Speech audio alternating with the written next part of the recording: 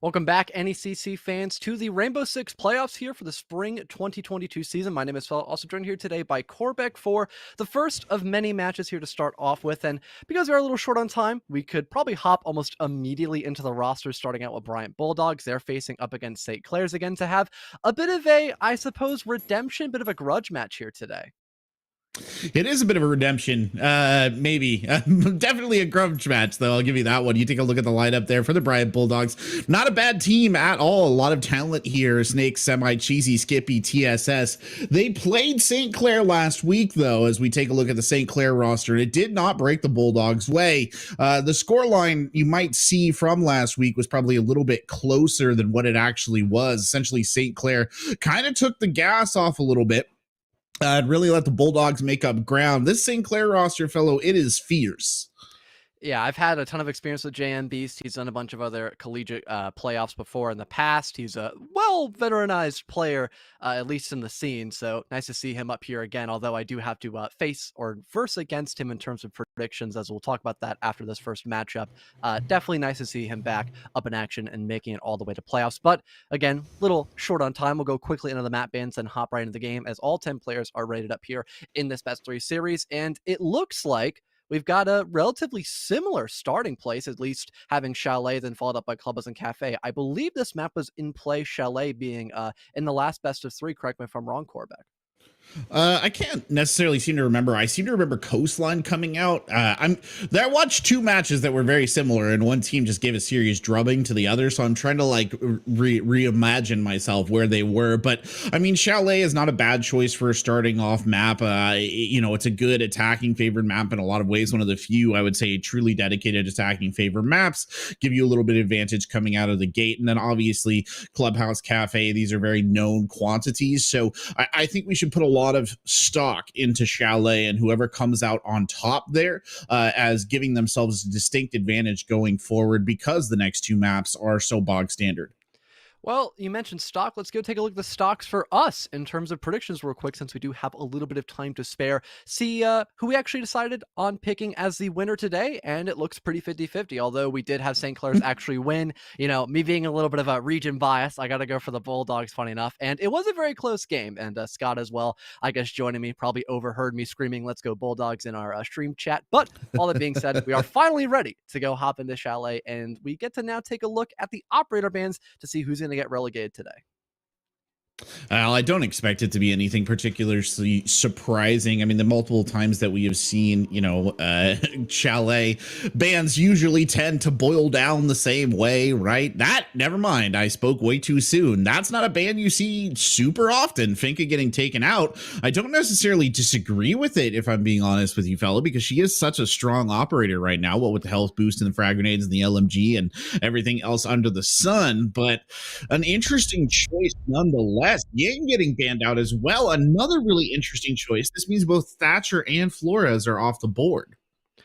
Well, this is definitely something you don't get to see all the time, but both operators being pretty decent in the meta currently. If you're a team that doesn't really like rather aggressive in the beginning, Ying is a fantastic op for that one niche. Hate a bit more of a default ban, though. That's going to help enable the Maverick player and also potentially help out the Thatcher, or not even require a Thatcher at all. You can maybe go for more grenade spam, as you only have to worry about both the bandit batteries and mute jammers, and even play for vertical underneath, actually get that hard destruction down, mirror the final ban of the evening on Chalet. Also incredibly normal, but that does allow a Mai on the board as well. So we could see a very util heavy composition here for the Bulldogs in the first half. Yeah, it's interesting because the removal of the Finka and the Ying, like you said, right, this takes us away from a center that's more rush oriented or more quick engage oriented. Those are the ops in particular we usually trend towards that. I think it's going to be very interesting to see actually how this basement site plays out, right? Because I would say that Finka and Ying in particular are both ops who have a lot of advantages in making this basement site much easier for your average attacker. Exactly. Now, of course, Thatcher being live would be a thing, but it looks like St. Clair's not even going to take a trip towards the SAS operator. No, I spoke too soon. Rapid flashing it here in the repick, so we might actually see Thatcher come out. Again, though, always a caveat with Thatcher, which is he's banned so much, fellow, that some teams actually really don't know how to play around a Thatcher when he's actually available. And the one nice thing about Thatcher is how simplistic he can be. So even if you don't have a lot of experience playing with him, he's a very straightforward operator, throwing MPs at, a gadget-heavy part of the map, help your Hard Breacher open up a wall perhaps. And then if you're a player that is very good with gun skill, you can kind of fit that secondary entry role. And with the fact we're probably going to have Hard Destruction be very easy with both Thatcher and an ace on the board, Osa got picked on by Kinger as well. So we could see a lot of great coverage there for that post-plant setup. So we could see a rather linear push in through by St. Clair, which is pretty funny because they actually decided to ban the Ying, which could have also helped out in just bunker rushing and going in for that immediate site execute. But it looks like St. Clair, they will at least start off in Big Garage and probably go for more of that wine setup since they're on this side of the map and not the southern side. It's so funny that they've taken the Big Garage approach, like you said, and they don't have Ying, who, like you mentioned, rightly so, would be super valuable. Look at this little play here from Semi, trying to open up the floor above the heads of the attackers and get some damage down range, but Rapid susses that out pretty dang quick and immediately makes them pay. Interestingly enough, Thatcher playing in a position there as well in Big Garage, so maybe considering using those EMP grenades to try and help with this assault, but they've already taken a bunch of real estate here, fellow. I don't think they need to worry about too much more. Here comes the wine cellar wall going down.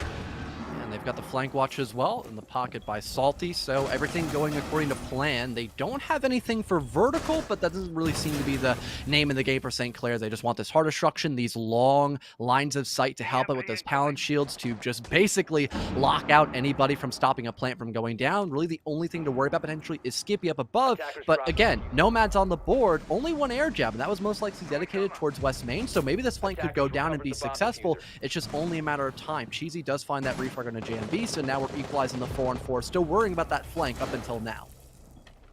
Well, Salty Boy Jesus getting involved in the action as well. Cheesy trying to challenge directly, has to fall back right there, falls right to the sightline of Kinger, who's just waiting on the backside of the Osa shield. Considers pushing up now and definitely has the real estate to do it. Snake's rotating back here, has to come protect Wine Cellar if they want to keep this alive, but I don't think he'll find the vintage to his liking.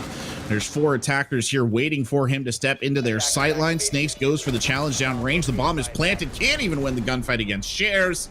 And that is the end of that. So round number 1 here going to the attackers. And it was just a relatively normal stack up. You had Nomad to make sure that, roam game wasn't all that potent. We had Talon shields as well, immediate hard destruction. It was just a very straightforward round by St. Clair, where really nothing got in their way, even winning that opening duel as well. Funny enough, that being on Rapid with the Thatcher, someone who can go gunny mode, as his role is just very easy to put bluntly. You just, again, throw your MPs, that allows your Hard Breacher to do his job, and then you normally just watch some sort of position until you find that kill and can just go move somewhere else and continue to kill people. So for St. Clair to start off with a pretty good feel around, not too bad at all, but now Bryant, they're going to be going for more of a default site pick, that being Barn Gaming. I mean, we also, have to take into account, it's early days to start talking about this, but I think it's worth mentioning, right? We've got to take into account a little bit of mental as well, right? Like your team in the form of Bryant, you're a team that's kind of come off the back of, I think, a pretty frustrating 0-2 loss to the same St. Clair squad. Now they come out on round number 1 here on your map pick. You're on the defense where people usually feel a little bit more comfortable, and they do, they spank you a little bit. It's not particularly nice. They give you a bloody nose. They come out of it 4-1. You don't win a lot of your gunfights, that sort of thing. Something they're going to have to take into account here as they push forward. Obviously, like I said, a lot of gameplay still to play, but I'm always one, fellow who likes to advocate for mental issues, because I just think it's so important at this level of kind of organized play. Starting out here, the first few moments of the action phase. Interesting pick here by Rapid to now go on the 0. I think one of the main purposes of this is not only to help out the Nomad flank watch, but also for potential burn, as well as his Argus cameras can just be shot out near ADSs and my magnets to help remove some of that utility, especially now that we have much less grenades on the board. Again, with Finka being banned, that does lessen the amount of explosivity St. Clair's can bring to the board. So having both the Nomad who can bring stuns and, again, Rapid with those Argus cameras, it definitely does hasten up the ability to remove this top floor extension once they begin to work their way from offices. Zero is such an interesting operator to me, fellow. He's an operator that I desperately want to like. Like, who doesn't want to like Sam Fisher, right? He's so cool. Yeah. He's the stereotypical badass. But honestly, he just frustrates me. He's loud. He's not particularly sneaky. His gadgets are really obvious. I'm curious though to see how Rapid brings this into consideration. I think your point about util denial there, particularly kind of salient for this particular attack, because they have to get through the library hallway of death. Unfortunately, Rapid will go. That's as close as we could get to speaking Rapid's name in death right there. So we'll have to wait to see the tactical applications of Zero until another time, as Shares here doing some relatively good droning, just giving an idea of what lies ahead, and what lies ahead shouldn't be particularly surprising, though a couple of those ADSs are down now. Now you don't have any more util besides maybe those Selmas to actually clear out the shield, but by now some of those ADS has probably begun to reset. So having this top floor extension still alive and well is going to be a pretty huge problem for St. Clair's, especially since they are at that 5v4 deficit.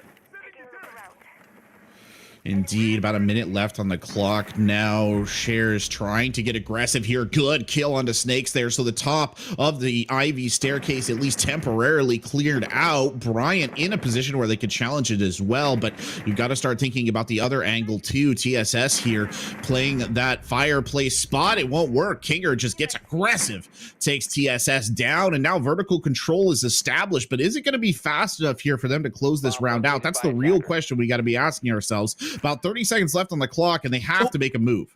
Oh, I believe we have Salty just getting frostmatted as well. 3 versus 3, but JMB just waltzes into sight, catches almost another off guard, but the Alibi can just barely survive at that. Cheesy managing to find up a double and the finisher on the player currently down, but JMB still thriving in the middle of stock. 1 versus 1, but Semi does have Case and the vertical coverage as well, and there isn't much time left JMB's to win this, and with the lack of information, Semi wins that altercation, and Bryant still hold on. Barely an altercation. I think Semi had the complete advantage there, right? Good vertical play, needed to be where they wanted to be. I think it just took St. Clair a little too long to execute right there. I thinking back to about maybe the 2 to 2 or 1.5 minute mark, or he sort of saw us stalling out on the attack. That library corridor in particular, I feel like, is such a sort of doldrums area for so many teams. They'll get in there, fellow. They've got, like a plan on how they want to handle it, and then the plan doesn't really work. It might have even been the loss of the Zero, taking Rapid out of the equation might have been a critical part of the issue. They weren't able to get those Zero cams, get those Arguses in position where they could actually use them for util destruction. That might have been what slowed them down. It's hard to say. Obviously, that wasn't as good of a round for St. Clair, but it's worth pointing out that is probably the most defensible site on this map, which is interesting because they're choosing to go upstairs to master bedroom office now, fellow, which I would argue is probably the least defensible site on this map. It's still more of a comfort pick from what I could imagine. A lot of teams still struggle with either fully defending dining room because it does take a lot of commitment to extend up into master and offices as a non-objective room, and some people just don't like to go for that full roam game when they're defending basement, so master is still relatively viable for the moment, but it can be quite challenging, especially again if you're a team that struggles to extend not a floor higher but a floor actually lower, as normally you need to actually deny anybody from playing in dining room to get that vertical down to break those bandit batteries or the mute jammers, especially with the Kaid being banned currently in this matchup. That's a very valid point. I do still think that Kitchen is a site that you should be considering before this one, but I think, anybody who's played any amount of ranked, unranked, probably knows that this is the comfort pick, right? So you're not far off the mark there at all. Salty Boy Jesus, meanwhile, on mark as well. Gonna go ahead and blow out the soft barricade here and actually go for a quick peek. That's a little bold, but nobody waiting there for him. Rapid, meanwhile, doing the job of the OSA here to kind of control one of the points that makes this site so difficult, which is this brutal kind of horizontal cutoff you can have here off of the big window, really prevent the shifting between the sites, as we see TSS trying to get something cheeky here out of the library hallway window. It does not come that way at all. Instead, it's Skippy who strikes first. That's Kinger down Liana off the board. Well, your only sets of grenades and a lot of your information is now gone. But at least the one thing to look forward to is the fact that at the moment you don't really have to worry about these runouts currently. The Nomad is still on the board. No air jabs deployed, but still, Bryant, they don't really want to risk that, especially now that they have the man advantage, despite how potent these window repels are, not only with the Osa player of Rabbit that you mentioned, but also Salty, who's just currently having in that Overwatch here as JM Beast. And now Chars begin to step up. JM Beast gets the equalizer. 4 versus 4 as we now have an entryway leading the site. Chars could theoretically go for a plant so long as his coverage is sufficient. He does have the Osa on the window. They've got no defenders that are on the other side of that line of demarcation right here, and I think that's a huge point to take into account.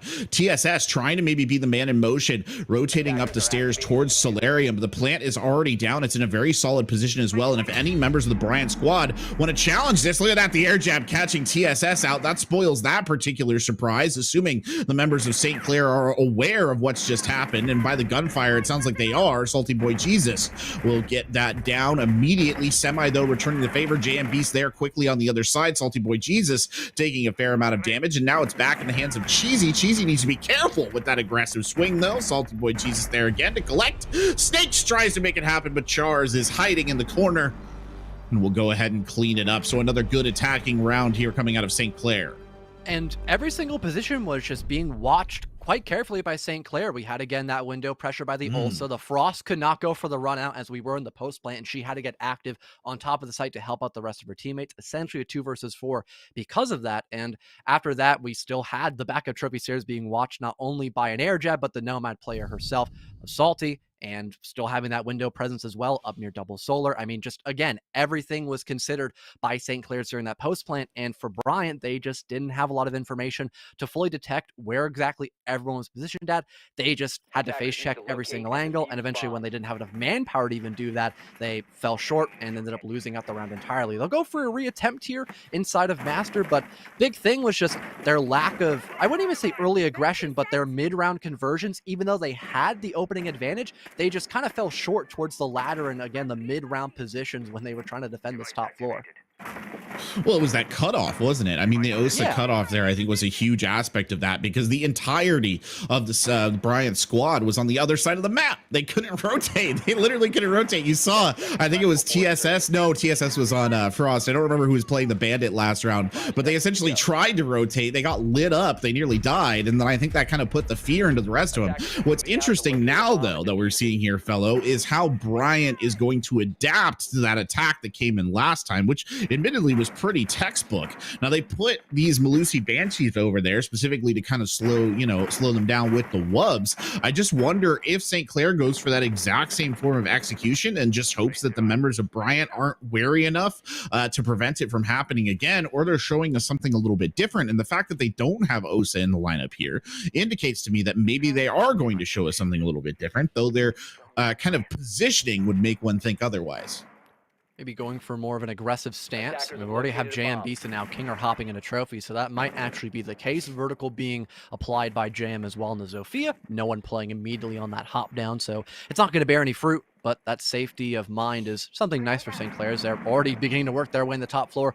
Rapid still being in the middle of that repel. Skippy does find the entry once again as the Zofia goes down. But still, we saw this exact same position being won out by St. Clair eventually once they got that post-plant position. And there isn't really much stopping them from being in that exact same spot they were on round number 3, except for, of course, the Alibi getting aggressive. Yeah, that's the only thing I think that could really slow them down here. As a good early kill on a JM Beast just takes that LMGE out of the equation. The Nitro Cell here thrown. That's perfect. Right over the top. Shares literally hit in the head there by the Nitro Cell. Couldn't do anything about it. Probably wasn't even wearing a helmet. No, he wasn't. He's ace. So that's an unfortunate series of events right there for St. Clair. Not a good way to start the attack, and it's only going to get worse. Salty Boy Jesus gunned down here by Skippy, who continues to play quite efficiently. Rapid trying to give him a little bit more momentum back the other way. Does find Cheesy here, but still a 4v2 situation, and I do believe they've got at least case control, or they could get back to it. Kinger here swinging in, just goes straight forward, gets one onto Skippy, and now things starting to even up a little bit.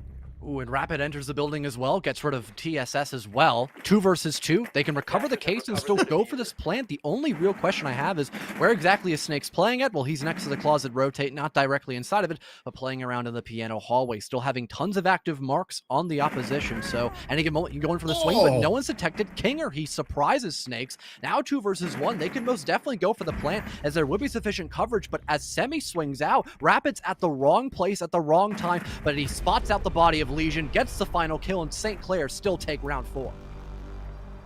Oh man, two interesting takeaways from this. Number one, this is very similar to what I saw from St. Clair last week, which is they do have the gun skill to bail themselves out of these really dangerous situations, right? That's exactly what we saw right there. Rapid in particular, I think, really stepping up to the plate on the F2, very fraggy, go, go, go. The other thing I think worth noting in that particular scenario was the lack of, I mean, it's weird because it was a lack of defensive information on the side of Bryant, but it also wasn't, fellow, because like they had the soft pings, they just didn't have the soft pings in the places that they needed them. Like they knew there was someone in Solarium, but they didn't know that there was someone in the closet. And you saw at the very end of the round, well, they knew that their enemy was somewhere over to the other side of the map, and they didn't know that they were rotating into the bathroom or whatever. And I feel like it's kind of an information gap that really cost them in that round. It's the first time I think that it's been significantly noticeable as a weakness here. Not only that, but also the general tunnel vision. That was one of the main reasons why St. Clair had such a bad early game. They were just all focusing on trying to enter the site and try to work a couple of kills to immediately get that plant down. We had nobody out on West Main balcony to actually stop anybody from bathroom. That allowed the Valkyrie to get aggressive, and I don't even think a hard hat would have saved the ace from that brick of C4. So instant 5 versus 3. And all that Bryant had to do was just kind of lay back and wait for St. Clair to continue to make more and more mistakes, but then they got over aggressive and started tunnel vision as well, and that allowed St. Clair's to get the pop-up on them, isolate a couple of defenders, and then completely equalize in that 2 versus 2. But we are heading back into Bar and Gaming Room, a site that was held off fairly well by Bryant, but again, they overstayed their welcome a bit too much on that top floor and didn't really want to relinquish any of this pressure they had for the entire round, and that cost them a lot of bodies. There's a huge differentiating factor right here, which is what you're seeing on your screens right now, and that's Rapid, who's brought the Flores into this equation, was not present on the last attack. This is going to speed up this vertical clear immensely, and this is why we see Flores banned so often. Look at that. All the work that they had to do in the last round of that shield immediately taken out of the equation. Now you're going to start taking down ADS systems. You could open up holes in floors, hatches, whatever. He's going to go all the way to the bomb site. Why not? See what he can find right there. Not the best use of a tarot I've ever seen, but at least you've got a pretty good idea of what awaits you. And now Rapid will actually send in a regular drone, but it does look like the library hallway and the top of Ivy Stairs has been almost completely forfeited, and they don't really have very many defenders left up here at all. I don't even think, no, they've got nobody fighting on the top floor now. It's completely vacated. So different from the last round. Yeah, instead of, exactly, we see an immediate fallback because there's just no more key positions you can hold off on except for, I would assume, library and playing for that hatch drawback. But having to risk maybe someone late rotating onto the library balcony, just killing you outright before you even escape, that's just something that, well, Bryant did not want to have to worry about. They'll just try to play for the body advantage and just hope they can win some extra 1v1s. We've seen Skippy get a couple of head-to-head bouts early on to make it that 5 versus 4. But again, the late round conversion has been spot on for St. Clair, so it's really going to be a make or break of how well Bryant can do in this first minute, and so far it's not going to be all that successful. You see Salty Boy Jesus dropping in as Rapid starts to collect kills here. One member of the Bryant team hiding in the mudroom as a potential challenge. The Thunderbird here, that's Cheesy, sneaking up the stairs, trying to just get an alternate angle. Probably doesn't know how close they are to the enemy. Two of them together could do some serious work here if they wanted to. Again, I don't think anybody knows where Thunderbird is. They know where TSS is, though. TSS here trying to fight it out, gets annihilated by the LMG. Salty Boy Jesus racks up yet another one, and a very clean round here. Nothing like last time, fellow. They waste no time at all in bringing this to a conclusion. Really shocked that we didn't actually have a mute or even a Mozzie on the board. Funny enough, maybe not the Nope. Mozzie, because he can't be too fantastic unless you're going for a very heavy roam in bar and gaming. But the mute to hard counter the Flores definitely seems a bit off, but maybe because you would expect more of a Thatcher pick instead. That was kind of why. Doesn't make much sense if your gadget's just going to get denied completely. But definitely seemed a bit odd. We didn't see really any adaptation by Bryant, although things did come down to a literal 1v1 due to their over aggression, and it did kind of bite them in the end as St. Clair take yet get another round on their offense. 4-1 so far, not a bad start by the attacking side. Again, this map can be rather attacker favored, but to an extent of 4-1 and potentially 5-1, I'm not too sure about that one. No, I don't think you're off the mark. It's usually not that attacker favored. There was some strategic miscalculations, I think. You probably should have brought a mute, like you were saying. Probably if Flores is viable and you're on a site that's notorious for seeing a Flores played, you might have considered it, but oh well.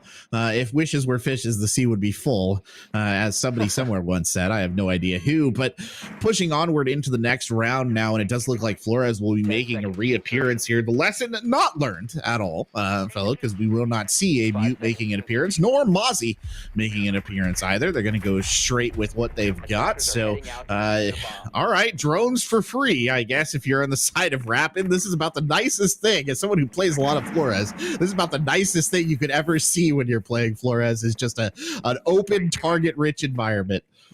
Yeah, double trouble as well, because we've got Salty still in that Thatcher. And one minute thing to note as well, we've got Kinger on the Jackal as well. We've had the flank watch be relatively sufficient, but despite having a Nomad constantly every single round until now, we've still had somebody on the side of Bryant try to get hyper-aggressive towards the end of the round, and even the air jab won't stop them. So maybe instead you get a bit more active on the roam game early on, kill that player. That way they're not a problem in the back of your mind while you're pushing in towards the site.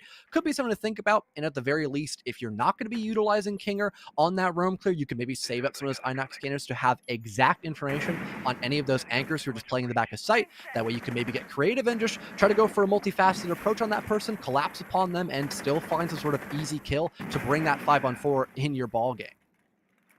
Thatcher already making his presence known right there. The Walt office opened up, and Rapid securing the early kill. He doesn't even need to worry about drones. He'll just do it with the gun. They're on either side of the window. The jump out from Skippy was ill-advised. He had no idea that his opponent was there. Rapid collects another kill. JM Beast now going to work with the LMGE just one more time. Absolute annihilation of the Bryant squad, and poor Semi, who is down here kind of hanging out in the lobby, now has some terrible choices to be made, but JM Beast is going to spare him the worst of that despair. Another kill there for a JM Beast. Well, it looks like the buddy ace overall by the Zofia and Flores just completely pummeled Brian's last defensive round. The sides will finally switch, and if you want to play devil's advocate, you could say maybe the bans that we saw today definitely favored the offense a bit more, seemed more like target bans and more comfort-esque kind of bans with both Finka and Ying, allowing both Thatcher and Flores, and not even to mention Osa as well, with her being more in the meta currently. It definitely does lean the scale a bit more towards the attack, but again, you still have plenty of other operators that can deny all the utility I just discussed. So it really was up to the adaptation or lack thereof adaptation by Bryant that did kind of give them that 1-5 moniker. But now that they're on the attack, they should have a lot of that load taken off their shoulders and could potentially get a couple more rounds against St. Clair before this map actually ends. Tipping the scales toward the... It does tip the scales. It's like you put your foot on the scale, to be honest. The attackers have so much advantage in this based on these operator bans. I mean, you look at Finka, you look at Ying, and you're like, oh man, those are some good ups. I wish I had them. But you're not lacking for options. You ain't hurting. Let's just put it at that. And we're about to see, I think, both Osa swapped off here. Actually going to go over to the Zofia. Snakes is going to come out on the Flores. Meanwhile, the defensive side is very, I would say, roam oriented. Captain here, lots of trap operators. Basically, maybe we're seeing a meme composition now that I look at it again. And it's, I think, every theoretical trap operator, almost every theoretical trap operator you can have on the board. And people have got silencers on guns as well. So it does sometimes get this way. Well, maybe JM Beast is still trying to finish his suppressor challenge for the battle pass. You never fully know. Or forgot to take it off. That's a fair point to make as well. And yeah, I think the only op that is not the only op that we would see to have a full 5-man trap opposition would probably be the Thorn, but Capcan's gone. So I guess that point is now gone. At least he has a bit of sportsmanship to name that a nice shot. And Cheesy gets Kinger as well off screen. So it's an instant 5 versus 3. And already looks like the attacker favoritism is still shining through in the second half, as it's, like I mentioned, an immediate 5-on-3 for Bryant. The traps, fellow. They're not walking into the traps. What do we do? What do we do? That's the whole plan.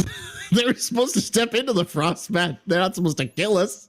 What's the point of these anti-personnel traps if you don't walk through them? Oh no. Anyway, Dreams quickly becoming memes here for the St. Clair side, but I'm sure they'll be able to weather the storm. They've still got Rapid left alive, and this is about the most awkward scenario you're ever gonna see. TSS, no idea. Rapid. Oh, he pulls off though. Could have probably got Skippy there too, but Skippy will usher him into the underworld. Cheesy helping Salty Boy Jesus along, and that just leaves Shares running around somewhere with an MP5K, hoping for the best. Down into the basement now, Shares goes. He's going to come up the other direction from the garage, see if he can catch somebody off guard, and it looks like a Captain Trap did claim a victim eventually. Shares there to finish it off, and well, this is a bit of an awkward scenario where I think we're just going to see Shares running laps until this round ends. I mean, do they know he's rotating up from blue? Potentially not. Semi could maybe detect him. Yeah, there's only a couple options you really have here in this position after you move back down the basement, either West Main, Fireplace, or Blue, and you're not going to walk back up Fireplace after killing somebody, so it would basically be a 50-50 shot, and because of that, the Jackal wisely moves in the Mudroom to guard either position, especially if he can just use his ears for that audible cue. Someone having a long angle inside of stock will be quite difficult for Shares, but they're not going to encounter that player in the back of the building. It's actually going to be the Sledge just stacked up in the smack dab middle of bar, gets the final kill, and Bryant take a second round finally after they move on the attacking half. Sledge trying to blend in the jukebox right there. Didn't need to worry about it. It's okay. The only tune it was playing was the Dance Macabre. But anyway, I digress. We go over to Master Bedroom Office now. We see, I mean, it was a good round for Brian. I mean, it also felt like St. Clair was maybe memeing a little bit. This lineup that they're showing us here right now, though, fellow, that feels much less memey. You got your Valkyrie in there, your Wamai Jaeger, the old double whammy for the projectile denial, and then finally is rounding it out. JM Beast on the smoke there, just kind of lock things down. It's a very solid composition, not too preoccupied, I think, with hard breach denial, but then again, I don't think that's something they necessarily need to worry about, I should say. St. Clair does seem to be sort of the superior gun skill team in a lot of these matchups. Just kind of, you know, find good defensive positions, get good intel, and win it out. I mean, one little hyper thing to fixate on, perhaps, is probably the ability of Kinger being able to one-hit open barricades. Something that is normally a problem here for Master is that Master window repel. If you can just open up the trench doorway immediately, go for that run out, you've got a true element of surprise play, especially if there's no Claymore or no air jab on the board, which there are a couple of Claymores, about 3 in total. So hopefully that's guarded by Brian, but if not, if they just simply forget to utilize that secondary util, then we might have a power play, an option here for Kinger, and yeah, he'll do that exact thing, except not through trench doorway, but instead big garage door. Maybe kill somebody in that solar repel.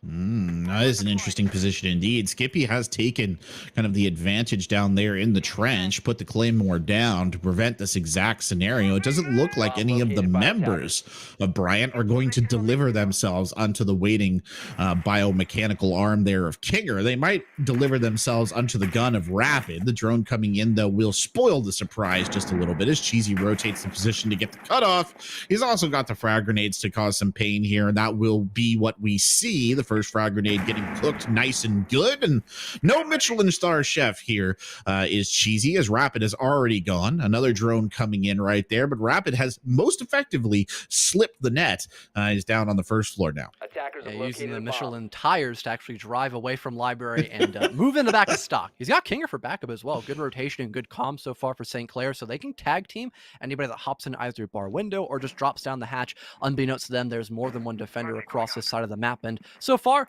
they're not going to make that risky play. They're not going to go for the gamble, instead go for a more slow and more sluggish approach, but that's not really the end of the world. They still have 1:30 to kill, so it's not that bad of a spot, and they've got Office Wall opened up because, again, Thad's on the board, so hard destruction is a piece of cake in this matchup.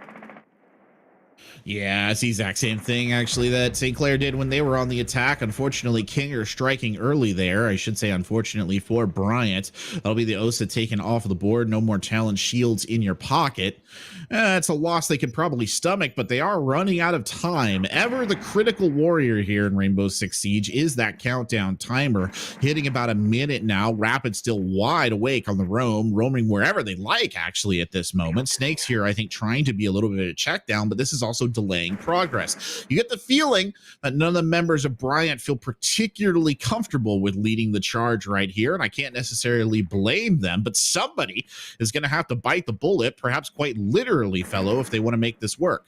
You'd think with roughly 9 drones on the board, their intel game would be spot on, but it seems like they're still trying to check to see that perfect positioning by St. Clair so far. We've got Semi eventually moving his way back upward as he tries to detect out some roamer, but so far it's not going to really be that fruitful as of now. He actually gets killed by Rapid still on that roam game, eventually refragged though by TSS. Still a man advantage though. Nade gets tossed to potentially flush out the person in piano, but so far it's not going to really work out all that well. Snakes has to go for the gun up. He's got Cheesy for backup as well. 3 versus 2 now for Bryant. They've got a 3v1 as well. Snakes puts out the pistol, and Kinger goes down. JMB's only left to stand, finishes off the sledge, but very low in HP, 5 seconds to go, and Thatcher's currently watching the rotate. He could maybe actually isolate out TSS as he's just getting off the plant, but now it is that 2 versus 1. Here's the audio call, that being Snakes at least, and he just finished him off as well with the pistol in hand, and it seems that Bryant can still hold on despite the rather slow setup to get the execute down, but eventually everything did come into fruition as they expected. Gotta clear the corners, man. Gotta clear the corners. Corners indoors. If you're ever clearing a room, I don't know a situation in which that's necessarily going to happen to you, but corners and doors, kids, never forget. Got to watch both of them. Anyway, back to bar gaming we go, and it was a relatively good round there for Bryant. Looked a little bit like what we saw from St. Clair, if I'm being honest, kind of a slow buildup, and then all of a sudden just sort of unleashing aggression there in a very targeted manner. I mean, I think both you and I mentioned how long it took for them to get that attack into place, only for it to sort of descend into one giant gunfight there at the end. But then again, perhaps that's how we can discuss most of Siege realistically. I expect things might go a little bit better for St. Clair here. This is, after all, the stronger bomb side. I like the composition that they're bringing along to the party as well. Of course, the decisive factor on the attacking side remains the presence of Snakes here on that Flores. They have fortunately brought Salty Boy Jesus on the mute though, hoping, I think, to slow that down. One thing to note is still the Thatcher you can potentially just throw out near West Main balcony, right near the Ego window, and disable a lot of that utility. But yeah, that's going to happen. I guess they noticed out there's a mute on the board, so instead of rocking the floors, they're actually going to opt out for the SAS operator. So good adaptation by Bryant. And again, with this being a relatively attacker-favored band setup, it does make sense that we have immediate aggression out by Bryant on their attacks because they have a lot more room to breathe. Although it was a very sluggish take by them, they still had the office wall opened up. They still had multiple drones. They eventually killed the roam game, so really all the pieces were there. They just had to get aggressive, and eventually they did, and St. Clair didn't really have much to stop them.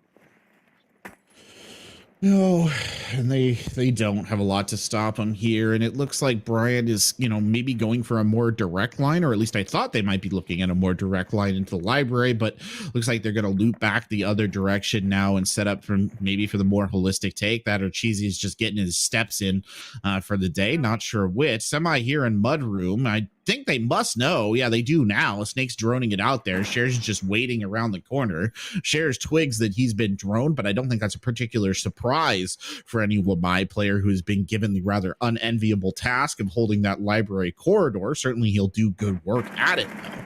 And there is the slight problem here with those magnets. They might not all be caught in the blast of an EMP grenade should they choose to bring it to bear, but we mentioned that, fellow, and I don't actually see that Thatcher really in a position to do much about it. This is a kind of a strange attack from Bryant. Well, we've got Skippy going on a hero play, working his way in through the basement. No Maverick, so maybe that stock wall can't be opened up, but it looks to be soft. So if everyone's playing in the back of sight, that could be a freebie. Looks like Skippy could try to go for that, having a bunch of information fed to him by Cheesy on the drone, so not a bad start so far. But again, a very long setup has been done by Bryant. This is wasting away at a lot of their time, and the current positioning of Snakes, he's not in a good spot to really utilize those EMPs, so if we don't see a late round rotation occur in the next 20 seconds, things could get dicey for Bryant. They could indeed. They really need to kind of make something happen here. They do start off making things happen. It's Semi, who's been waiting in the mudroom for so long, finally dust off his shoes there and goes ahead and gets a kill onto Salty Boy Jesus, but Shares is still in position. And just look at the amount of utility veritably glowing. A Christmas tree of defenses there around the Wamaya. Skippy blinds themselves temporarily before beginning their assault. Semi was trying, I think, to be the cutoff player, but it It's Cheesy who actually gets the kill. Here comes the swing. Shares is waiting for it. Can't confirm the kill. Doesn't even have time to reload. Still 17 bullets in the magazine. And Shares is finding themselves isolated. Essentially, all the action has happened around them. And Rapid and Shares are still holding up on the top deck. Rapid could get a kill right here. It's easily done with the Sterling. But suddenly, Rapid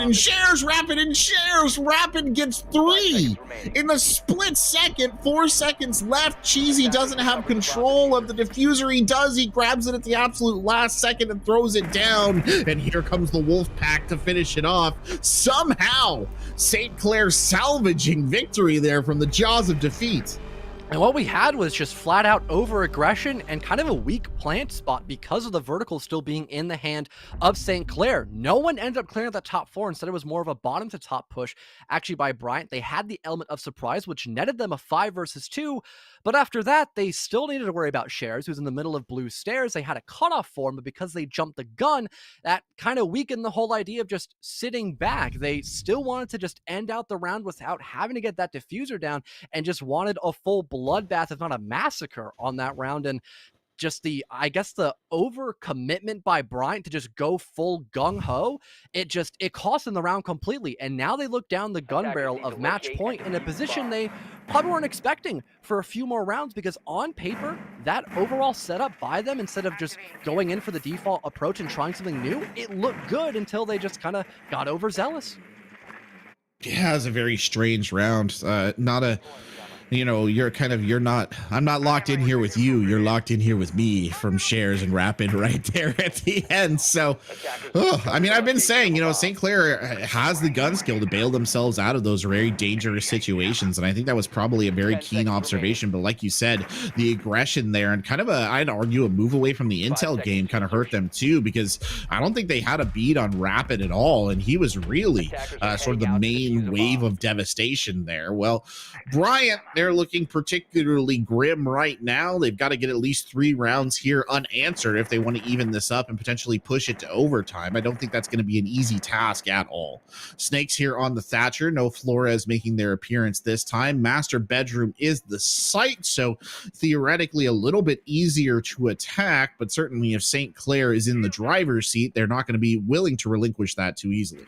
We had the roam game be a very big problem for Bryant in the early round. It was more or less the ability to still have the option to walk into site without just funneling in through piano or the master doorway itself, leading in from the office balcony. Actually, no, it's the other way around. Office balcony doorway from main balc. My mistake. But still, having multiple options in the final 30 seconds did cut Bryant a little bit of slack, despite their very weak beginning phase against St. Clair. But looks like they'll be a bit more proactive, perhaps, having better team play and not having to worry about anybody immediately inside of library or even inside of the bar area / gaming room. It's going to allow for, again, that instant aggression, and the back wall gets opened up for a second time as Kinger's playing right next to it, hugging the other wall that hasn't been breached. If nobody checks for him, this could be a huge play made, but that's a big if.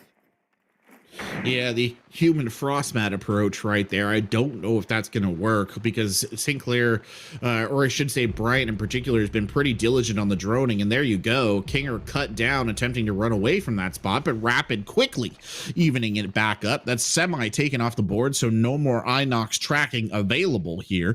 Snakes, though, does have an opening. They might even be able to consider the potential for a plant, though the first smoke grenade already on the way from JM Beast to slow them down a little bit. As Bryant begins to muster their resources here for what would be the final push, out comes Bryant with the EMP grenade. Snakes there opening up the window onto attacking piano. I mean that figuratively. The literal window was opened as well not long thereafter. Skippy checking down range gets annihilated by Rapid. Rapid continuing to be an absolute pain here. JMB's taking down the opposite direction, and now a 3v3 to close it out.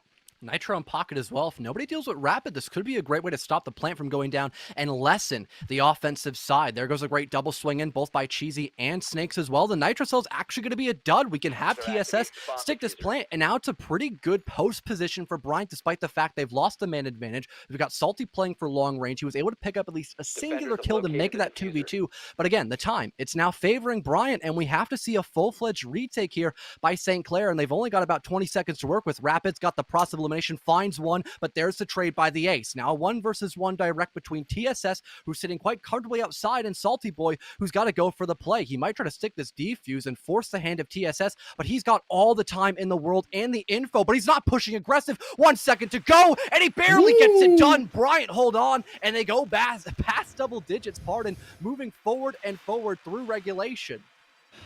Woo! But the absolute hairs of their chinny chin chin right there on that one. I don't know what took so long for the push. I think you probably thought it was a fake or something, whatever it was. It was a near disaster scenario there for Bryant, averted by some good heads up play from TSS. So they've got them to thank for it. Now we go to Kitchen Dining here, and we'll see how the defense of St. Clair handles the site that Bryant did not wish to touch. An interesting choice being made here. Cheesy pulling out the Nook. We'll see if that makes a difference at all. That might be a calculated effort to try and slow down Rapid, who does seem to be incredibly dangerous on the roam and doesn't really seem to be kind of succumbing to the traditional anti-roam tools that Bryant have been trying to deploy. Well, one interesting thing is now we can finally talk about that top floor extension. Based on Bryant's lineup, I would assume they really wouldn't want to have all that much pressure on that top floor. The best part about having Thatcher is how little you need to clear out that top floor. If you just have office wall opened up for a cutoff angle, you put somebody up there to sit the entire round while the rest of your team goes for a plant, and that's basically the job done, unless you want to proactively deal with those long lines of sight that you maybe would expect directly in trophy room stairs, watching all the way from that west main wall leading in towards dining room. But besides that, especially with only a smoke on the board and really no general plant denial, this could be a rather, again, straightforward take by Bryant, and that could be a bit too much for St. Clair to handle, depending on their lineup being so orientated around just holding this top floor. But let me point out the issue that Bryant might suffer.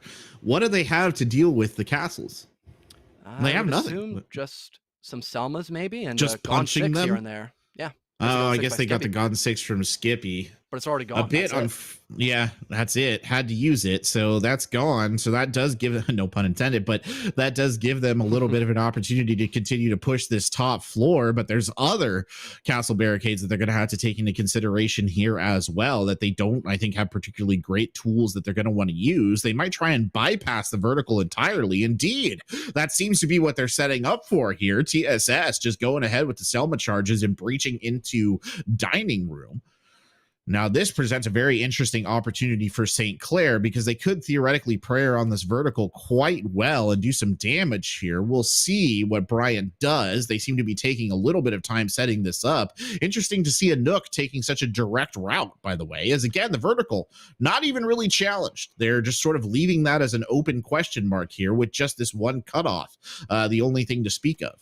Well, let's hope that Bryant don't jump the gun. Having at least one player up above to have that line of sight in a pretty comfortable position for Bryant to make sure no one can play for that vertical is something nice and almost a requirement you need to have, especially if you have JMB still alive. But he's the first one to go. Snakes will cut him down as he was just waiting with great patience, leading in through West Main, and Cheesy just hops in, and because he's got his device activated, he actually is just underneath a complete blanket against this intel game. 5 versus 2 now is semi-overextends against Kinger, but it pays dividends. Rapid, the only one left alive as Cheesy falls off screen, and he has to ace clutch during the post plant. Catches the roam clear, Jacka will fall, but still 4 more players to find in just about 30 seconds. It's a very daunting task, and even the outside coverage is sufficient. There's the cross by both Cheesy and Rapid, as I had mentioned earlier, and it appears that Bryant continued to push us closer and closer to an overtime situation. Well, it was looking grim for them when they switched over, but it's not looking so grim anymore, fellow. They're doing a great job of pushing back on this, and St. Clair looking like they don't really have answers here on match point. That kitchen site, that was not good. That was very, very not good.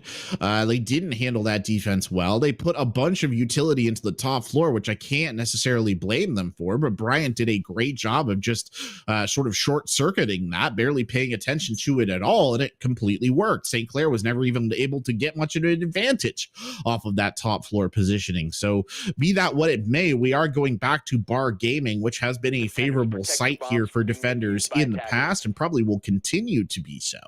St. Clair running essentially the same composition that they showed us last time. I don't remember if they had a Valkyrie in contention, and I don't think they did. Bryant, meanwhile, coming out with something very similar on their own side here. That Nook still a presence. I mean, they used it effectively there at the tail end. The Hell presence made a big difference in the final stages of the round. Be curious to see if Cheesy can actually do that again, and I think it's quite likely. Well, since we had Bryant last time go for more of a bottom clear and then work your way into the middle floor kind of setup, we might see more of a direct state of action by Bryant, but their lineup, it isn't all too favorable, especially the mute being on the board, no random repick off onto the Thatcher. It could be a very timely task for them to actually go for that clear, but 2 sets of grenades, still the no flashes actually on Snakes, my mistake, and no floors at all because Rapid goes for an aggressive spawn peek and it works out. Your main clear is already dead to rights, and you've got pretty much, I guess, a couple smoke grenades, maybe some Selmas, and that's about it to actually clear those magnets and ADSs to actually let your grenades break that blue shield. Good early kill to take Snakes out of the equation. You couldn't actually hope, I think, for a much better early kill in this entire lineup. That means the Roteros are gone, which means that you don't have an option for effectively clearing out that library hallway util, which means that Chars is either going to, or Shares, I should say, is probably going to have to be bypassed again if they want a meaningful kind of attack. Already being forced to use the smokes here is JM Beast, though, just keeping Semi Bryant in the mudroom. As Rapid there takes Cheesy down on the other side. Semi pushes, can't finish the shot, gets killed instead by Rapid, who's on another heater and has broke the 20 kill mark in this game as well. A spectacular chalet for Rapid. And that wasn't even a waste of utility. That allowed the rest of St. Clair to get aggressive because no one can swing wide from Mudroom, and that allows basically a 5-on-3 before we even had the second kill go down by Rapid. And adding insult to injury, the Jackal player of Semi, he still died by Rapid. 3 for the Aruni now, dropping a 20 bomb overall. And it looked like we'd see a chance of overtime here, Corbeck, but apparently, Bryant, they're going to unfortunately just barely whiff out and potentially lose out in relegation, still 7-5, but there is a slight chance, very difficult, mind you. It is that 2 versus 5 and not much left in the pockets of Bryant, but definitely not impossible. Oh God, this man's throwing his Selmas into a Rudy Gates. I know it makes sense. It's okay to do it in this specific situation. I don't think he's going to get a ton of value out of those Selmas otherwise, but God, does it hurt to watch. Rapid here on the top deck now, checking in towards the library window, just waiting for some poor unfortunate soul to make it 21 kills overall. Is TSS going to be the aforementioned poor unfortunate soul? He's certainly considering it at the moment, and the Rooney Gates back online, so the Selma charge was burned for nothing. An unfortunate situation indeed. JM Beast there finishes off Skippy, point blank range, the shotgun. TSS now jumping in. TSS gets 1 kill in the vertical, looking back the other direction, steps deeper into the library. Will he find knowledge or death? It's hard to say. There's plenty of util left for him. Good kill onto Shares as well. TSS reloads the AK-12, goes for the swing. He's got Rapid down. That's a triple kill for TSS, who's trying to bail his team out of the fire, but isn't going to be enough. Pushing in towards the entry of Games, and no! Kinger stabs him in the back. The moment of heroic triumph ends in ignominy right there, and it also ends in a round, or I should say map victory here as well. So close, but yet so far away, it will still be end out. In the first 12 rounds, 7-5. Out for the side of St. Clair, as things did get quite hectic. TSS almost brought that one back for his team, but there was just a lack of general information and a lack of player base as well. It's a very daunting task, but again, down to the wire. It was a good attempt by the Ace. You got to give him credit where credit is due, but overall, we did see a couple of, I guess you would say maybe a couple of kerfuffles here and there, perhaps by both teams. We did see a little bit of over-aggression, especially in that first half there for Bryant. And honestly, if they just cleaned up a lot more of their mid-round conversions on the defensive side, we had a really good chance seeing overtime because they did quite well on the offensive side. Yeah, I agree 100%. I don't think St. Clair was memeing in particular when they were losing some of those rounds. I do genuinely think that was Bryant really playing quite well. And I think both of these teams have also showed us some sloppiness. I think there's been missed plays from both sides. I'll be interested to see when we go away from Chalet, right? We go back over to Clubhouse if it gets any tighter over there on Clubhouse as the game progresses. And I think that's inevitably going to happen. It's just going to be, a bit difficult for me to judge which one of these teams is going to tighten up the most. I still am leaning towards St. Clair, but I think Bryant probably has a very good chance of at least emerging from Clubhouse and pushing this to a map 3. Yeah, well, with all that being said, before we hop into the second map, we'll go into a quick little break and be back to continue the rest of this playoffs matchup. Don't go anywhere.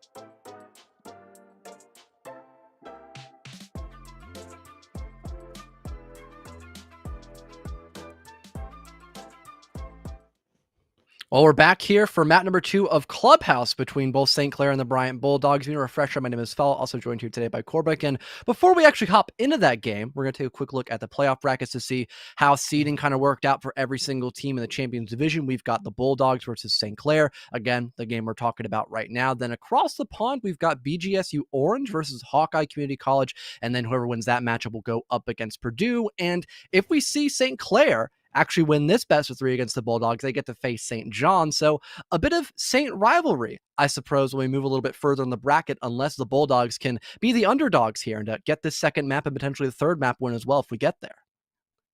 Yes, a saintly showdown in the cards, I dare say.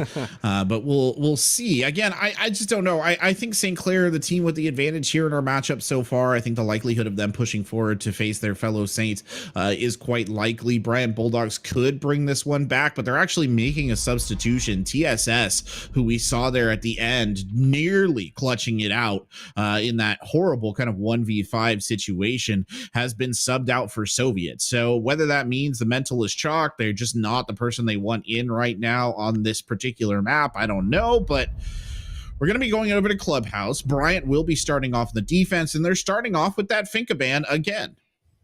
Well, I mean, if it ain't, well, I can't say if it ain't broke, don't fix it, I suppose, but we have seen JM Beast with the LMGE on Zofia be quite forceful, so I guess the Fink would be even better. And again, from time to time, we did see a minute error with some utilization there, especially with a lack of grenades by St. Clair, so again, just less to work with in the playing field for the attacking side. Habana being banned, that's rather default, still having one of as many Harbingers. The only thing to note, though, is again, with Thatcher being on the board, this definitely does lean to a lot more attacker favoritism, and also with Kaid being banned, that does allow the hatch play to be very vulnerable for Bryant as well, so we might just see another attacker favored setup just based off the lineups we're seeing tonight, Corbeck.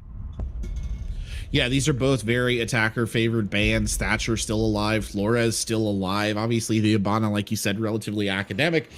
But the fact that Thatcher is still in the game, that makes sites like CCTV kind of, I don't want to say impossible, but much more difficult to hold on to. And they're already kind of difficult to hold on to begin with. It also makes Church Arsenal more difficult to hold on to for a number of different reasons. I mean, a tunnel push is better executed with a Thatcher a lot of the time. If that's something that you're interested in, you can kind of de-util the bottom of the staircase too, as you're coming down it on either side, going into blue or coming down red. It's just not particularly great. There's a lot of issues that could be opened up here, but I say that, and St. Clair is not showing us a Thatcher in their lineup as in the moment. They might come back with one. They might not even consider that they need one. No, Rapid will do the Thatcher thing again. Interesting, by the way, that they're going to sacrifice the Maverick for the Thatcher.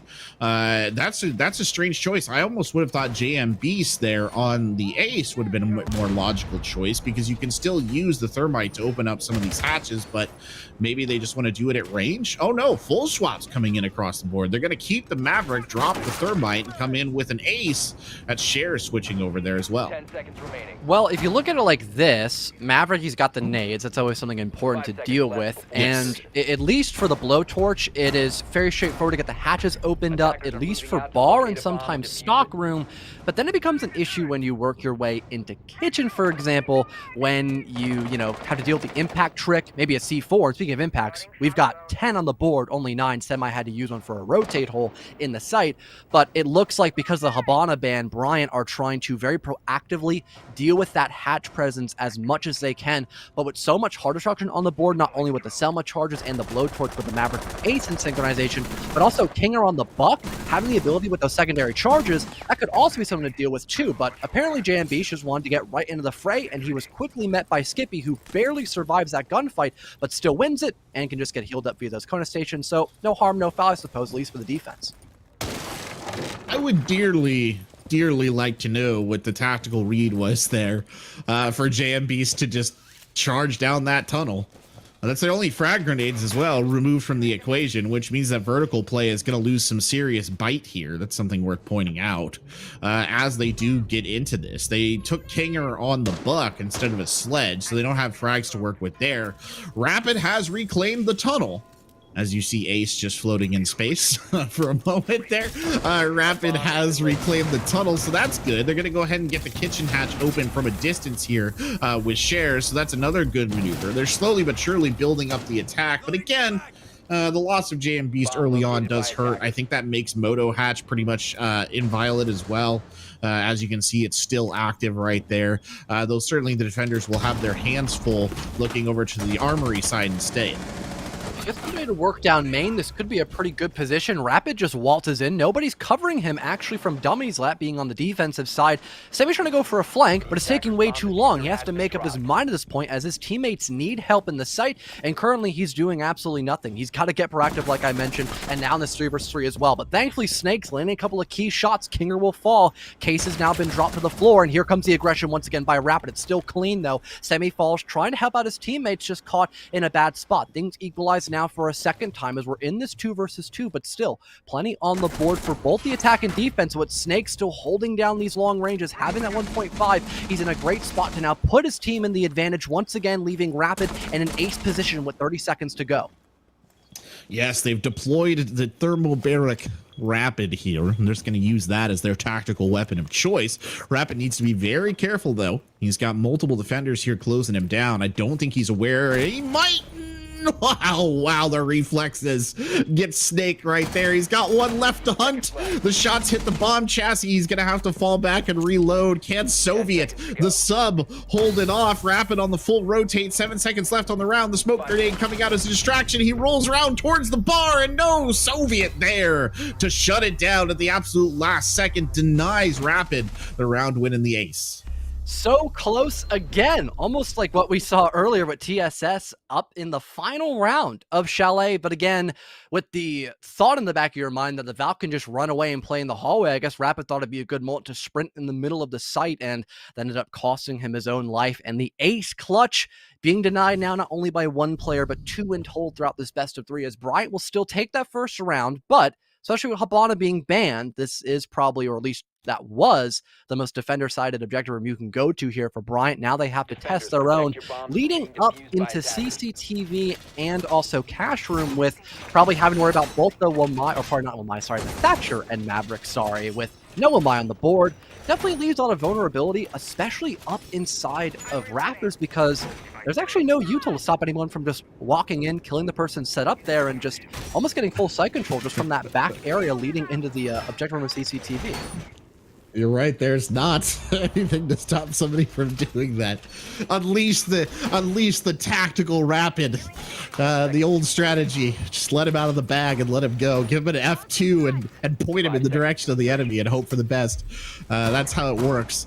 We'll see if they'll muster that up again, or if they've got something a little bit different here in store for us. The CCTV site, as I can never resist pointing out, is one of those sites that used to be very defender friendly and nowadays feels much more like a poison chalice for the defenders. It usually doesn't go their way. I have no reason to believe that it's particularly going to go their way. JM Beast is going to make opening up the CCTV wall itself a relatively easy task.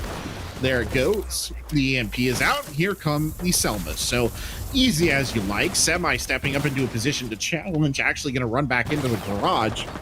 And now the mother of all cutoffs has been established here, as Semi is the first victim. Cheesy trapped in the garage. Not a good place to be. Well, we had JM be a little bit on a trolling arc round 1, but this time he's going to take this match a bit more seriously and actually drain himself out a bit to get that first kill. 5 versus 4 favoring St. Clair, as they really have had no challenges so far. There was no active bandit trick by Snakes. They get the wall opened up in the first minute, and even before that still, only now do we go past that 2-minute mark, and they already have the first kill as well.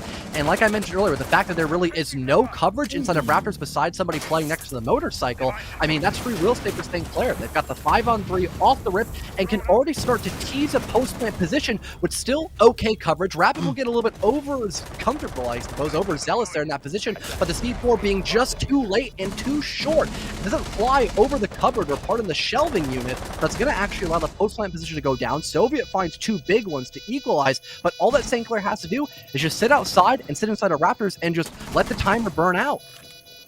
Snakes here playing up against those indestructible servers. Unfortunately, his body is not made of the same material. Shares there getting a good kill. Soviet now must hold it down. The sub asked once again to step up big here. Got multiple angles to check, neither of them very favorable. The shots coming in through the soft wall there, and the favor that Soviet delivered last round is he repaid in full here at the tail end of round 2. Attackers taking a W.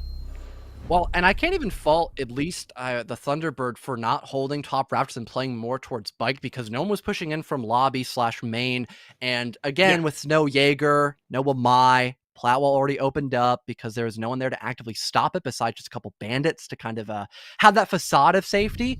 It did kind of force something to change slightly to still make sure you're not giving it up for free, but there wasn't a lot of proper team play, I would say, there by Bryant. It was a lot of solo hero plays being mustered out, and it didn't work out the same way because of how challenging CCTV can be to defend nowadays. Like you mentioned, it's lost a lot of its pizzazz because as a defender, there's just too much to worry about. You have to be just a whiz at multitasking if you want to hold this site down properly, and it really does shock me that we have Bryant opt to go here the second time in a row and with really no change on their lineup except no Malusi, and instead we've got an Echo on the board for that intel. Yeah, it's a strange choice to go back and try it again. Like you said, the bandit really doesn't do a lot here. Just provides, what did you call it, the veneer of safety or something like that. They're very philosophical, very Foucaultian of you, I think, in a lot of ways. So good comment. I like it. But yeah, it doesn't do a lot for them. And I don't think the Echo does a lot for them either here, if I'm being honest, fellow. I mean, I guess it provides them with maybe a little bit of information, like you said, maybe some post-plant denial. But I don't think the information was really the problem right there necessarily. I mean, they're just going to slug that wall open again, easy as you please. Maybe Brian attempts to trick, or sorry, Snakes attempts to trick it this time. That's the only other thing I could think. JM Beast, you're going to get, I think, a pretty good idea of that early on. Snake stepping up there doesn't destroy the drone. And no, they're just going to forfeit it. Runs away. There goes the wall. Here comes the Selmas. You're way too late to try and trick that, Snakes. Better just go back and hide in cash. Well, having to take the walk of shame away from CCTV as he just took the worst time to move away from the plat wall, and he will be punished for it immediately, having the actual site presence be a bit weaker at the current moment. Again, first minute, Plowell already opened up, and now we're seeing that small rotation leading in through Garage. The double walls themselves have not been opened up, but Rapid's already at the top of Raptors, and Kinger has the cutoff angle from anyone working in from Swamp. Speaking of Rapid, he steps up at just the right time, misses the headshot on the Bandit, as the recoil appears to be a little bit too much to handle in that long range, but just changes position, spots the Bandit a second time, and gets the swing up. But no, loses that gunfight. There could still be some coverage, and once again, the Nitro Cell, no! It gets caught by the server rack. JM Beast able to get the plant down a second time in a row, with Salt just waiting out on the rappel, and now it's a 1 versus 4. All to Soviet. The Yokai not being all that helpful in this position, finds at least one player isolated, but again, you're in the post-plant position, 3 versus 1. There's plenty of people just sitting outside, waiting for you to actually make that first move, and so far that move appears to be more than a blunder, if anything. Clean headshot onto Salty. Still 1v2 though. A lot to build up here, but only 20 seconds left to go, and really no information to work off of in the 1vx, and Soviet now kind of stuck in time. A bit of a server latency error. That's not going to work out in the slightest for Soviet, as the timer is no longer favoring him. At this point, he's got to stick it, and Kinger's there to greet him with a couple gunshots to the Chrome Dome, and that's going to give St. Clair a second round in a row. Okay, well, we should probably go to another bomb site now. Just how I feel about that one. I don't know about you, fellow. I think surely it's time to go somewhere else. Yeah, let's go back downstairs. That sounds a lot better. That sounds a lot more safe in the basement, because the veneer of safety, that was not much of a veneer right there. They stripped that right off with some ibuprofen alcohol. No hesitation whatsoever. Were they even defending rafters? That's a question I didn't even notice until Rapid was at the top of the rafters. I was like, did you really not put anyone up there to try and stop that exact scenario from happening? But oh boy. Anyway, back to the basement we go, and a very angry looking St. Clair on the last round. Very decisive, I should say, is perhaps a better word for what we saw. Soviet bringing out the Echo again. Vigil making an appearance here. That'll be Semi on the roam right there. Not favoring the Jaeger. Instead, they're going to have Snakes play the Wamai. Skippy back on that alibi. We did see Skippy perform a good little early tunnel defense on the alibi, but it was really just a matter of time. Interestingly enough, over on the St. Clair side, you're seeing again Buck being brought into the equation in lieu of perhaps a sledge to do some vertical destruction. And then JM Beast making some choices here as well. Will go off the Thatcher, considered to Flores, and then ends up coming down on the side of Osa. So the Talon Shields making their appearance as well. Well, The main idea I have in stock for JM is maybe they are expecting not a lot of presence with the shields and dirt. If they're not deployed, I Yeah. think Skibby finally did, you could kind of just walk into dirt for free, but there are a couple of options besides that. And did Skibby even place his shield inside of dirt? I'm not too sure about that unless it's like a very deep shield that we can't see right now on the free cam, but besides that, nope, doesn't look like it. Thanks, Unnamed, for detecting that for us. So this could be free real estate, and yeah, that's what JM's opting for. He's going to allow his Maverick to open up the back wall, and if Skippy has to fall back, then this is a lot of good map control off the back for St. Clair, and they can still go for the exact same play that they wanted to, except they're not going to have to worry about being in that 5v4 deficit unless Skippy just hits an absolute nasty shot before he fades away. Skippy with MX Storm in hand, trying to ride the lightning here, forced to fall back, literally shows heels to the encroachment of JM Beast. There's absolutely nothing they can do to stop this Osa from just taking as much of this as they want. Rapid here in kind of the support position needs to be careful they don't get a little too eager and lose their head, but other than that, the advance continues in a brutal fashion all the way back to the door, and just as you predicted, fellow, real estate's taken in full, the tunnel now completely under the control of St. Clair.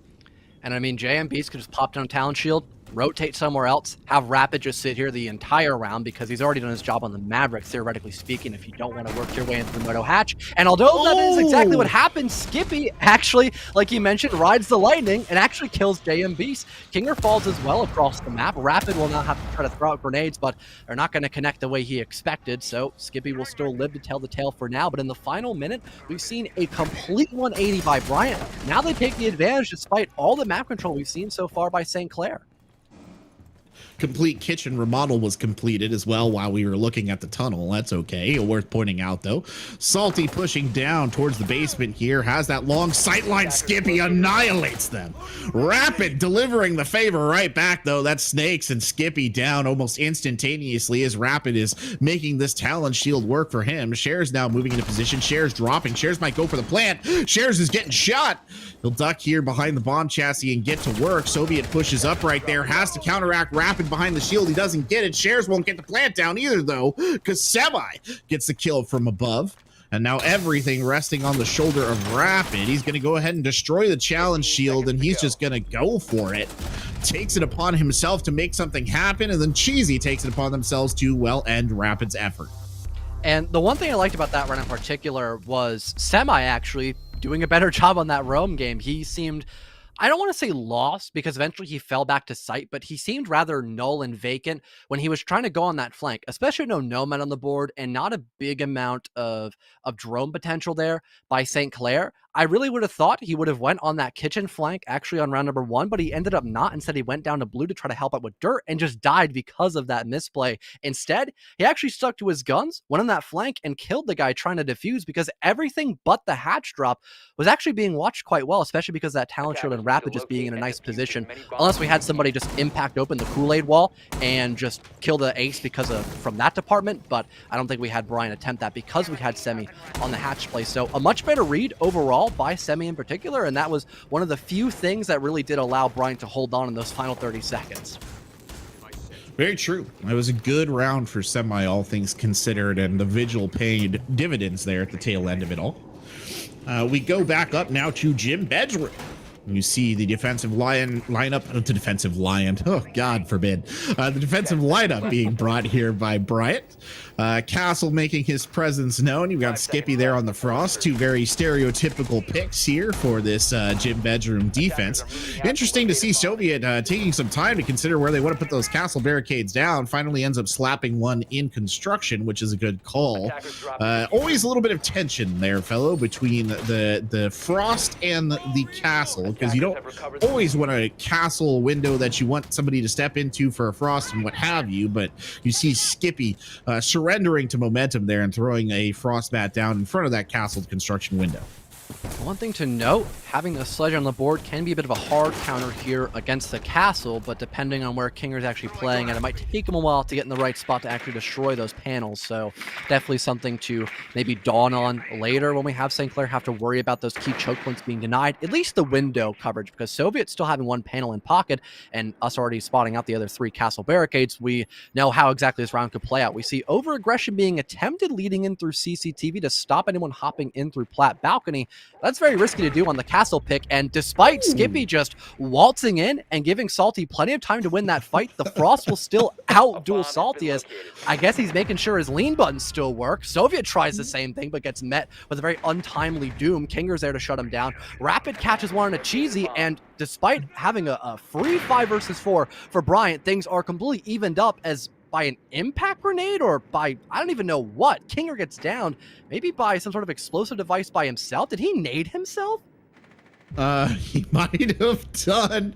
Rapid, though, doesn't let his teammates' mishaps slow him down. Neither does Shares, who's going in and planting by the gym equipment. Shares now rotating over towards the hallway as Skippy trying to get back into it and maybe make a play on the diffuser. They at least have the soft ping of where their opponent is, or at least one of them. The res coming in right now will get Kinger back on the board, as Semi now feeding in from the construction side as well in order to contribute to the overall defense. But both of them are effectively cut off by double lines here. Good down there by Skippy, who pulls out the shotgun and finishes it that way. The old reliable there. As Semi gets one, but hey, who's still alive? It's Kinger. He who was recently down, the Fisher Kinger, returning right here to hold off Semi. Semi jumps out the window, though, and puts an end to it. Don't think he's got enough time for the defuse, though, which is absolutely tragic because it wasn't bad post-plant play from the Bryant side. Nope, not at all. And just having that one revive really did pay a big part of having that as a win. And the slight indecisiveness there, I don't even think if he got the run out kill, he would have gotten that defuse down. It would have taken a couple seconds to hop back into the building and walk over to the case to actually start holding down your F key. So it would have been literally down to the wire and down to a couple fractions of a second there, probably, if Bryant were still to win that round. But all things considered, things have been incredibly close almost every single matchup. And to begin with on this first half, this has been a complete night and day comparison from Chalet now moving into map number 2. And there's a good chance we actually see maybe that 3-3 split, which is pretty common in a map like Jimin, or pardon, a map like Clubhouse, now heading back into Jim bedroom, sorry. But, you know, in comparison to what we saw, a 5-1 split for St. Clair, again, it's just total difference from what we had earlier. This man apologizing. You don't have to apologize. It's okay. I would love that the entire map be named Gym Bedroom. That would be quite funny. Yes, name your house after specific rooms. Yeah, a small portion of the entire building is now just gym and the bedroom. That's the bedroom, and then the rest of it is a gym, because honestly, if you really put your mind to it, any space can be a gym. Don't forget to follow up with your physical fitness at home, ladies and gentlemen. Anyway, moving back onto the game itself, round 6 here, looking for that 3-3 split up here between St. Clair and Bryant. Let's see if they can find it.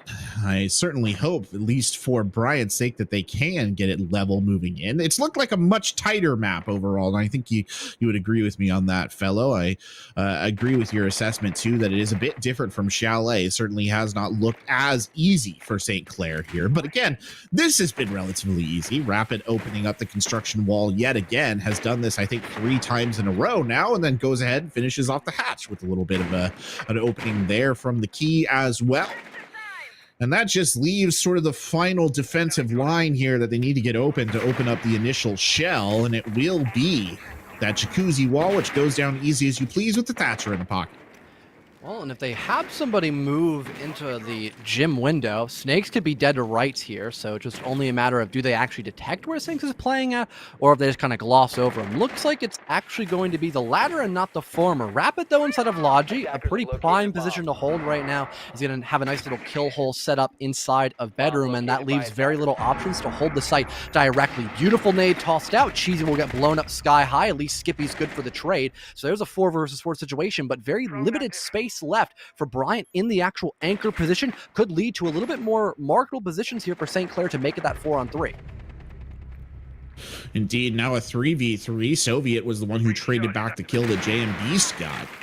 That leaves them with a couple of tools to work with. JM Beast opening up the windows here over towards bedroom, sees the head, can't confirm the shot, goes to the next window over and gets brought down.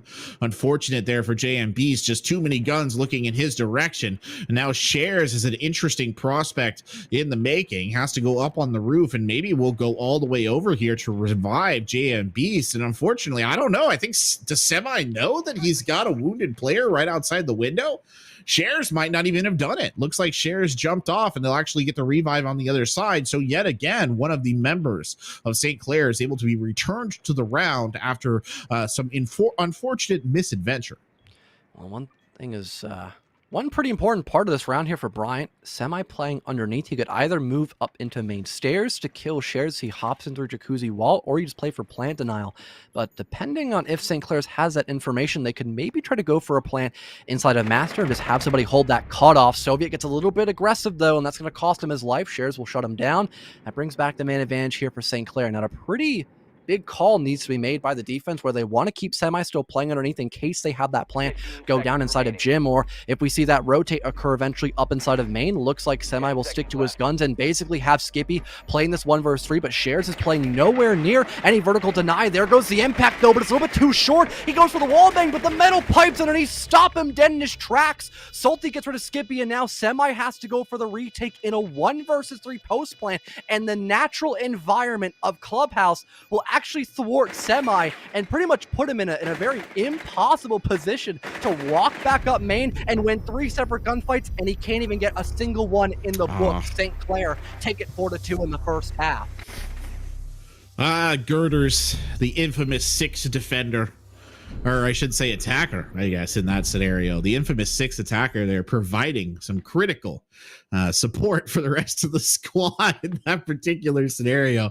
Disappointing indeed. The roof railing, the girders, whatever you want to call it. Oh, what an unfortunate series of events. Well, it ends in a 2-4 split. And the game can't handle it. It goes gray, fellow. There it is. It's back again, thankfully. It ends in a 2-4 split here, and we'll head over to CCTV and Cash instead for the first defensive effort from the St. Clair side. Now, that was a relatively attacker-sided Clubhouse. I think we could potentially see the same thing coming out from Bryant here as well. Definitely possible. I am really shocked we had that be the one key thing that stopped Bryant from potentially stopping the play from going down at least for a moment or two. Having that still be a win for them, debatable, perhaps, but 2v1, definitely more winnable in comparison to a 3v1 post plant, so take it as you will, I suppose, as we now have St. Clair opting to go for CCTV and Cash Room first and foremost, but their lineup being much more standard. They've got JMBs who can not only have a lot of drone denial with those jammers, but also stop the garage walls from being opened up, and also, if you wanted to, spend a mute jammer to actually deny the plat wall for a little while, but with the Thatcher being on the board, that's only going to prolong that inevitable and just force one EMP from being used up rather than just having the wall immediately opened up. Indeed. Well, it's going to take an effort from Bryant here. I mean, again, what we said, the other attack on this site, everything that applies for St. Clair applies for Bryant too. This is not the strongest defensive site in the box. They do have the Thatcher here as well, so they should be able to get the CCTV wall open relatively low hassle. And you can see that they're already moving bodies into position to support that. Interestingly, Soviet here on the Ying. By this CCTV wall, but it's JM Beast who strikes first and takes Skippy down. The Ash there, I think, trying to go in for the entry, was caught from the murder hole from above. So an unfortunate loss sets it at a 4v5, but it's probably a loss they're willing to eat because their main objective here of getting that CCTV wall open has been completed. One thing as well, you've got the Ying on the board for Soviet. Well, never mind. Yes, I gave him the caster curse. Rapid's going to immediately stop him from having any fun in round number 7. 5 versus 3 now. Or the side of Bryant University, or the Bryant Bulldogs at the very least. And we've got Char's or Shares, my mistake, still on the flank. If no one detects him, that could be pretty big. Force a 5v2 and basically wither away any hope of Bryant still being able to come back from this current deficit they face right now, because still having the EMPs denies a lot of utility, and he just gets wallbanged. All right, well, I guess I'm giving everyone the curse currently on the attacking side, as only a matter of time for someone probably notices he's been finished off, and they'll just go and reap the rewards of getting that wallbang kill. That eventually happens in the hands of Kinger. Now 2 versus 5. Cheesy with no grenades. Semi with a couple flashbangs. That's about it. Definitely does weaken the chances of Bryant bringing this one back, and might even just stop them entirely, because there really are little to no options they have, especially now that we have a flank happening as well by Kinger, working his way up main stairs. This is going to probably turn to a 1 versus 5, especially since Cheesy has his back turned. Yep, that's going to actually ring in true. Semi last one to stay alive. Yes, Semi just hanging off of the balcony here, wondering about the strange turn of events that brought him to this place. And we had a little bit of lag right there, but it looks like Rapid rapidly put him down, and it ain't easy being cheesy. Let's just put it at that. He finishes him off. Oh man, fellow, I don't know if I'm gonna have to take that microwave phone away from you, man. If you keep cursing people like this, looking like an Egyptian tomb over there, we gotta dial that back, bud. They didn't win map 1 and they had to pay the ultimate price. They upset me on air. Can't have that. I voted for the underdog. I voted for the underdog. They forgot their tribute, man. They forgot their map tribute. That and the people they throw into the volcano. I vote for them to win the best of 3, and they win it. But apparently they didn't hold up their deal just yet. But we did see a very good, I guess retaliation be the good word to say, for the second half of Chalet.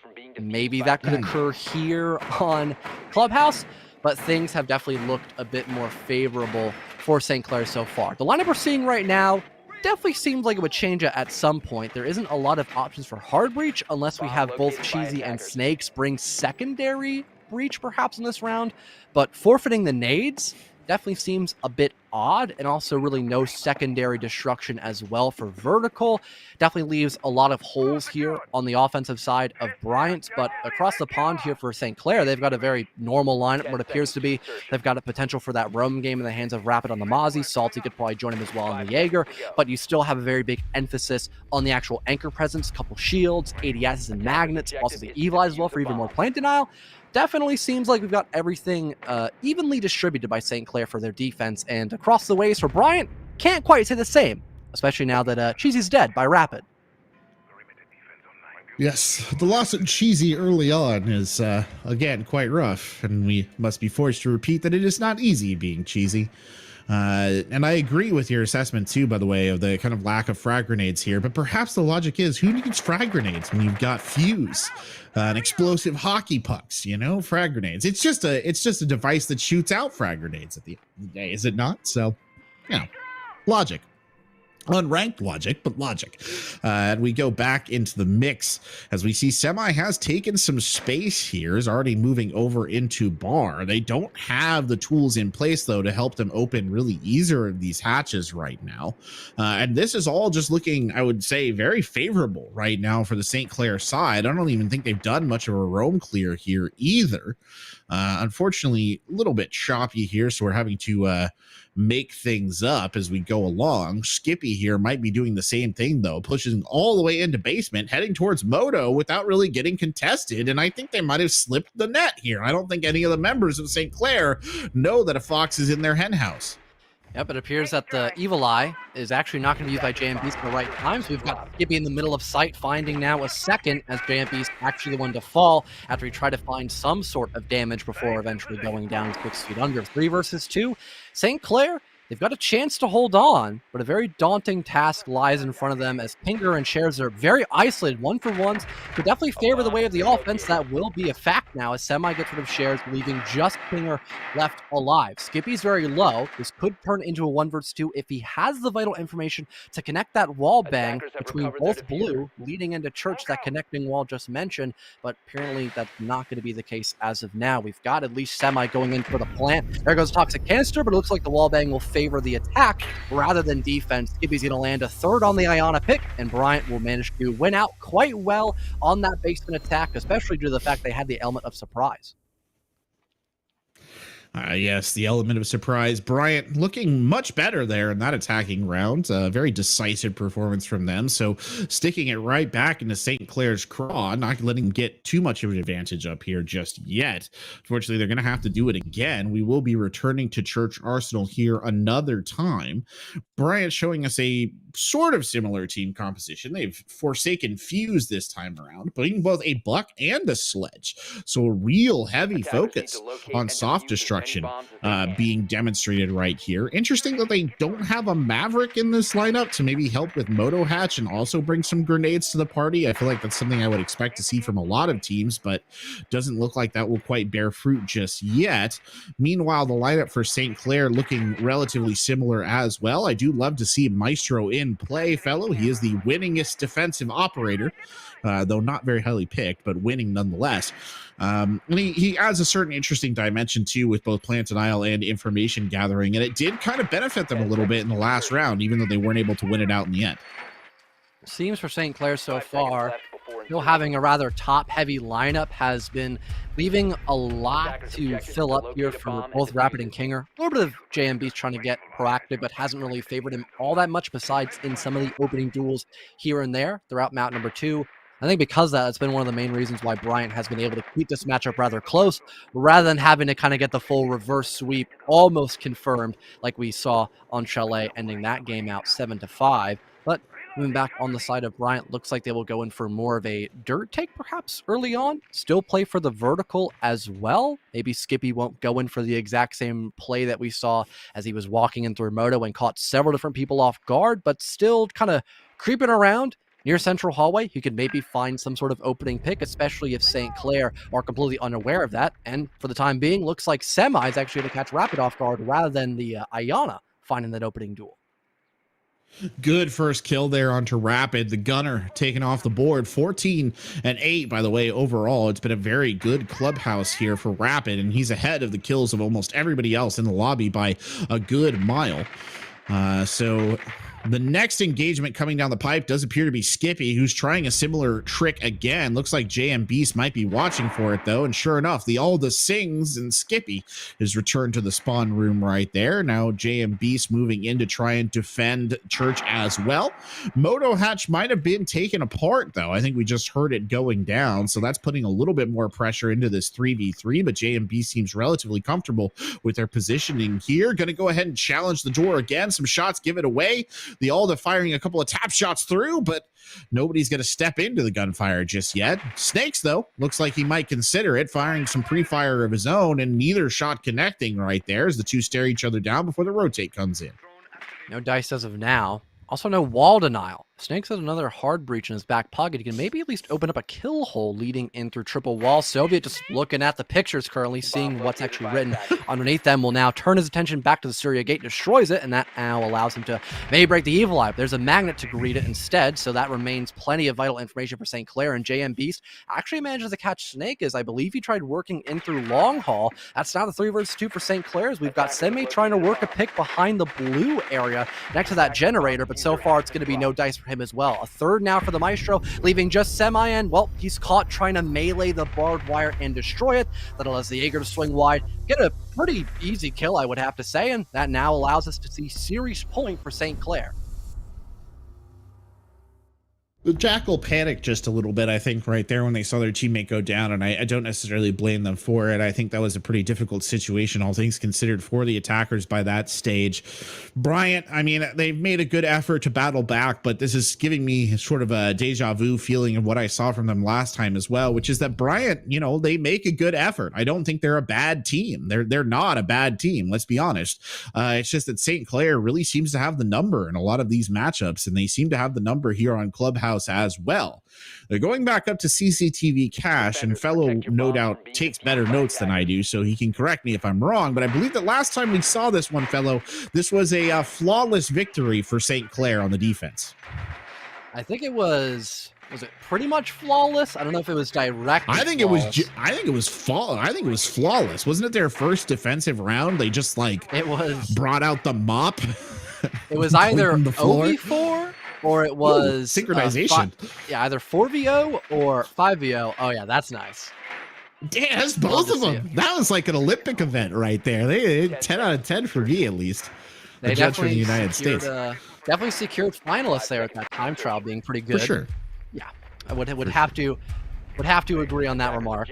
But St. Clair, basically cutting to the chase, they did a very good job of defending this site, particularly just because they were very aggressive, and it seemed to have thrown Bryant very much in a bad place in general. They may have gotten the plat wall opened up. When they try to convert over and towards construction, they were met with a lot of one-for-one swings that they just didn't really win out. If we see better team play by them, this could probably be a much better round, and maybe not trying to fully rely on Soviet with the Ying, because having Soviet just die off the bat and losing one of your main powerhouse operators, it did seem very problematic for them once they were put in that 5-on-3, because they really had no other options besides utilizing those Candelas that were now gone. JM Beast here preparing the bandit trick. They've got the Thatcher coming in as well. They Oh no, Jan Beast guessed wrong. And well, it's a 50-50 shot right there. And unfortunately, he guessed the wrong 50. So they will open up that CCTV hole. And I like JM Beast though. Bravery undiminished there. Steps into the breach and sort of challenges the enemy team to fire at him. Nobody on the Bryant side taking it up on him just yet, but I'm sure they will, as Rapid securing the first kill there onto Skippy, who is already low. That's the Iana taken off the board, and there go two of your frag grenades as well. The Candela coming in right now. It might be Soviet here who's trying to push this breach, and they've got a little bit of an opening to do it. Salty Boy Jesus and King are both in the area to contest here, but it doesn't look like the Rafters player is necessarily in a spot where they can put fire back. They have rotated back up. A much tightened defense here from St. Clair, watching as many angles as they can. Well, we had the run out, at least it is an option. JMB's very close to maybe falling here. There goes the drone. Cheesy is right next to him, breathing down the neck of the bandit. Finally, there goes the trade.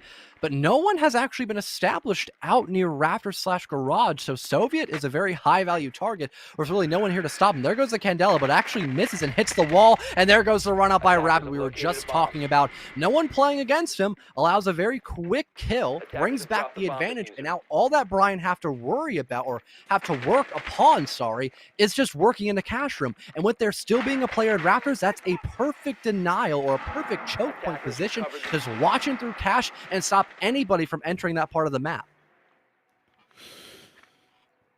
Well, this is the fate of Bryant on the line. 30 seconds left. All three members of the team stacked over towards the construction side. St. Clair in a variety of positions to cover this. It's Snakes who's challenging through the window first, sends Cash flying, then sends an EMP flying as well. Snakes swings in through the door. Snakes gets annihilated in a crossfire. It's Rapid again who will collect the kill. Kinger now getting in on the action. Everything left on the shoulders of Semi right here, and Kinger's there to shut him down. And with that, St. Clair take the win on Clubhouse and take the win in the series. They have punched their ticket to the semifinals. We get to see the Saint to Saint rivalry, I guess, next week, perhaps, in the next R6 matchup that gets put up on stream. But for now, St. Clair definitely happy that they get to advance now into the semis and don't have to get let out all the way in through quarters. A good attempt on map 1, got to admit, by Brian, but heading into map number 2, it felt like they were going for a lot more pocket strats and weren't really trying to adapt the right way to actually get a lot done successfully over on Clubhouse. But they did give it a very good attempt over on Chalet, and it doesn't make sense that that was their map pick because they looked pretty good as a team overall when they were going to map 1. But on map 2, it definitely seems like a lot was left over in the French Alps. It does seem like a lot was left up there in the French Alps indeed. Well, we're not quite done yet with this broadcast. We want to get one of the members of the St. Clair Saints in here for an interview. We're going to take a quick break, and we'll be right back with one of the victorious team members after that.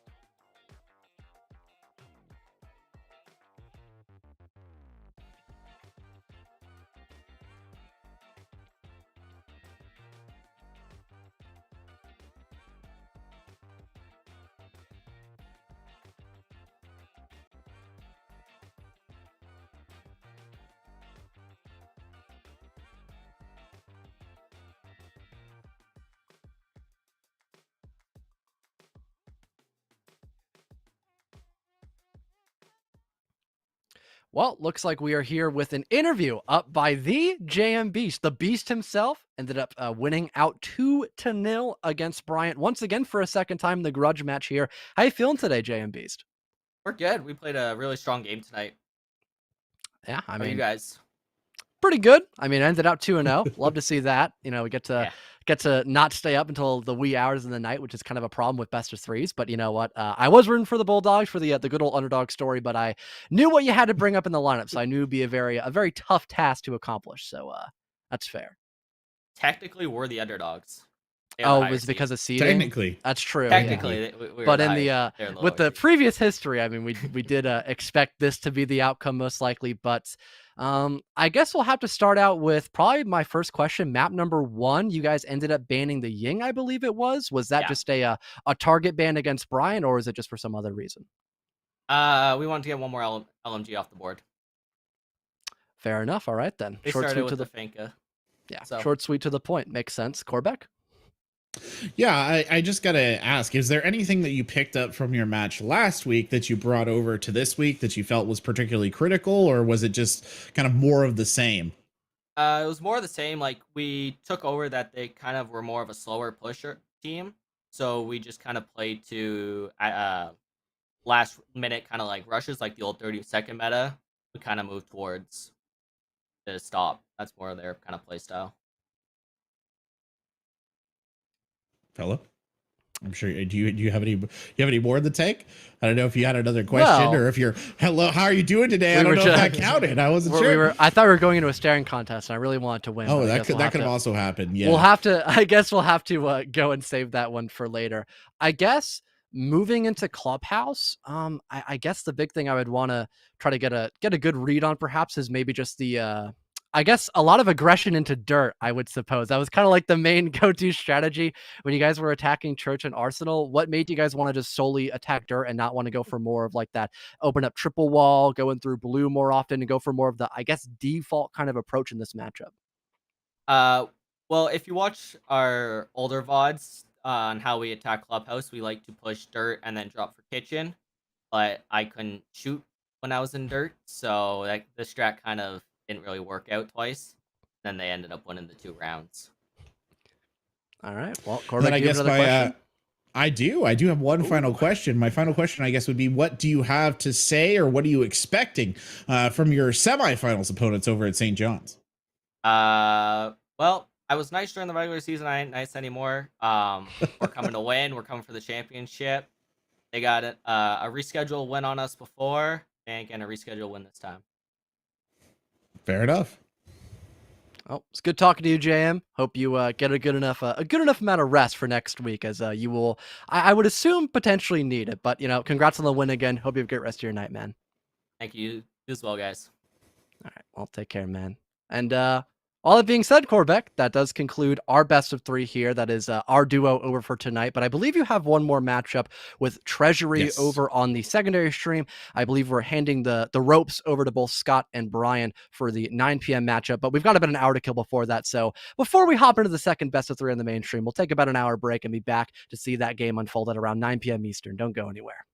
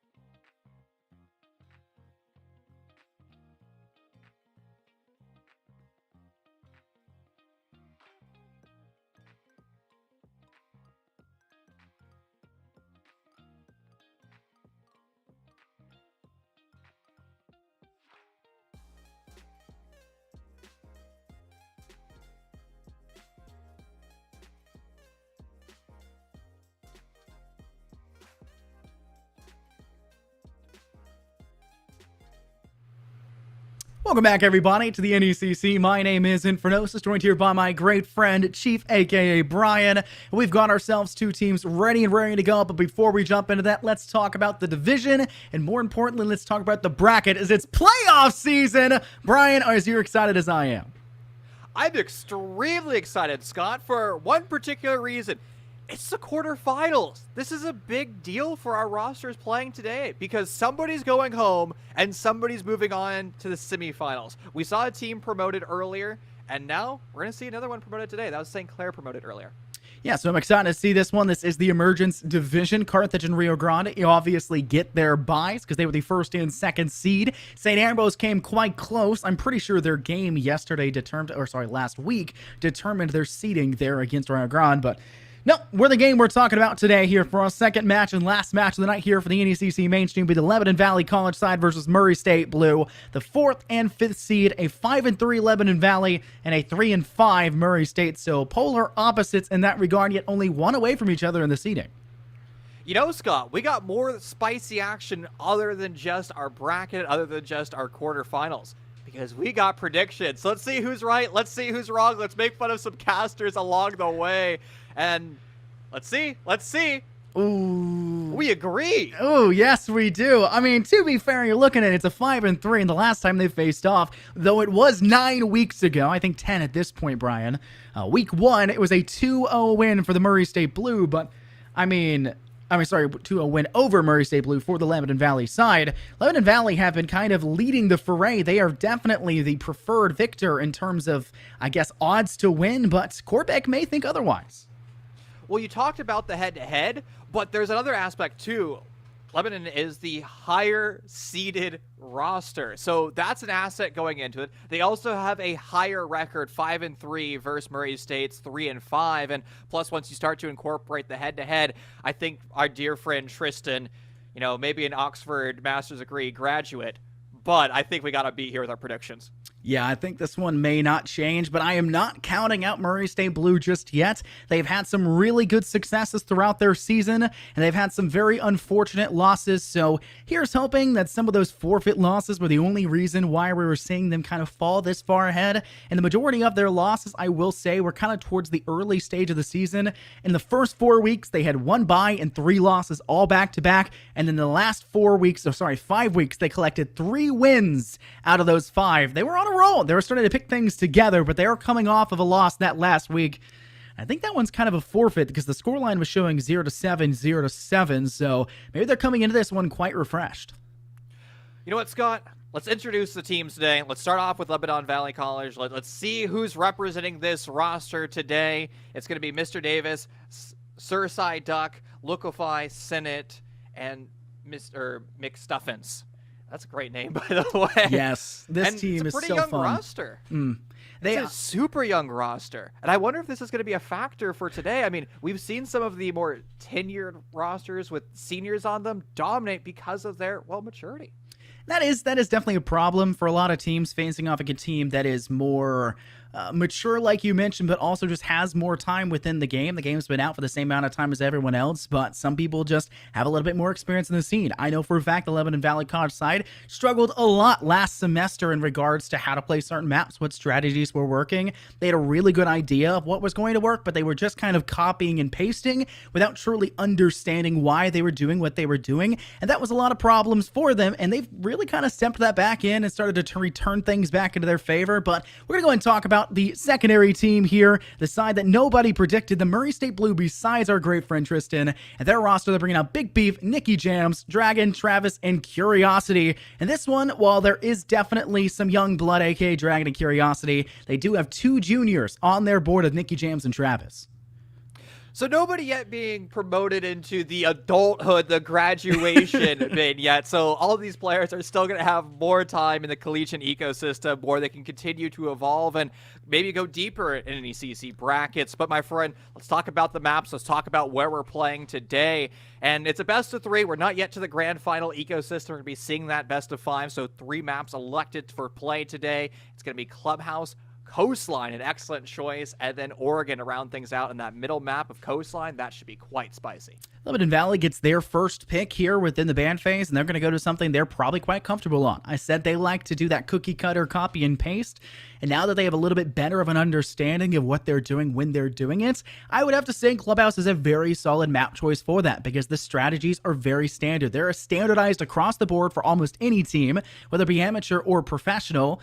And that will allow for them to kind of look at that and kind of say, why are they doing what they're doing here? What do we adjust upon, and how do we go from here? And the same thing can be said there for the Murray State Blue, but we'll have to see how their map pick, a very strange one in the collegiate scene because it's not very popular, but a very fun map that actually got taken out of the new map pool here for R6. It's Coastline. I'm extremely excited to see how they play this one down and if they can cut down the very clinically talented team of Lebanon Valley College. Scott, it's time to actually directly answer your question whether or not it's going to be a more traditional style of dub house or if it's going to be maybe more loosey-goosey, more evolutionary, if you will. And the way we're going to see this evolution is going to be through the initial bans. We're seeing a lot of at least the pro teams prioritize the Queen of Hatches, Habana, and then the Maverick, the ability to swiftly open up walls because there are ways of denying the EMPs, whether or not it's through a trick or through another means, maybe just getting aggressive. That's a pretty traditional attacking ban so far, so we might be seeing more of the cookie cutter style that you're talking about earlier. Yeah, Clubhouse is fairly standard. Jackal is somewhat of an odd ban for some teams. Obviously, they just don't like the comfort pick there for maybe what Murray State could bring, but Lebanon Valley, their two choices being Jackal and Mira. Murray State have taken out the Thatcher and obviously still contemplating what their last ban will be. I would not be shocked to see a Kaid on the board, but there it is instead. Yep, the Electra Claw's off, and we will in fact be seeing a really hard time for the defensive side to hold on tight. So some of those hatches on this map, more importantly, that Church hatch down below inside of Arsenal as well, the control over in Moto, all of those positions of dominance are now much easier to acquire for Lebanon Valley in the attack in this first half. Suicide Duck is bringing out a Capitao, an operator that we just don't see all that often. And we talk about the new changes to how the attackers can approach the map. 6th pick is now removed, and you have the option of doing the 7th pick or the attacker repick. So if Capitao is not your flavor of the day, they're just not going to work out because maybe the pocket heart breach charges won't provide you the same surface area opening that a Habana would, well, you can remove that operator. Now, Capitao is very strong upstairs in CEO, the primary bomb site that Murray State has elected to bring out. Now, we earlier today here for the R6 Esports channel on Twitch, they were talking about here for NAL that Nook kind of gets slid out a little bit there during the 6th pick phase. I don't expect that. Or sorry, the attacker repick. No longer the 6th pick phase, the 7th pick as you alluded. I can't go back to 6th pick, so I have to call this 7th pick. Yeah, so they were talking about how Iana kind of gets, sorry, not Iana, Nook kind of gets snuck in there just a little bit. And you can see them not really wanting to employ that. That's a very smart idea for this map as well. It is kind of hard to utilize her utility as effectively as you could on maybe another map that's a little bit larger, but who you can utilize really effectively on this map is Iana as a whole. Mr. Davis actually takes that 7th pick, the attacker repick, off of the Iana over to Buck, and McStuffins picks up the reins instead on that Iana, meaning they still have nade control, they still have the Gemini replicator for information, and now they have that pocket hard breach on not just one, but 2 players, meaning even if they lose the initial fight here for the mind game IQ of the bandit battery, bandit tricking, they still have plenty of pocket hard breaches to work with. I think the Mute Jammer, though, is going to prevent some of that pocket hard breach charging because you're not able to really use a Twitch drone to open things up, but you also got an LMG, so maybe that's the avenue that you go with, Scott. You just start clicking heads, and who cares about Defender utility that way? And with the openers, well, now you have a lot of flexibility, a lot of extra time to kind of experiment, do what you want, slow down, drone, and gather more information. This kind of droning out phase is quite important, not just for the Lebanon Valley side who has those drones in the pocket, the single most important piece of utility any agent in the game has, but it's important for Murray State. They need to deny this information as well as clearing these drones as soon as possible. Notice, already being spotted out, they're trapped inside CCTV. Where do you go from there, Travis? How do you adjust from here? The question is, can you even survive this point of contact? And you're going to have to rely on your teammates to create that space. They're trying to do just that on the first floor. It falls short. Mr. Davis finds the kill instead. instead. And off screen, the trade has been gathered there for Murray State, but in the possible all avenues of approach, they take the trade instead, and one player is lost. Now it's just one player left. And what are you supposed to do, Travis, if you're stuck here in the 1v4, just a Nitro in hand, and it's tossed too late, though you do get a little bit of damage off. Now you're facing the full frontal four of Lebanon Valley. Oh, it's a terrible place to be, and you have an SMG-11, 17 bullets in the magazine, and 4 players to find. The rotation will be their demise, though, because Mr. Davis has already made the rotation on over to cut down and deny the push into red. And LVC, a very strong round. Scott, they find the 2 opening kills with the LMG of Capitao, and from there it just spirals out of control for Murray State. Capitão's so strong on that objective as well. I say it so many times, Brian. I hate this map for one reason only. CCTV in Cash Room is the bane of my existence. Too many collegiate teams, amateur teams, even pro teams these days still want to play that CCTV in Cash Room objective. It is horrendous now. If you do not ban Maverick in the ban phase, you cannot defend that objective. That is never more evident than what we saw right there. Despite there not being a Maverick, 2 opening frags for the side of Lebanon Valley create such a gaping hole in the Murray State defense that they're just forced to fall victim to the side of Lebanon Valley's assault, and they open up that wall and do such a great job of forcing the issue at hand, taking the round for the win. You're touching on one of the most important things. Cade is banned. Why is Cade banned, my friend? Oh, because Murray State banned it. I agree with you. Cache CCTV sucks. It is the worst bomb site almost in the entire comp pool presently. There's a reason why its comp professional win rate is through the toilet right now. And if you had a Cade, hear me out, Syrup Psyduck is not opening the top portion of the wall. Like, it's just simply not going to happen. And this is the opportunity cost of utility and the opportunity cost of bans. If Maverick is in play, there's just no point in ever banning the Cade. It's an extremely valid point. The only where it would maybe differ is that kitchen hatch, but even then, there's better ways to deny it.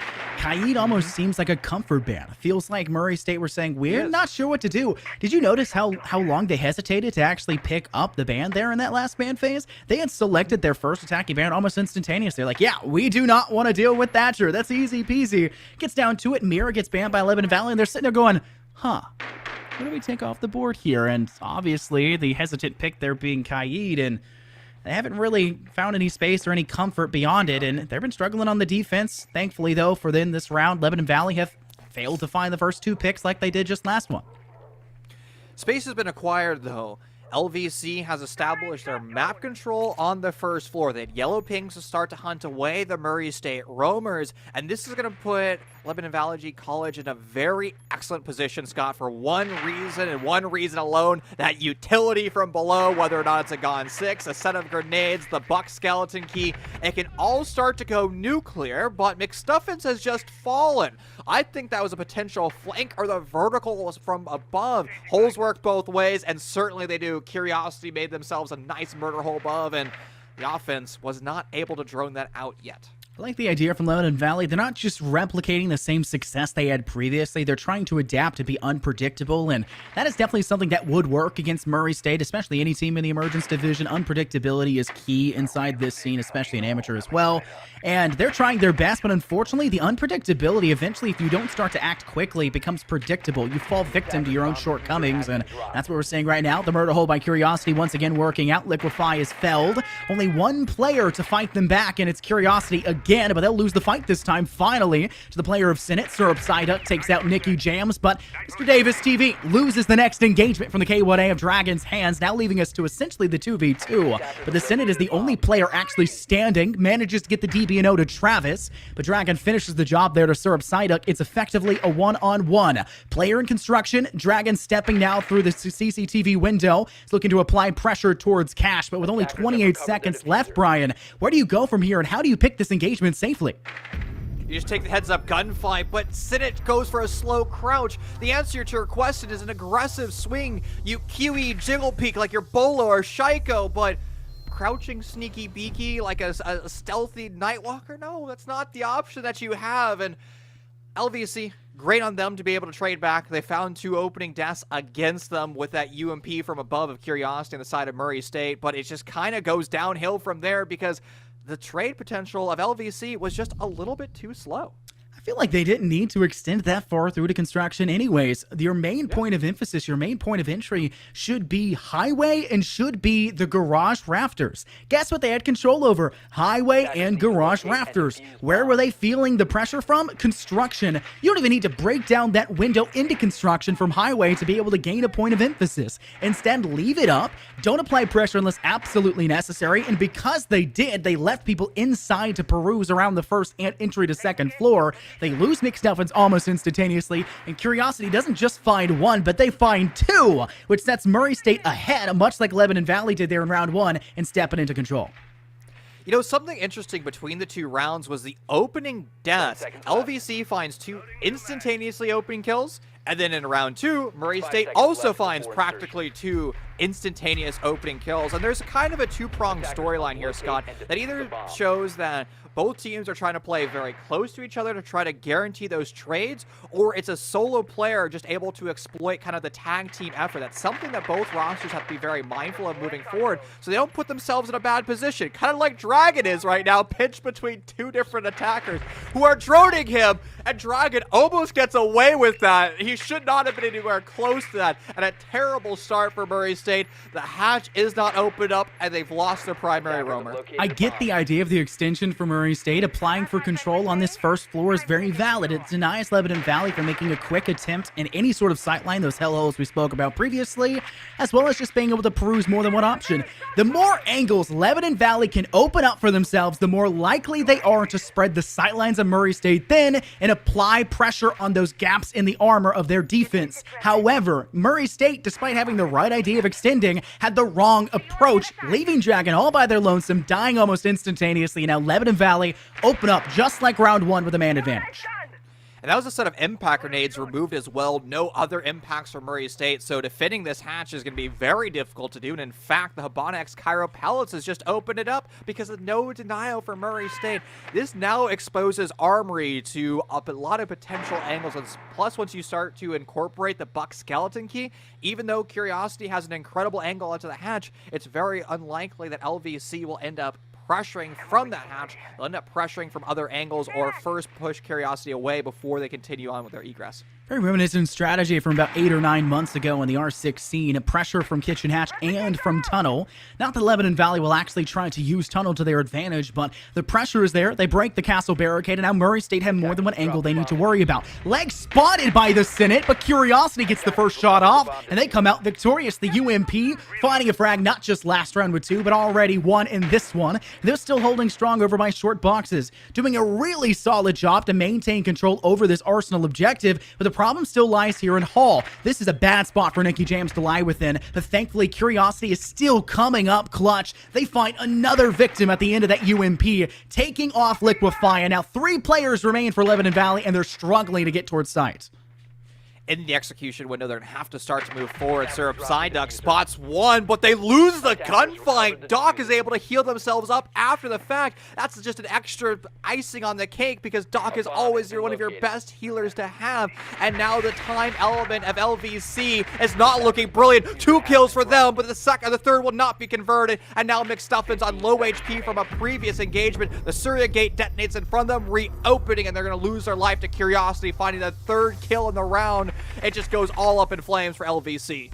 Such a solid defensive structure they gave themselves, and despite the pressure that was adding up from what everything LVC was opening up, Tunnel, Kitchen Hatch, they had a player in main stairs, they were trying to drop down Moto. There was no pressure in blue, which could have been a viable route for them as well, but all of those pressures, 4 different angles that Murray State had to defend, and what do? They stayed strong. They stayed in these apex defensive positions, and they completely denied all of the outlooks of Lebanon Valley. They knew which ones were baits, they knew which ones weren't actually being perused, and they denied Lebanon Valley so successfully off the back of Curiosity with the UMP to find 2 at Kitchen Hatch, and having the rest of the team, aka their Doc, hanging out over towards Moto and cutting them down as they attempted to step towards Hatch. Was that another Astra wall that I just saw taking place again?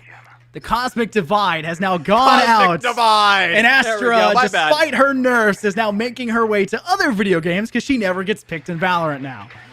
She was so oppressive that she had to invade an Ubisoft title away from Brian.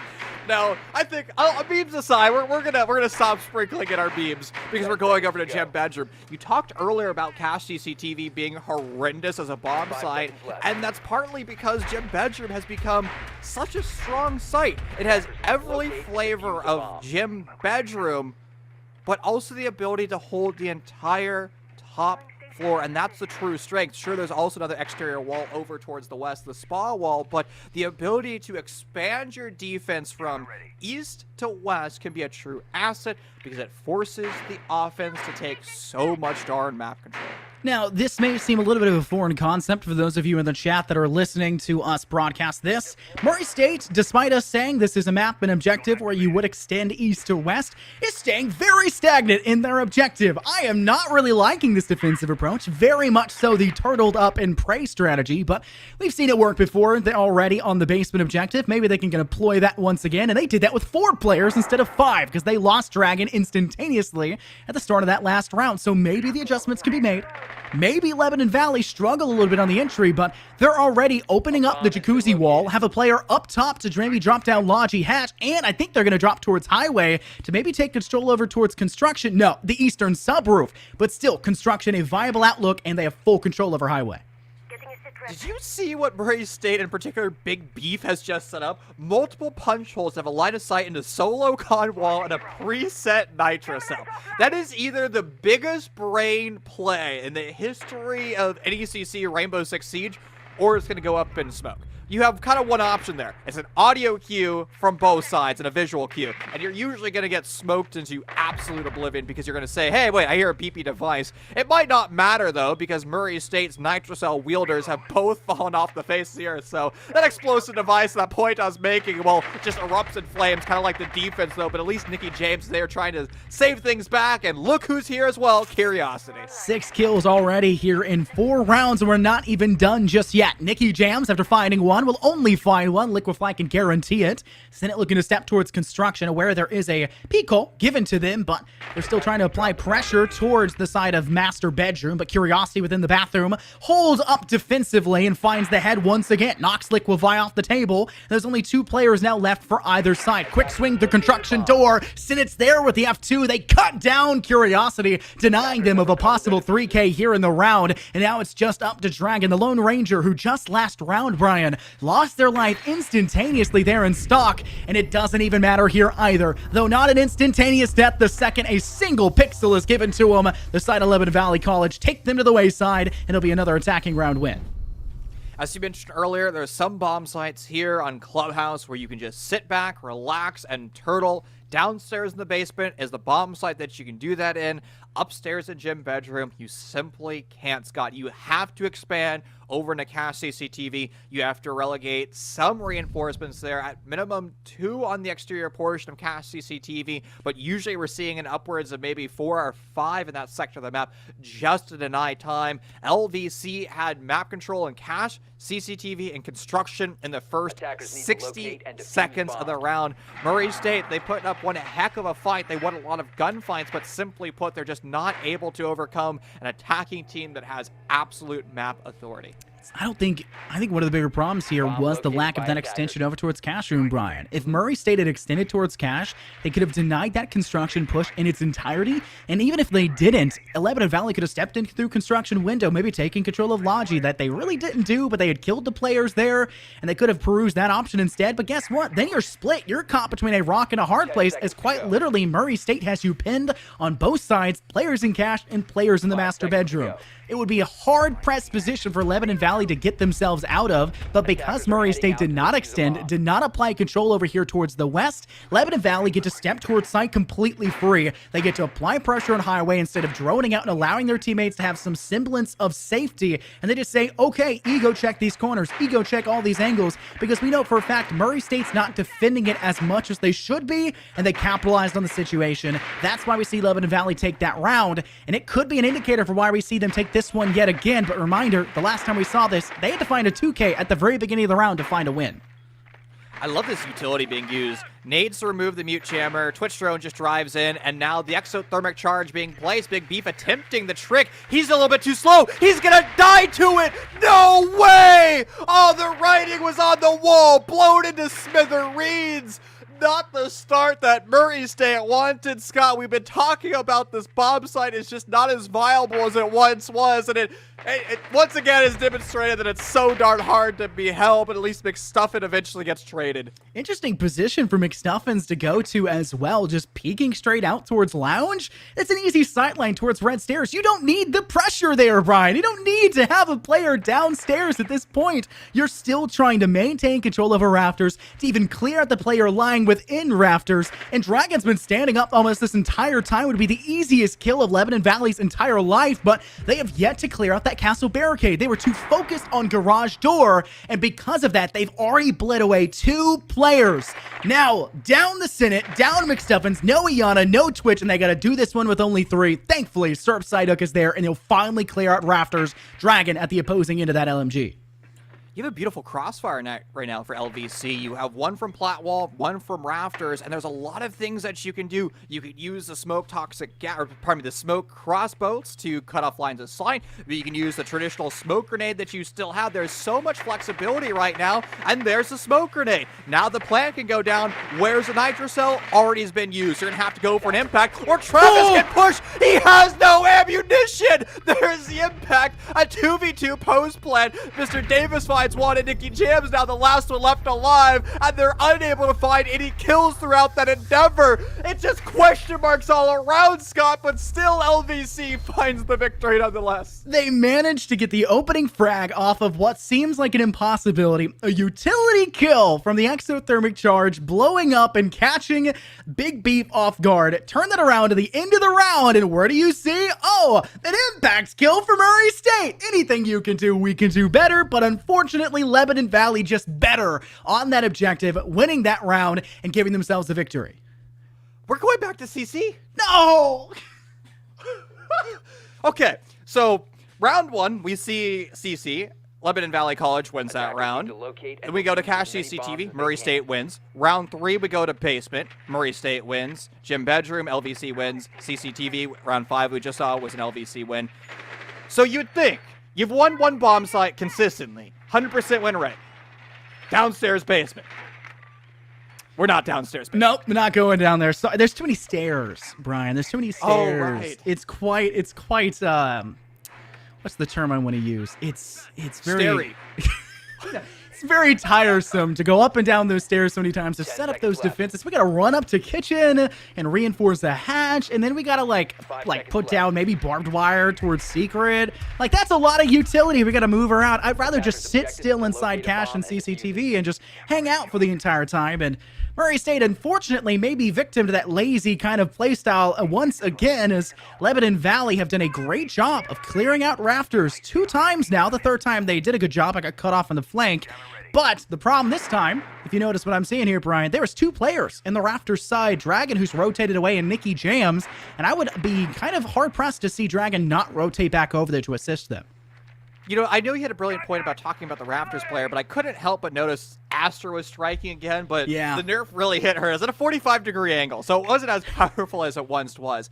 Now, something that's been absent from our dialogues so far is, okay, don't know if we took that gunfight. We're going to move on from there, but where on earth is your my pancakes? We've been running a Capital the entire time, and the only operator that really counters a Capital, because Jaeger ADSs certainly don't, is the Wamai. I mean, the Firebolts have been an asset to LVC, but Murray State's been unable to counter that so far, and now they've also been unable to counter the gun barrels with the 2 opening kills now converted to a 3rd. Serp Psyduck alone finding 2 of those, now in a 2K, looking for more, but Travis denies it. The SMG-11, you speak their name, and unfortunately they fall thereafter, Brian. Bit of the caster's curse to come true, but with 2 players left standing, maybe Murray State can climb this one back into fighting chances, but a player holding that CCTV window, that's Senate. McStuffins holding outside side, ready to jump in, now using the Gemini replicator to clear space, and there goes the smoke canister here in the Senate's pocket. They have to hold strong, but unfortunately Curiosity plays a phenomenal angle, steps up on table, gets a sightline, gets the kill, and now there's only 3 players left on the Lebanon Valley side to contend, but an early Nitrocell tossed by Travis could spell disaster, as that was their one way to deny that plant behind the CCTV rack. Honestly, you might have been able to rotate below to put that Nitrocell there. It would force you to take the gunfight with Mr. Davis, but at least you'd have more of a precise use of that Nitrocell, and now all the ranged denial, explosive down from Murray State, completely off the board. We're about to see a similar style of push. The smoke grenade is going to provide coverage. It probably should be closer to the door, but it's really not going to matter. Liquefy is going to have to push in through barbed wire. This is going to provide the audio cue. And what about the potential swing? Do you have coverage from rafters or from the breach? Liquefy is waiting for his teammates to set up that crossfire. Mr. Davis is now here. Travis too predictable. His teammate Curiosity, though, predictable, but wins the fight. Not good for the second or the third. They're going to fall. That's a 4-2 half for the attacking team of LVC. LVC gave themselves the go-ahead and off of really important round differentials for it. Talking about that Rafters play, I mentioned at the very beginning, didn't think it would come to fruition as quickly, but guess what happens? The Capital, not with the utility of those asphyxiation bolts or fire bolts that we were kind of inclining that it may be, but just the LMG in hand. The same exact story we saw there in round 1, Brian. It was such a problem for them. Something has to change for Murray State, but obviously too late to do it. And now Lebanon Valley get to try their hand on the defense, and where are they heading to first? It's CCTV and Cash. No. They know the shortcomings of it. They utilized it against Murray State. Why would you go there instead? It doesn't make much sense. Let's hope they're a little bit more successful, though. And a storyline that was happening far too consistently during the first half was the Murray State opening death versus opening kill ratio. Murray State found 1 opening death across the 6 rounds they just played. That was back in round 2, where we saw 2 kills go in favor of Curiosity earlier, and that was one of the rounds, this only CCTV round, that Murray State was able to convert into a victory. Now, if LVC is able to continue on their opening kill train, it's going to be even more of a burden for Murray State because they're now attacking. It's on them to take a map control, and Scott doing that at a man disadvantage is painful. Yeah, I mean, you're talking about the only victory on CCTV being off the back of 1 player finding 2 opening kills, giving themselves not just a man advantage, but a handily man advantage by 2 players, and 2 important ones for the Lebanon Valley attack as they were knocked off the board, but that was off of overextension by them as well. So maybe Murray State could try to utilize that same kind of patience that they wanted to do on the defense that Lebanon Valley denied them of, or maybe we could see them try to play this one a bit more aggressively. We're going to see excellent counterplay between this wall. It's going to be an attempted bandit trick, but you can't bandit trick a Maverick. So the nade's going to fly over the wall, the bandit batteries are going to be removed, and the exothermic charge is going to be placed for free. Excellent use of utility from Murray State, but Bandit just got close to the exothermic charge. They successfully removed one of them. The cojones on Sinnet to be able to do that is miraculous. And there's Big Beef's last exothermic charge detonating. You only have Curiosity to open up different lines of sight. So if you want to open up, let's say, Con or the top portion of Rafters, it's going to be much more difficult to do. It's interesting to see Lebanon Valley give up control that easily, but I'm going to give the hand over to Murray State. They played that fabulously. Playing the Maverick is the much smarter decision for the CCTV hardwall. They played it to a key. Unfortunately, the nade not being tossed in good enough timing didn't catch the Senate off guard, but Dragon catches Syrup Psyduck off guard, managing to find, finally, the first blow in this round of the second half, and giving the man advantage now over to the Murray State attack, and they've got full control over towards Logi. That means they're going to have full control over towards construction, and Travis is picking apart the Loudoun Valley defense, already finding 2, thankfully refragged back, but the damage has been done. Mr. Davis should have been there 3 seconds earlier to save his teammates, and now it's down to 2 players against a full 4. Oh, flashbangs go out. Poor Sid is in a terrible spot to be. Face against the wall. Can't see anything. R16 drone almost detonating at his feet. Plant goes down. The Nitrocell's probably good for it. It is Big B falls, but Curiosity's going to find the additional kill. Now Sinet's in a world of hurt, being challenged from multiple angles, unable to find any shots there. And Curiosity's handgun will find that final kill. And Murray State an excellent attack, but again, Scott, we have to address the elephant in the room. Cache CCTV sucks. It does. I love this map for all other objectives, even double bar now. right? Like, Bar. any objective is better than CCP and Cash. Don't go back to it! No, please! I'm begging you, Lebanon Valley. I've seen enough of Murray State, unfortunately, losing on that. I don't want to see you keep doing it, too. It's so unfortunate to watch so many collegiate teams just keep reattempting. I had a line that I was quite infamous for, Brian. I don't like seeing the same objective played twice. It breeds a level of complacency that I just don't think belongs in the game of R6. It's not even that. It's not even that for this objective. This objective just plain sucks. Playing it so many times is the wrong decision. It's something a lot of collegiate teams need to get into their head, and they're going to pay the price for it, and Murray State have a huge advantage going ahead. Oh, I'm heartbroken, bro. Like, I don't want to talk about the same point that you did, but like at a certain point, are we going to learn from our lessons? Like, you know, like we have to go to like caveman mentality for a second. And like you touch fire, your hand gets burned, and you're like, you know what? I don't really want to keep going back here because my hand keeps burning. That's kind of what separated humans from, you know, lesser animals, right? Like, like we gotta learn our lessons here, friends. And it's now an opportunity to say, Cash CCTV sucks. Bar is the answer. Hashtag Team Bar. I think what you're trying to say is the evolution of R6 it has gone way ahead of this objective. The players need to match it. That's where we're at right now. Because a lot of people realize CCTV is just not the play, and Maverick completely counters it, and so they start to ban Maverick. And then it's a viable objective. But Maverick not banned, that means Curiosity can go ham on that CCTV hard wall, toss the nades overhead, and completely allow for Big Beef to destroy this, knock it down, and now they have no way to deny this for Lebanon Valley. Senate takes a step back saying there's no way I'm repeating the success I had last round, and even then I was forced into an uncomfortable position, got caught from the flank, and I was left all alone as once again Murray State just takes such utter control. It feels like a suffocating assault on these objectives. It's been so successful against Lebanon Valley, but the question is, can it continue? Were there ADSs on that wall, Scott? I don't know, actually. Because I don't see them in rafters. I didn't see them at the wall. At least maybe I missed them, but I have no idea where these precious bits of utility are. Maybe it's on the window, but that seems like it'd be an asset. So one's on red, which is pretty common, but I'd expect two of them to be on the, well, primary plat wall. Why? So the nades don't go over. Oh, there's a nook in play, by the way, and Stuffins did not hear them sneaky beaky and they're going to lose their life.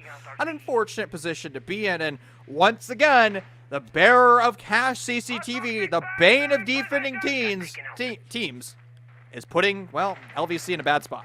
One of the biggest problems about CCTV and Cash, oh wow, that is just free position there for player of Travis, unfortunately, or maybe fortunately if you're a Lebanon Valley fan. Liquefy gets the refrag instantaneously back, but the damage once again has been done. Wow, Syrup Psyduck holding strong here, using an effective SMG to find Dragon's Head. I don't think they're going to try to push this option once again. Murray State may feel a little bit uncomfortable in that avenue, but as I was mentioning, the big problem is the fact that you can be pressured from both angles, completely completing that pincer maneuver that's so famous for a lot of military strategies. And guess what? This is a military strategic shooter. And guess what we're seeing? Pressure from both sides starting to add up. Now Lebanon Valley looking both directions, and because of that, Mr. Davis TV is not there to assist his teammates, both of them losing their life. Raptors now in control for Murray State, and Nitrocell will be tossed. Mr. Davis lands it over the top rope, finding Big Beef, and now just Curiosity trapped now in the 1v1. Must collect the diffuser. Mr. Davis can play this one smart, can play this one safe. He has time on his side, as Father Time has essentially turned this from the 1v1 to the 2v1. Now with the diffuser ready to be collected, it's a question of how Curiosity will play this. He'll tease the diffuser once. Mr. Davis not really falling for it just yet, instead holding back, and he needs to start to swing. Curiosity baiting once again. 1 second on the clock. Curiosity has to stick it. He's just going to play for the kill, but no one was there. Great play by Mr. Davis TV, who refused to fall victim to Curiosity's woes, and they'll take themselves in for the round win. That was essentially a 1v3 there for Mr. Davis. Excellent job to be disciplined, finding those 2 kills, and to have Father Time conclude that round 8. And honestly, LVC had their backs against the wall. They got shut down earlier. They're simply losing their gunfights. We called it the bane of Cash CCTV because the attacking team can set themselves up for those early gunfights and win them relatively easily. Honestly, it's a miracle that LVC was able to even find a victory in that round. And it was truly off the back of the incredible mechanical plays of Mr. Davis, but still, it doesn't address the issues that we have. Cash CCTV is a terrible sight. Now, one of the problems is the power creep of ranking up within R6. Lower ranked players typically do the same exact strategies, but they're not really the tried and true, the tested kind of semi-pro and pro scene strats of placing the ADSs and rafters and kind of leaving everywhere else up for grabs because you know that you can retake it fairly quickly as a defensive player. I think Lebanon Valley is one of those teams right now, and we know that their rank and where it typically is lying because of the division that they're within and sitting middle of the pack for it. And Lebanon Valley is definitely a team that is looking at this and saying, okay, we know what the ADSs is supposed to do, but we don't really know exactly where we should be placing them. General idea, put one in red, but where are you putting the other ones? Maybe we deny an 8 over the top, but unfortunately, it just takes a little bit of flash. You're going to give up that CCTV hardball. It's just about buying time, not about denying it entirely, and that's what they were going for, and that's another one of those shortcomings a lot of amateur and collegiate teams fall victim to. Well, something that hopefully Murray State doesn't find a problem this round is going to be a potential roam. LVC can expand their defenders in pretty much any single nook and cranny, top floor, middle floor. The world is their oyster, Scott, but LVC is electing to go for more of a bunker, full 5 roster stack hole in the basement. To be fair, Scott, there is nothing wrong with that. It is a viable strategy, but it requires you to have good personal discipline, be able to deny the multiple parts of ingress that the attacking team could push from, the 3 hatches, the 3 door frames, dirt tunnel, through oil pit, through blue, and right now Murray State is just actually a little bit slow right now. They need to be prioritizing this hatch, especially with a lack of impact tricking on the side of LVC. Loving the idea for Murray State. You pick up the fuse, you can use those cluster charges to force Lebanon Valley away from any chance to maybe contend kitchen hatch. You can also clear out that hall down below a little bit more effectively than, say, a normal sledge can. But you can't break the floorboards as well. You can at least flush it out and make it harder to peruse as a defender. But the problem still lies in they need to get these hatches and they need to get it fairly quickly. I'm not sure why. I think it's McStuffins or maybe the Senate that's lying within Moto, but they very well could die here to the actual cluster charge being employed, but they'll manage to survive for now. But here comes the pocket hard breach in the hand of Big Beef. They'll utilize the first one, get rid of Moto hatch, and now that's a sight line that Lebanon Valley must continue to contend against. Never sure where Murray State will be pushing.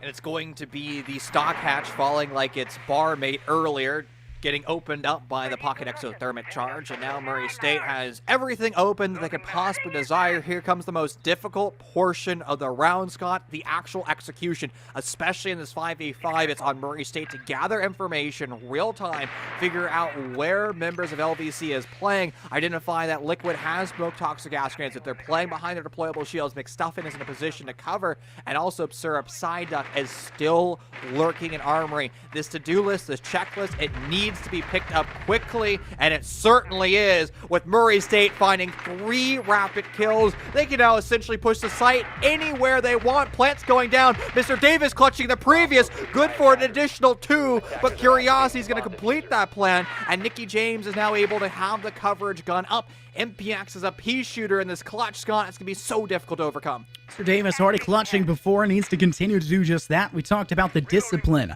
just last round, but it's going to need more than just that as the plant has been enforced. Putting the time constraint now on the side of Lebanon Valley as they have to play the attack. From once goes the defense, now you start the attack, and Mr. Davis will have to push through this basement hall, lops the head off Nicky Jam's shoulders. It's down to the 1v1, but Curiosity, the man who swung down hatch, finds the first blood, turns around and finds the last as well. Complete and utter domination there by the side of Murray State, and a rightful timeout now being employed by Syrup Psyduck at the LVC side.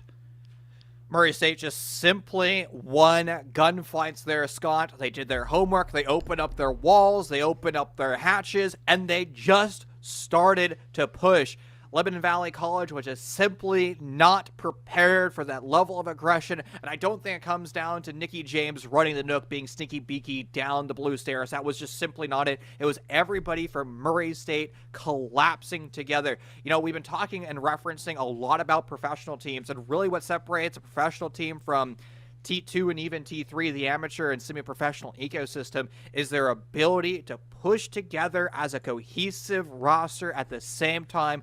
Murray State took a lesson out of the T1 attacking book and pushed together as a perfect roster.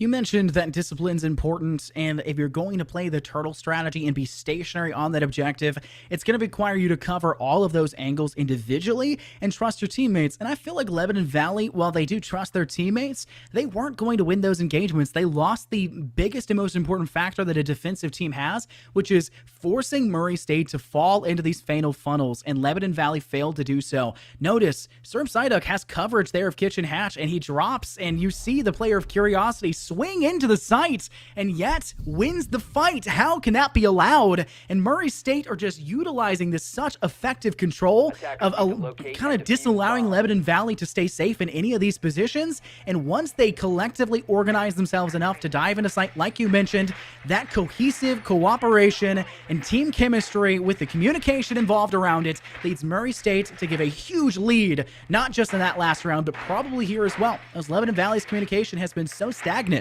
It feels like it's barely even there. I do have some concerns, though, moving forward. The only round that we've seen won from LVC on their defense was because Mr. Davis goes nuclear.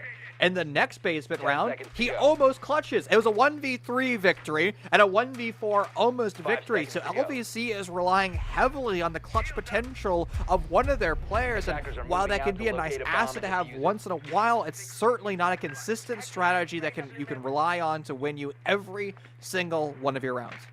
Now, Lebanon Valley College, for the map of Oregon, which we will be heading to later if it does happen to go to a map 3, I actually helped them just a little bit in regards to their positioning, because I was like, these are your problems you're making. So they said, okay, can we reach out to you? Can you show us what we should be doing? And one of the biggest factors for that was their ADS and shield placement in blue bunker, Brian, where they would place the shield flush to that corner, meaning the ADS could not do its job.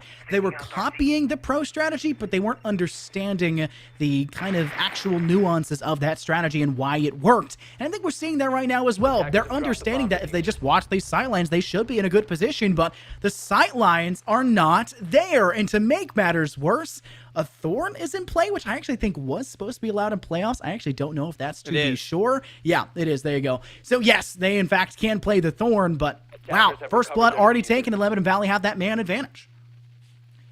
And we've seen this roller coaster of opening deaths, opening kills trade. It was very lopsided in favor of LVC earlier, and honestly, it started to change. The attacking team has done a much better job of finding the opening kill, so it's a nice sigh of relief here for LVC finding their own opening kill. Unfortunate scenario, though, for Sir Psyduck, who wasn't quite prepared for Big Beef to hold the cutoff upstairs in Billiards, and now that's the primary roam pressure off the board, not available to the defenders, but at least Sir Psyduck's utility, all those Thorin gadgets are still lurking throughout the map, unlike Nicky James. Nicky James is the sneakiest player on the team, playing the Nook, and unfortunately a bit too sneaky for Big Beef's taste. Does not like the fact they're playing the Silent Assassin and will cut them down right afterwards. Now they have only 3 players left to contend against 4, and make that only 2. McStuffins from Secret does a great job of finding themselves yet another kill. Now you'll have to see whether or not the 2 players that are left for Murray State can contend. There's 55 seconds left, plenty of time for them to still surmount an assault towards site, but they don't have much utility. It's 2 entries, the 2 players you would expect to die first. All of the impactful utility and flank watch for their side is gone, dusted, Thanos snapped to oblivion, and they have no idea how they want to peruse this yet, as they're all trying to take towards Central Stairs, and they just don't have the sightlines for it. 2 primary entries against 4. A terrible position to be in. I think Murray State is starting to realize this, Scott. They're going to try to rotate Travis away, create a 180-degree crossfire, but you only got 20 seconds to play with, while LVC is more focused on the main stairs. As soon as Travis finds 1 kill, it's going to be a crash from LVC. Travis is spotted. They're off. They're no longer available. Now Big Beef has to do an impossible 1v4 clutch. Mr. Davis in the previous round was forced to do this. They were unsuccessful, and it's now going to be confirmed unsuccessful now for Murray State, finished by the shotgun. Great positions to control. They knew that once they found a couple frags, unfortunately one of those found for them, not actually their I guess, decision-making to do it. But once they find those impactful frags, they were able to just kind of control the pacing of what Murray State were attempting to bring to the table. They were ready to watch each other's backs. They were aware that there is a shortcoming when defending towards utility. You're not always going to be peeking towards that secret staircase, and instead just trying to utilize that safe space effectively and play around it to force them to kind of walk into your hands. And Lebanon Valley knew that. More importantly, We saw Mr. Davis know that, who re-swung the angle, saving the Senate from their precarious spot and getting themselves that kill that forced it then to the 4-on-1. Just kind of Murray State falling victim to their own shortcomings. They killed each other off, a TK to make matters worse, and it was a little bit of a stifled assault, just kind of questioning themselves too much. Back upstairs to CCTV. Scott, this is probably to be expected since we saw Basement lost the first showing of it, which means this bomb site is opened up, but I would still like to see LVC experiment with their site rotations. Now, the problem with going to CCTV twice in round 7 and 8 means that Basement will not open up again, and if Murray State's able to win Cash CCTV, and statistically it's very likely that they will, then we're going to Gym Bedroom, a bomb site that is technically statistically better than CCTV if we're using CGG as our statistics, but it's also a bomb site that a lot of collegiate teams aren't comfortable with. A player just crashed. We're just going to wait on admin to confirm if that rehost was called in an effective time. Actually, I don't believe they actually even called a rehost yet. I think they literally just said game crash, lol, good game, which is not the coveted R and H that should have been put into their keyboard into that text chat to call for that rehost. So unfortunately, I think Murray State is going to have to fight this one in a 4-on-5, leading that Lebanon Valley, who already would be at a disadvantage because they're playing the CCTV and cash room objective again. The big stay and the big time we've seen this one come out victorious is when an opening kill was gained for either side defensively. And because of the player disadvantage, that gives them an even better shot to contend. Already, 2 players for Lebanon Valley have taken damage, but Travis has come out on the losing side. Now DB and Ode, and ready to be finished off in a moment's notice. Murray State will need to greed for that pickup, but they're going to go ahead and use that Capito of Dragon to try and flush players out of rafters, but not far enough, and Dragon will have to finish the job instead with the Para in hand. Takes that off Syrup Psyduck. Another player gets a kill. It's Big Beef to the head of McStuffins. Now that player advantage that was there for Lebanon Valley has been bled away. No Finca on the side of Murray State, so that means you're not going to be able to pick up Travis, at least with utility. You're going to actually have to use your legs, hightail it over to him, reach your mate, and then pick him up that way. It can be quite difficult to do, and it's also going to be at the opportunity cost of maneuvering one of the attackers away from the bomb site. Dragon just going nuts at this point, finding now 2 kills in this round, and oh no, Liquefy's the last one left, and a 4v5 to start things off. Last Toxic Grenade left, and, well, it's a terrible spot to be in. The shotgun's not even going to be pulled. The trigger's not going to be pulled. Murray State finds victory here on Cash CCTV. Once again, Scott, this bomb site is just undefendable, or at least LVC, put, like, all of your ADSs, I don't know, next to the breach so we can't have grenades over. I feel like a lot of that just kind of came to fruition because of the poor positioning of your Rafters player. I get it, fire hurts, step away from it, but they're still safe positions. You've got these barricades in front of you where you could obviously defend from. Use them. Guess how many times that we've seen Cash CCTV played? 6. 8. Oh my goodness. Here's the order of Cash CCTV. It has been mirrored. The first 2 rounds of defense, Cash CCTV. Basement, Cash CCTV. Repeated 8 showings of this bomb site, and it's been won once. It was twice. Once. Was it once? This is a terrible objective. This is a terrible objective. Wait, we're not going there. Woo, they just switched off it. Oh, okay, so Lebanon Valley obviously having a new strategy maybe to try and employ. They say on Murray State had defended this one, and they defended it fairly effectively. But obviously Lebanon Valley's main point of contested entry will be that jacuzzi wall. Syrup Psyduck initially holding on to it for a moment, but kind of rotating away, and I think it's going to come down to putting the bandit batteries maybe on that Logi wall instead, but notice what we're seeing right now. It's a cash room extension, Brian. We're seeing Lebanon Valley actually extend towards cash, and being able to apply pressure back towards Murray State and make it much more difficult for them to contend directly onto site.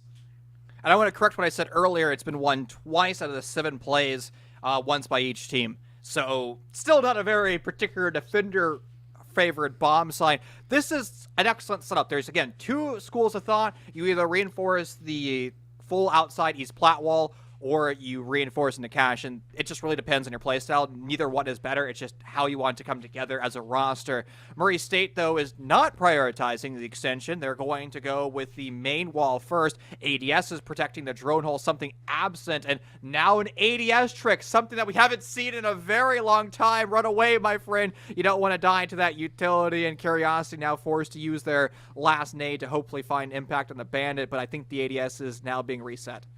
McStuffins has replaced. The Bandit batter's going on the wrong wall. Big Beef should get this down, and there's no way to deny that. The exothermic charge will be successful on that southernmost wall here of Jacuzzi.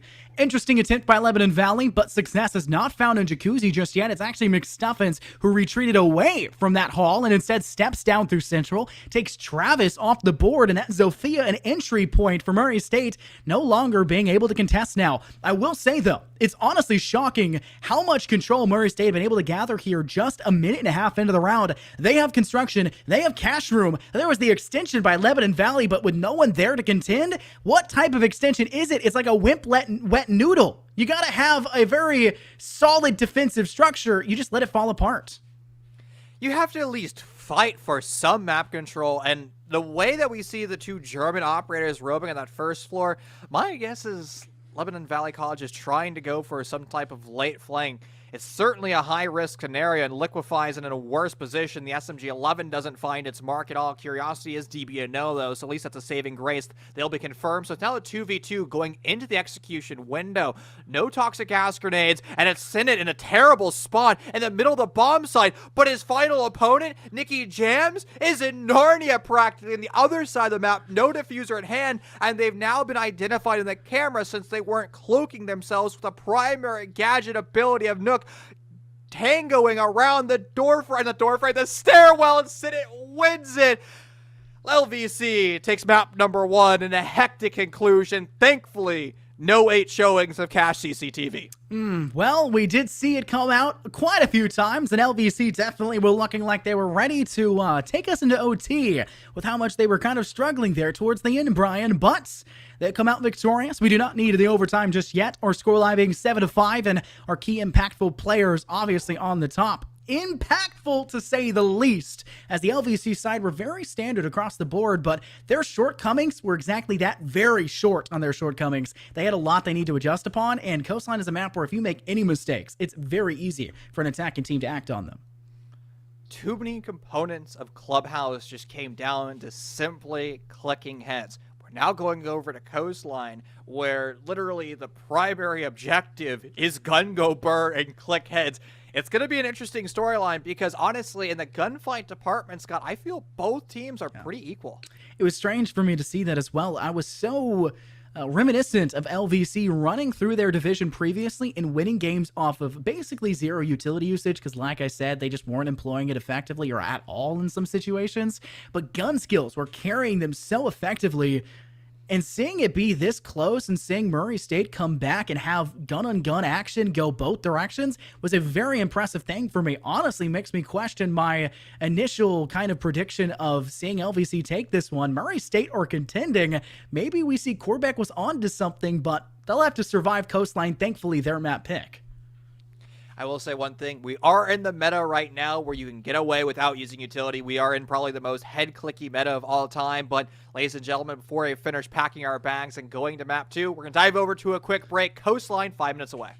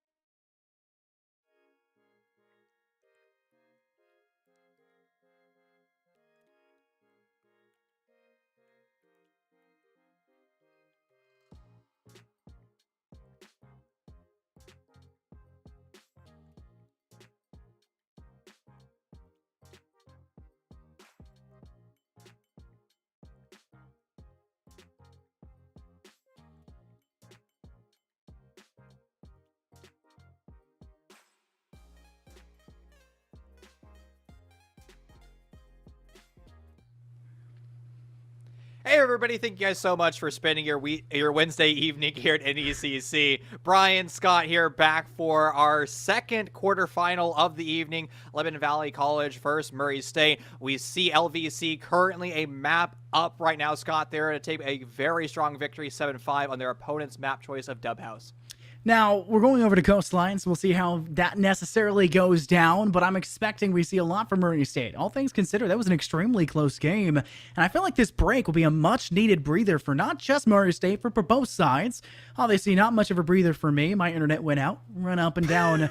I mentioned earlier they didn't like going towards, an objective with a lot of staircases, like basement. We're joking about staircases. I have too many staircases in my house. I wish that I could not have to do anything but stay in the basement side.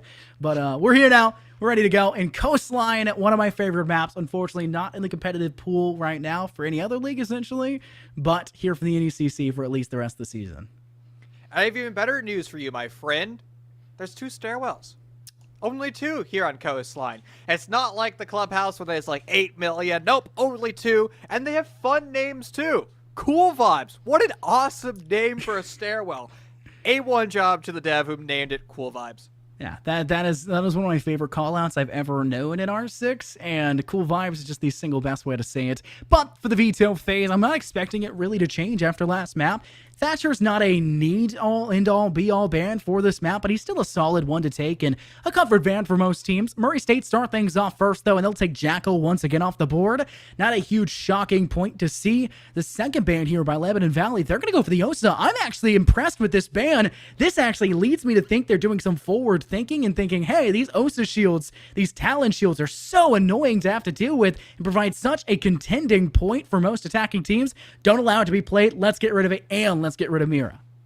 I mean, not the first time that we saw Murray State use Osa. They played it a few times in their attacking stint of Clubhouse, and this is a map where sometimes if you prioritize your plant where you're just super aggressive on the plants, Osa can be an asset because it allows you to plant in coverage, and now really the only way to do so is if you go kind of for the old traditional, the old faithful style of playing Coastline, where you bring out your Monty and you try to plant behind them.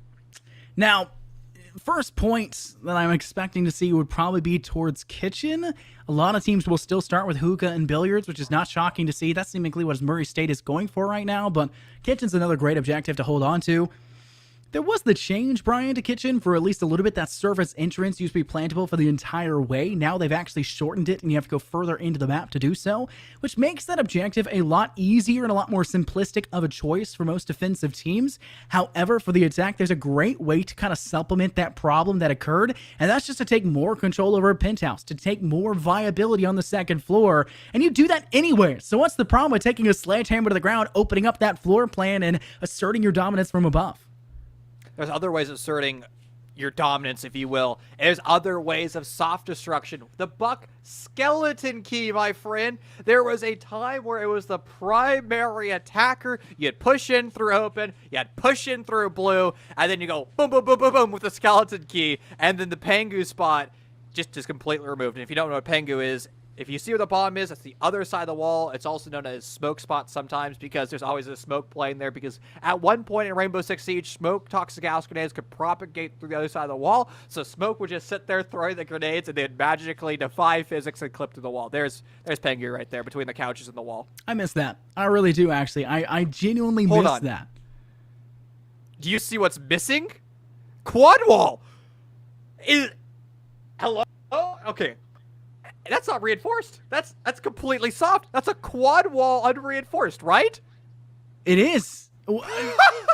I've known some defenses to be kind of quirky, but I did not expect them to be this. I will have to see how it pans out. Obviously, Lebanon Valley is a team that's going to look more towards VIP, so maybe that expected entry through DJ, which they've already opened up, will kind of disallow them the option of going through that skyline and applying for control there. But the second Lebanon Valley kind of keys in on that, they could break down that wall. They have the impacts from Liquefy with that lifeline. They have nades they could toss. That's kind of a waste in my opinion, but there's plenty of utility you have brought to the table in the breaching charge in Liquefy's hands that you can use to give sightlines and essentially play big window in billiards and quad wall. A pincer, a complete and utter point of domination, and Murray State would be essentially forced to fall But that's not the problem right now. The biggest problem is they can't even step out through DJ just yet because they're being kept off by Dragon, who finally is felled by McStuffins. An aggressive stance for a Rook, but that's usually the job of Rook, to stand their ground, take gunfights. You're the overtimes optic defender, and well, that MP5 was unable to really find any impact other than little bits of HP lost towards Lebanon Valley College, but it's really on Murray State right now. They're still trying to deny VIP, and every single attempt that they do, Scott, it is not working out because of that pocket thermite charge and the good gunplay of LVC, who's put themselves in a solid man advantage. Still trying to hold on. With only 3 players, Murray State will be hard-pressed to do so, but for the looks of things, the Southern Hall being the expected approach for Lebanon Valley, they'll try to swing it initially, and NECC Jams gets aggressive to swing right back. Maybe a bit egregious, but they're still holding their own for now, only taking about 30 damage off the top, and that was that extra HP with the rework that came through and that Rook armor that was applied, but they lose their teammate quite quickly. Now leaving just NECC Jams and Travis left standing in the 2-on-5. A very hard-pressed position to be within, and now it's only Travis having to pull out the Mossberg, feeling pressed and in danger as the approaching force of Lebanon Valley will apply themselves here on the north. They'll already send one. They'll lose their life, but they lose the next fight, and a flawless round guaranteed with Liquify and Mr. Davis TV finding the last 2 frags and sending us on over to round 2. A round summarized by LVC's gunplay and the ability just to find kill after kill. Murray State trying to be aggressive, starting off in VIP, bringing out their Rook, using that to find long-range engagements to deny VIP. It didn't work and required more members of Murray State to get aggressive in for the bomb site proper, in through billiards. That didn't work, and once their backs were against the wall, Murray State tried their darndest to find more kills, but LVC just simply was better on their individual gunplay. And now we're going to be returning back upstairs to Hookah. It's critical that Murray State is able to create a strategy that wastes more time. And I think the way that they're going to do that is by bringing the Cade and defend the VIP wall. But they do have to be mindful. With quad wall unreinforced, an enterprising team could spot that and go for a direct site execute and cover from above the top square portion on the roof.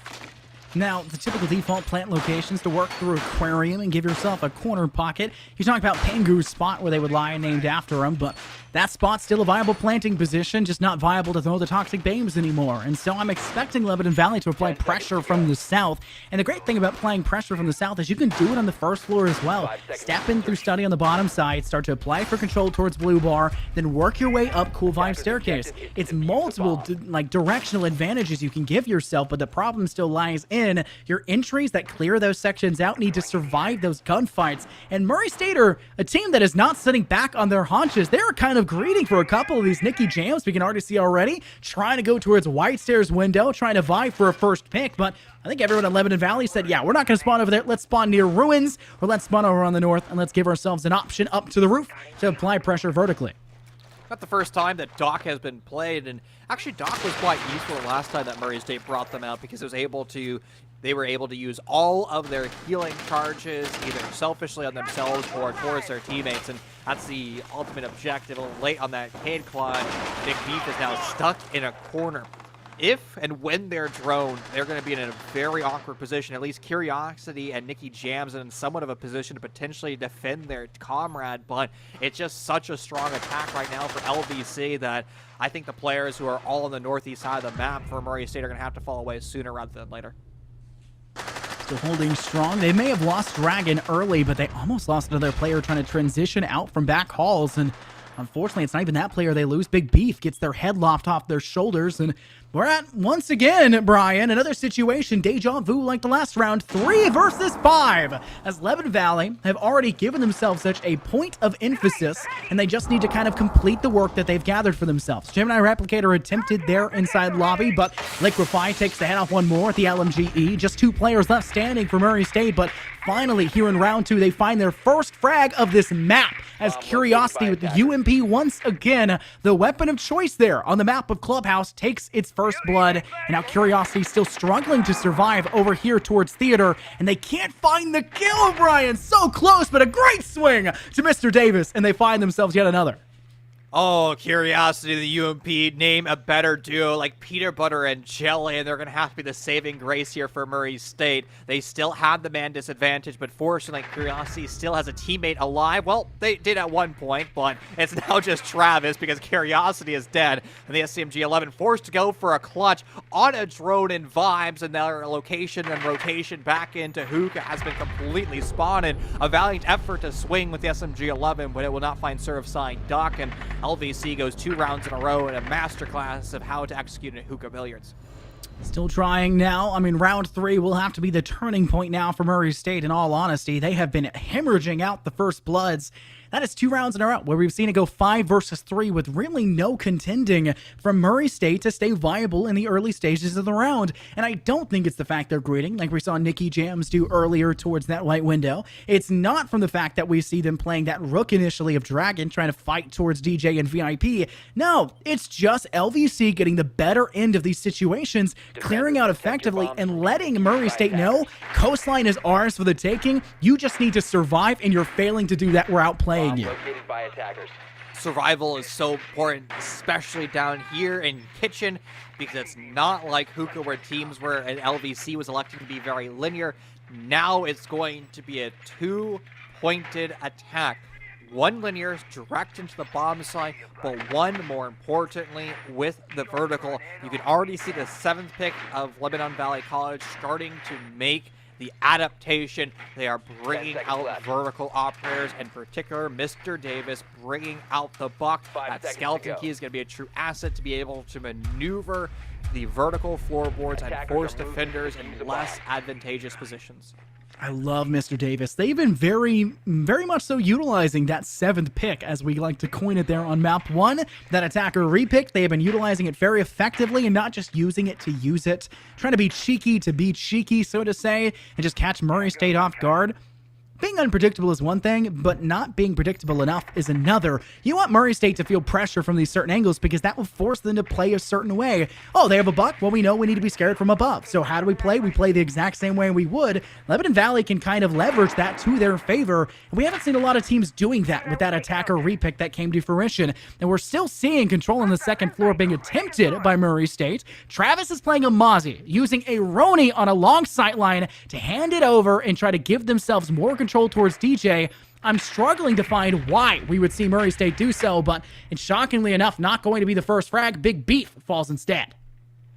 There's vertical in play being used by Murray State to deny the access into VIP. Unfortunately, though, it doesn't quite find the impact that it wanted, and LVC is still able to take their vertical. Travis has not fallen away, though. They want to make sure that they get that trade. They're successful in it. But now, where does it leave the offense? Still in a very desirable position. You just have to find Travis lurking now over by the white stairs. Doesn't have quite the fun name of Cool Vibes, but you know what we should call it? We should call it the Succulent Stairs because there's a bunch of succulents behind Travis. There you go. That's a good idea. I'll try to keep that up, to say the least. But why are the drones just being fed over to Murray State? And yet we're not seeing Travis, who held on to any of those actual attempts to steal those away. And while they have managed to find one, we've not seen them leverage that either, as they've not been re-droning back. Still work from below. Dragon with the Mossberg managing to tack down Serb Siduk, but no one has fallen, and they have all managed to stay alive despite the Senate and Serb Siduk now being below 50 HP. Murray State seemingly having the advantage. We're dropping to below 60 seconds, and Lebanon Valley are struggling to gain superiority on the 2nd floor. That's because the Buck Skeleton Key has yet to be shot once. There's 25 charges on spawn, and there's still 25 left in the chamber. The first one has been used to open up the hatch, but no vertical. You brought out an operator designed for vertical, and no vertical is taking place. Well, there is, but at the side of Murray State, who's leveraging their own pre-made vertical to shut down the offense. Travis goes DBNO, but they've also found somebody else mixed stuff in DBNO, and now the attacking team of LVC is really struggling. Surfside Duck on low HP, Mr. Davis on low HP as well. That was what's left of Travis now removed, but it's not looking brilliant because Surfside Duck is going to have to push into a smoke toxic gas grenade. Still one left in pocket, but you're going against the LMG, which is silenced though by the SMG-11. A lackluster attack gives Murray State their first victory here on Coastline. Suppressive fire can only get you so far if you're not aiming it at the actual opponents to contend with. Two players essentially lined up there, Brian.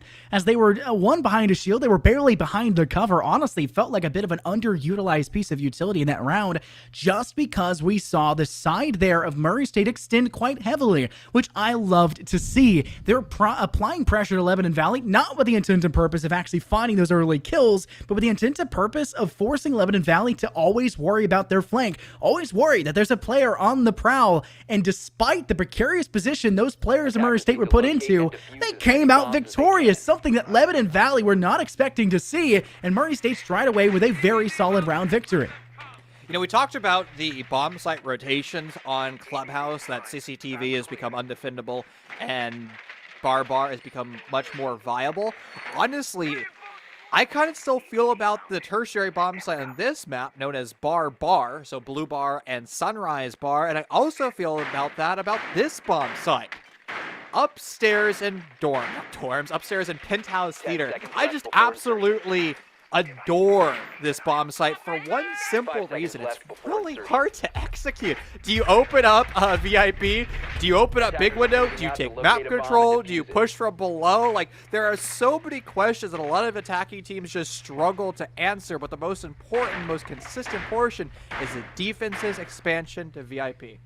Now, defensively for Murray State, they need to maintain control, and with the extension and the changes that did come to the DJ wall here for VIP, it is harder to hold on to it. It's fairly easy for the Lebanon Valley side, and they've been doing it every single round to break down this wall right here on DJ and give themselves sideline over towards VIP, making it harder for Murray State to contend with it. And instead, because of that, and they know the weakness of that position, they're starting to just hold on to Hall and expecting that to be their main defensive approach. I think kind of reinforcing both of the western walls here for VIP towards Hall was a major shortcoming. You could have had Travis holding that angle, constantly swinging when necessary. You could have had another player holding billiards, watching the flank, and ready to take a player down, and it makes it harder to rotate after the fact. If you're extending this far away from sight, you need a player to be ready to catch the back of Lebanon Valley and put them in a worse spot than they started in. Castle's been played very frequently so far today for Murray State, but I really don't feel like we've had a lot of impact with the Castle. It hasn't necessarily slowed the offense down. It's never really forced the offense to expend utility, and Dragon finds himself in such an early firefight that it's not a comfortable spot where you want to be. Again, Dragon is your smoke after all, Scott, and they're by far the most important defender because they're able to waste time. And speaking about smoke, Dragon has just maneuvered the deployable shield in 90 to prevent the execute that Lebanon Valley College is currently going for. I love that, Brian. You see so many teams failing to reposition their utility. Murray State have done that, and now they've given themselves another chance to recontend, but the problem still lies they're losing players and taking a lot of damage in the process. Dragon needs to be very careful. They're still holding on for now. A player already in master bedroom. Lebanon Valley may be a player down, but they've already given themselves some control to go for this placement. An impact will be tossed. It tags them quite effectively, but they can't find the actual planter. Instead, Nicky Jams finishes the job there onto Sinnott. 38 seconds on the clock. The time constraint forced now to the Murray State side. The defense must go on the attack, and Dragon does it with the Mossberg. Liquefy falling victim to it, and now just one player left standing. It's Mr. Davis TV, and they'll need a clip of a century to find themselves recontending. Mr. Davis does win the first fight, has to peek for the second, does just that, a 3K in the round. He'll need the 4K, but Big Beef is just sticking this. They did not plant in a spot very indicative of their outside DJ hold, and it costs them the round. A great defensive hold by Murray State, and they get the post plant. That round was lost by a single smoke grenade. That was a terrible use of a smoke grenade. It's time to define what's a good smoke and what's a bad smoke. Lecture by Chief Casts. You should never, ever, ever, ever, ever, ever, ever, ever smoke your teammates. You always smoke your opponents. You smoke the doors where they're coming from for one particular reason. You can get one-way smoke, which is what happened to Sinnott. He couldn't see the player pushing out from the Penthouse Theater door, and they just simply were able to win that gunfight. If you smoke the door proper, that player is going to have to Stewie 2K out of smoke, and assuming that your eyeballs work, you're going to see the defender before they ever see you because of the one-way smoke. It's the same thing in Valorant, it's the same thing in CSGO, and it's the same thing in Call of Duty. Surprise, surprise, it's also the same thing in Rainbow Six Siege. If you ever smoke your teammates in a plant like that, you lose the round 110% of the time. Now, one of the big things about smokes as well, and a point to make to you, Brian, it's actually Stu now. They don't go by Stewie 2K anymore, just saying. But oh, my problem, bro. yeah, That's on me. Trust me, I still say Stewie 2K because that's my childhood, but you know, it is technically Stu now. That's your childhood. I'm like 10 years older than you. No, I'm saying the old style CS:GO pros of like Stewie 2K and Tarek and all them playing CS for Cloud9 and whatnot. My childhood for esports. That's where I got my start. Essentially, was watching that. But you need to place. Home and I was watching that. That's true. Yeah, we pull you out every once in a while in a wheelchair to get you like ready to get behind your desk and start casting. Well, the brain don't work well, but we get you going there, get you some tapioca, and have you a nice fun day. But one of the big things about smokes as well is the fact that they are a perfect circle, right? They are a dome over that position. You can see it really well in the observation tool in a third-person POV. If you can get that toss correctly to be flushed to the wall, it's even harder for a player to Stewie 2K out of it, as you mentioned, and it gives such an advantage to the opposing side. It's such an underutilized thought inside of R6. It's more heavily emphasized inside of maybe CS or Val more specifically. But you set that flush to the wall and get the perfect toss, you have entirely changed the game on its head, and the attack has now become the end-all be-all. And it's a process of working in tandem with your teammates, and that's definitely not what we saw, just a panic toss and a failure on their part. Well, while we are critical of their smoke grenade usage, we can't be critical of LVC's ability to simply click heads here in round 5. 2 kills for them already in the first 60 seconds, Scott. They made it look incredibly easy off the back of those pocket exothermic charges. The last one now used originally in VIP, now once again in VIP to create a line of sight into billiards. And the crash taking place from LVC early on. We're halfway through this round, and 2 players left for Murray State. Nikki Chams gets an absolutely their forehead obliterated, ripped away, and now Toxic Gas Grenades, your only hope of denying the push, but you got 2 of them for 20 seconds. 75 seconds on the board, and guess what? The Twitch drone spots Big Beef. A quick swing could be there, but Mr. Davis falls short. The nade was in hand. Thankfully, doesn't roll back to kill Liquefy, but Liquefy will re-swing anyways. The LMG takes off 1. Dragon are the last player left standing. They may be dragging their feet a little bit too long here, but I mean, you're fighting in a 1v4 in a very precarious position to come back from. Still trying to maintain control over towards the North Hall, and Surfside Duck denies that in an emphatic fashion. Headshot kill. The LMG comes out superior, and you'll find once again LVC finding an attacking round win on an attacker-favorited map. So nothing too shocking to say, but now we're reaching the last round of this half for round 6. And I want to point out the control of the map for Lebanon Valley in that last round. Coastline is a square. You look at the map, it is 2 squares stacked on top of each other. And what did Lebanon Valley do? They took control of VIP, then they swung to Penthouse, then they took control over towards White Stairs, and then they took control over towards South Hall. Then they had a complete U where they could push forward with the horseshoe and take control over of the last few remnant spaces that you could see Murray State survive within. And it was suffocating, a debilitating attack, and Lebanon Valley choked down Murray State and led to the victory. That was a terrifying discussion there, Scott. You talked about spheres, you talked about squares, you talked about cubes. It's a geometry lesson. We're playing Rainbow Six Siege. Get your smarty pants math away from my rainbow. The square goes in the square hole. Oh no! Where does the that circle aggravates go? Me. In the square hole. Oh my goodness. Oh no, tilting. If you guys don't get the reference, there was a TikTok that went around of somebody that had one of those toys for his kid, and every shape went in the square hole. Even the stars and everything else went in the square hole. It was the worst children's toy in history. But it's so funny because it just triggers everybody for some reason. It just like takes their like neuron haptics in their brain and just rubs them the wrong way. Kind of like the Murray State defense have not been kind of rubbing cohesively as a team, and it feels very disjointed. And so instead of being a very close-knit kind of defensive structure, it's very wide open. And unfortunately, those gaps that are created, Lebanon Valley have been employing through.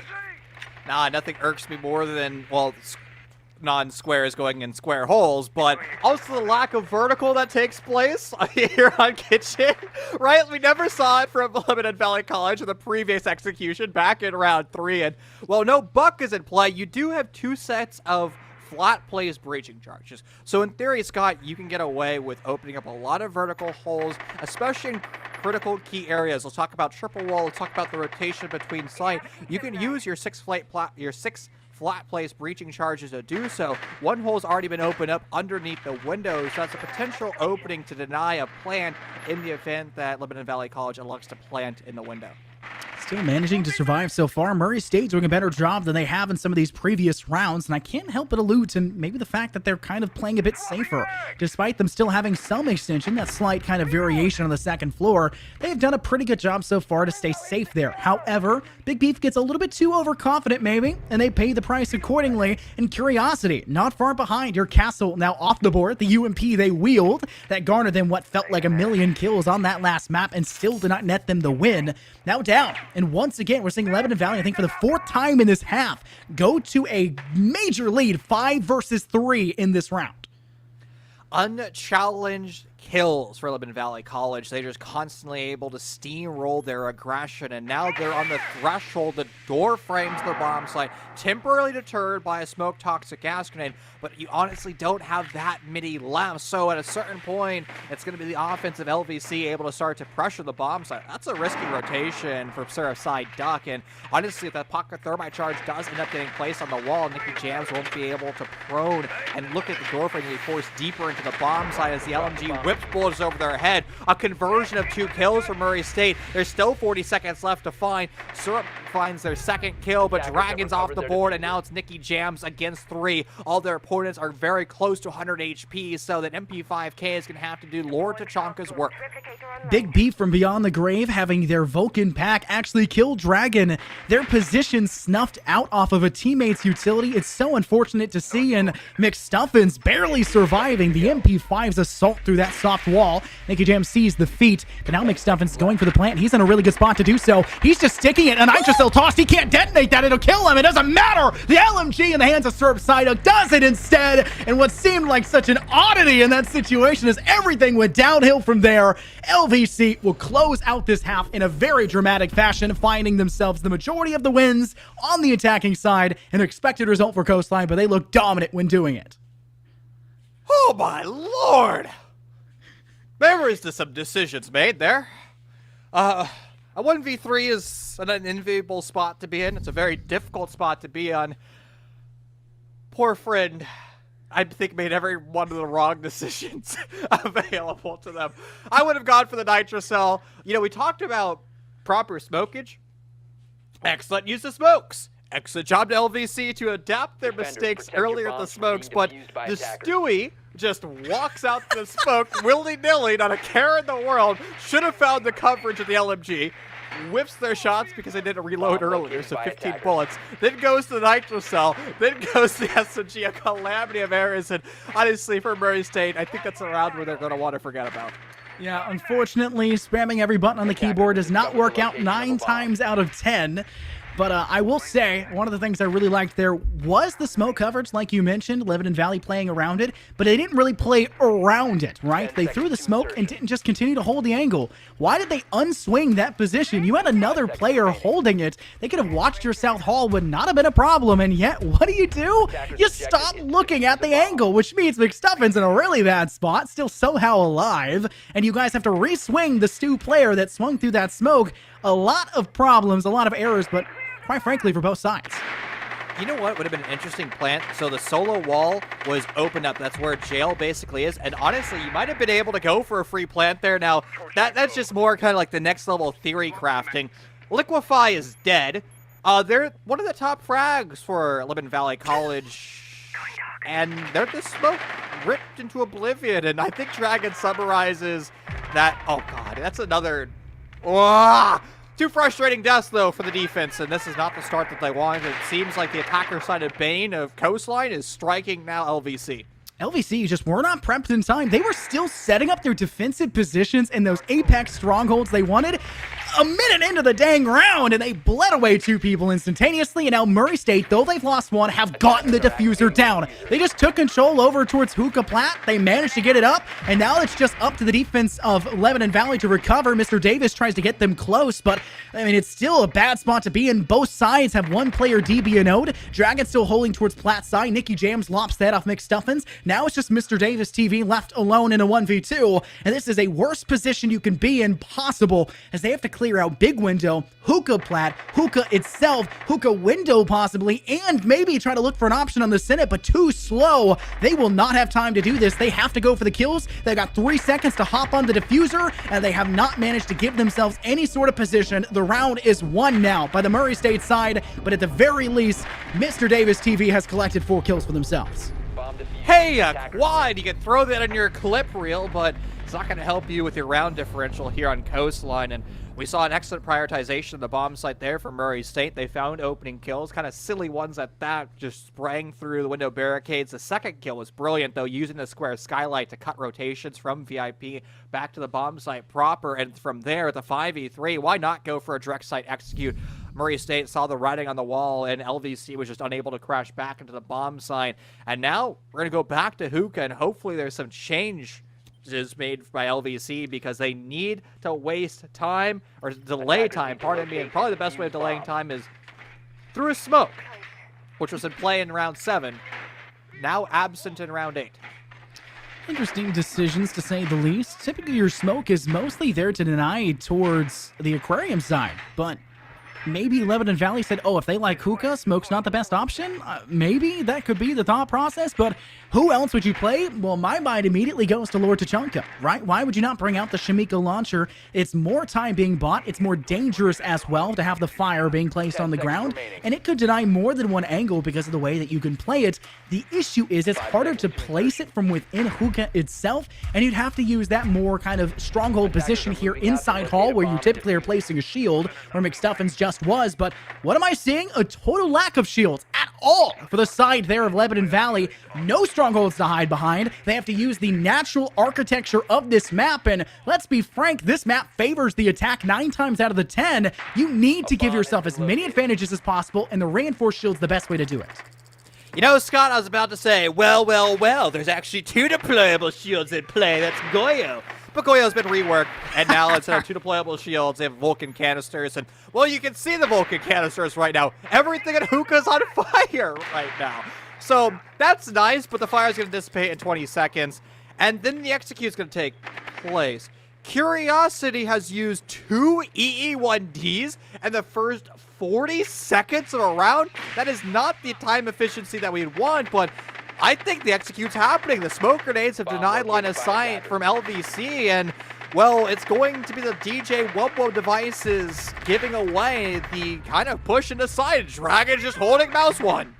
I'm telling you, those smokes are a perfect circle, and Murray State tried to get around them. They went prone to do so, and Lebanon Valley were none the wiser, and now they bled 3 players. With Curiosity, not just burning away the E1Es, but also burning away the lives now of Lebanon Valley. Big B, finally the first victim for the Murray State assault. Liquefies on the other end with that Vector, but now Senate has to close things out here with the AUG. They'll manage to get some tag damage. Dragon finish the job. Curiosity's not far behind. Liquefy, the only player left standing. They'll need a 3K here, back to back to give themselves a chance. One player holding on cool vibes, so the nades sit yonder, and Travis finishes the job with the AR in hand, and you'll see once again Murray State's attack devastate the defense of Lebanon Valley. They look insane on this attack. Lebanon Valley, stop playing this objective. This is the CCTV cash room site of this map for you, as it is a suffocating push through hookah that you have been failing to disallow for Murray State. I mean, the first round 7 execute into hookah was dominant. And I was saying to myself, there's just no way it gets better. Oh, Scott, my friend, it got better. Much better. Excellent utility utilization. And honestly, I don't want to say round 7 had cheap kills, but round 7 had cheap kills.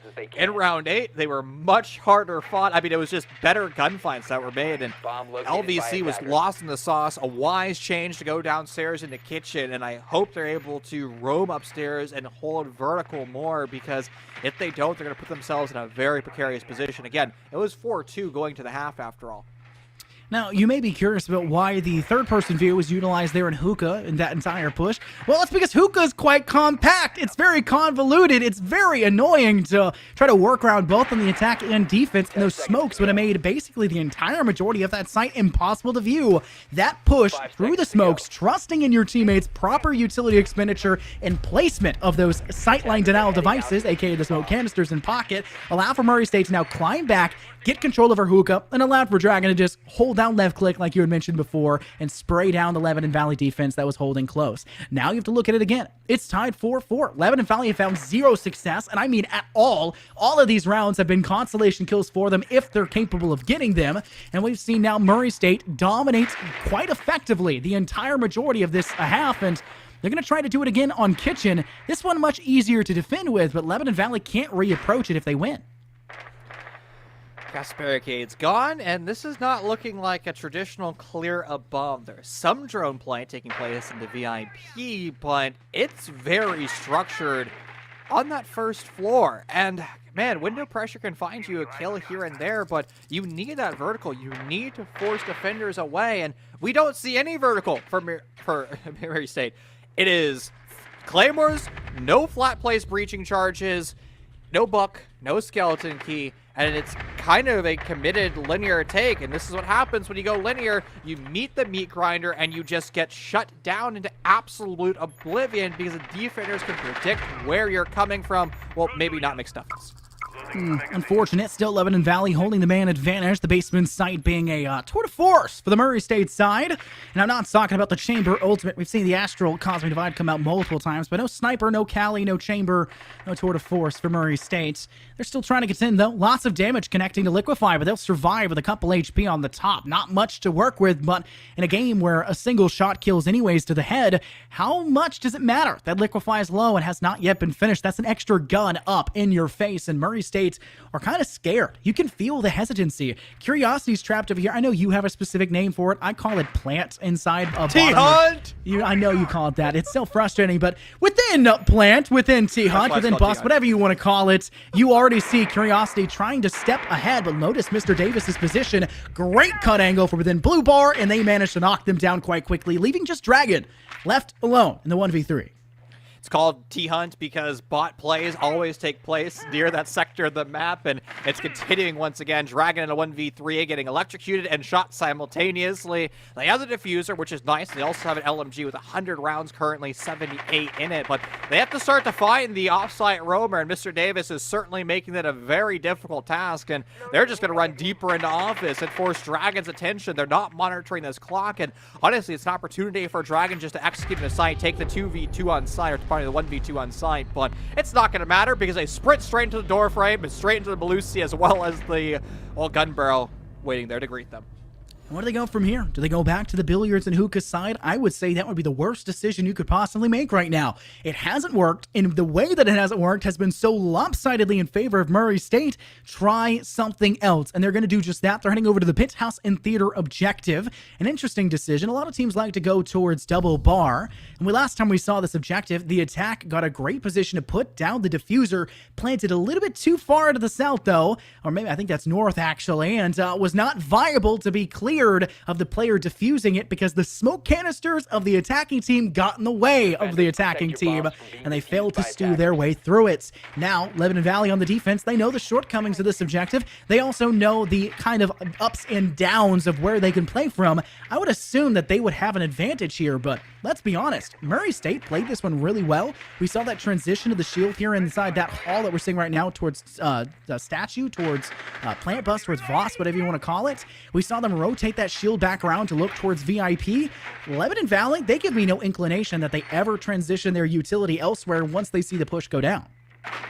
I love the use of Kate. I love the reinforcements going on VIP wall. That was something absent in Murray State's defense of this bomb site, and now you're going to have to be a little bit more technical with how you open up this VIP wall. Now, you fortunately do have a Maverick in play, and you're going to have to use an impact grenade of Nikki Jams to be able to impact, or not impact trick, but Maverick trick the wall. There's another option. I guess you could go underneath and shoot one of the charges prone with the Sophia Lifeline launcher, but Dragon has a Claymore instead of that pocket thermite charge, so it's an interesting utility lineup on the side of Murray State. They might be a little bit vulnerable. I was very critical of the Claymores before. I'm happy even more critical of the Claymores this time.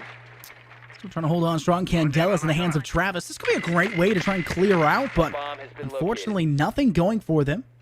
You see, Hall of Fame's quite a difficult place to get back from, but they're just tossing the Candelas with no real use. There's no one close by. Where's there not a drone to go forward with it? You're just throwing them to throw them. You throw one towards VIP, no one's there to go against, and your teammates aren't there to follow up after. Murray State, you're burning utility. You did that in the other rounds, but you were favored for it because you had an immediate entry into site that's not available here, and you've dumped it all, smoked off your only entry into the site, and the Senate cuts down Big Beef on that Maverick. A frustrating start to Murray State, Scott. This could be penultimate point, both series and match point. If Lebanon finds victory here, that's going to be them over to the true match point. Senate does need to be very careful playing in VIP. Big window has just been cracked open, and there's an upside down rappel there for Murray State. And if they find an avenue, Senate's going to fall, and that's going to be true VIP control loss. And also, look where Curiosity is playing. They've just taken control of Billiards. Nicky Jams is there as well, and the flank in from behind is going to make it even more difficult for the Senate to continue to lurk in VIP. Still the man advantage there for Lebanon Valley, but let's be honest, how much can they leverage that man advantage when they're kind of stuck in these same exact positions? They can only kind of pivot around the same rooms they're within.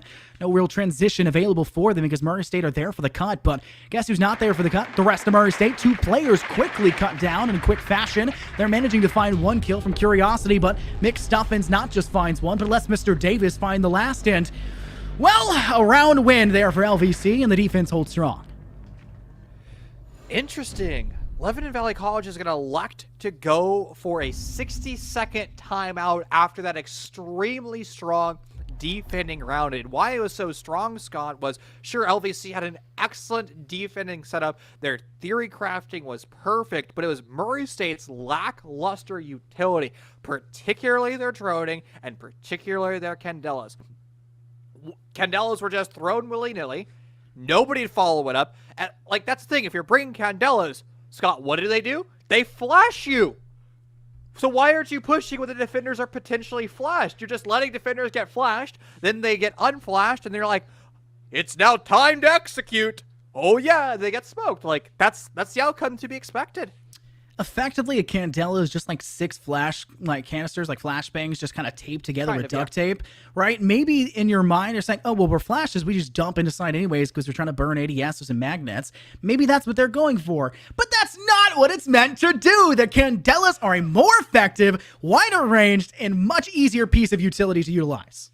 Nah, you know what they're expecting, bro? They're expecting them to be the hockey pucks of fused cluster charges where they bounce off the wall and go to the most random corners and curve, basically. Oh my goodness. We're having an MLB baseball as they can sling around. We're having fastballs, curveballs, sliders. We're having everything. But unfortunately, nothing working for Murray State. But we're going back to the objective of choice for Murray State, even though they don't have the choice to do it. But 2 round wins in a row on 2 different objectives for the Lebanon Valley side makes them go, okay, well, we have to go back to pool and billiards here for the hookah side. How do we defend this now? Because Murray State have been thrashing them here. But do you actually have to go back here? No! I truly believe Blue Bar is as viable, especially when Murray State is just, I'm going to bulldoze into the bomb site, and there's nothing you can do about it. It just seems like an odd decision. Yes, double bar is such a good objective to hold on to, especially when you know Murray State's gonna take hookah. You know they're gonna do it. The best you can do playing double bar is just to kind of contend for a little bit, put a reinforced shield inside hall, watching door to hookah like they should have been doing the entire time, and then just defending pretty heavily on site with only slight extensions. That way, you can just bide your time, don't concede a kill, let yourself stay even across the board, but Murray State will bleed away time instead of bleeding you dry, which is what's happening every time in a hookah. And Lebanon Valley have just been none the wiser about how they're supposed to approach it. It's been such a major problem for them. And I can't help but expect it to be once again, because Murray State, they brought a glass, they brought the Amaru with the nice grappling hook. What are they planning to do here? And a Blackbeard, nonetheless. Well, I can tell you what they're planning. They're planning on doing the exact same shenanigans they've had in the past, where they push into the bomb site and they go for broke. A great adaptation, though, has been made by LVC. They brought out a pulse with a nitro cell from below to monitor everything that's taking place. The plant's going down. Why not nitrocell it? It's good for 2. The planter dead. The adaptation not made by Murray State. The diffuser now isolated in the bomb site proper. And Nikki Jams, who had a nice short flight into VIP, is going to have to get out of first class and find some kills. That's exactly how you play this objective. Now, Liquefy has a sightline from below. Doesn't just need to play with the cardiac sensor out, but the problem still lies. Travis collected the diffuser and gets it down. Now, Murray State have managed to climb this one back into the contending chances of their hands, and they have to hold on strong. Travis with 1 great kill. Big Beef with a 2nd. Now only 2 players for Lebanon Valley left standing. Mr. Davis gets greedy, and that greed makes them pay the ultimate price. Murray State climb back from a double kill in a night show, total denial, and they still win the round. Wow, we may just be seeing OT at this point as we're 1 round away from Murray State to reach it. Murray State was just continuously confident even after the double demise of the explosive device, and honestly that round left me wishing there were still more explosive bits of curry. I want more nitrocells. Lebanon Valley College would have probably been able to win that round if they brought out at least somebody else with a darn nitrocell, because you have been able to once again continue to deny the plan instead of have the UMP, the 45 pea shooter marshmallow cannon shoot through floors. It's just not, it barely kills people. And then if you're shooting through a floor, it's just simply not going to do anything. It's going to remove like negative HP. It's going to heal your opponents at that point, basically. Moving forward, though, at least we're going to kitchen. This is a bomb site that Murray State struggled on because they didn't take vertical, and I don't think they're going to be taking vertical now. Last time we saw this objective, you said the vertical wasn't there. I actually will argue that was there. However, it wasn't Murray State taking the vertical. It was Lebanon Valley taking the vertical, which is an interesting disposition. Liquefy did a great job with the Mossberg in hand. Now not playing that, using the MX4 store welding alibi to their advantage, but maybe the Sheriff in the pocket can open up floor holes just the same, maybe not as effectively, but we're not seeing the buck come out for Murray State. Instead, we're seeing that Blackbeard again by Big Beef. I don't think this was the most effective piece of utility that they could bring to the table, especially considering Blackbeard's biggest boon is the fact you can put that shield on your gun and hold windows on the rappel really effectively to stop that first bullet from killing you off. But the problem still lies in for Lebanon Valley. Window of kitchen has been a disaster for them. The tornado swings through and Murray State already net 2 kills. It's a 3-on-5. The execute is about to take place. There's a glass, and it's going to be camping all of them. Oh, they just swing in! They're going to get eaten alive! Syrupside Duck finds 2. Liquefy tags onto 1 as well. The smoke grenades missed their mark, and it's now Curiosity to 1v3. Plenty of time left to still work with Scott. You still have drones, but no bits of utility, and 1 more EE1D. A huge misplay by Murray State. They've buried their attackers in the window, and now Curiosity, who's been an impactful player for Murray State all series long and all season long, is going to have one of the most impactful clutches of their collegiate career and take their team just to overtime. Just to keep up the note, this is make it or break it. If Murray State lose this, if Curiosity cannot clutch this, they're out of the playoffs for the NECC. This was a moment where your team should have droned out. You should have cleared the corner with the drone and not face checking with 2 players. And Syrupside Duck uses that to the advantage, sprays them down with Curiosity's best gun, that UMP. And now we're looking at a position with Lebanon Valley in such a major degree of advantage that it's hard to imagine what Curiosity can do. Very slow swing. They'll see the head, but they managed to miss a couple shots. We were finally tagging 60 plus seconds left, nearing that 65-second mark, and managed to climb back a little bit closer. Liquefy is quite low as well, Brian, which could be a contending point as well, but Curiosity maybe tunnel visioning too much, at least in my opinion, on this kitchen window, really wanting to hold this down. There's not much utility active available for the side of Lebanon Valley. Curiosity managing to finish the job on a Liquefy, just McStuffins left standing, but thankfully for Murray State and Curiosity as a whole, they've transitioned back to outside, but the live pings were there, and McStuffins is holding extremely close. This could be an easy swing. Curiosity's not ready for McStuffins to be holding this angle. They're inches away from each other. Curiosity's gonna bait out this diffuser placement. He swings! And McStuffins loses the fight, and Curiosity will take Murray State into overtime to survive here in the NECC playoffs. Why would you swing that way, Scott? You swing the other direction to deny the window, the multiple vaults, and it's like an elephant landing on concrete. It's so loud. How was that not an audio cue heard by McStuffins?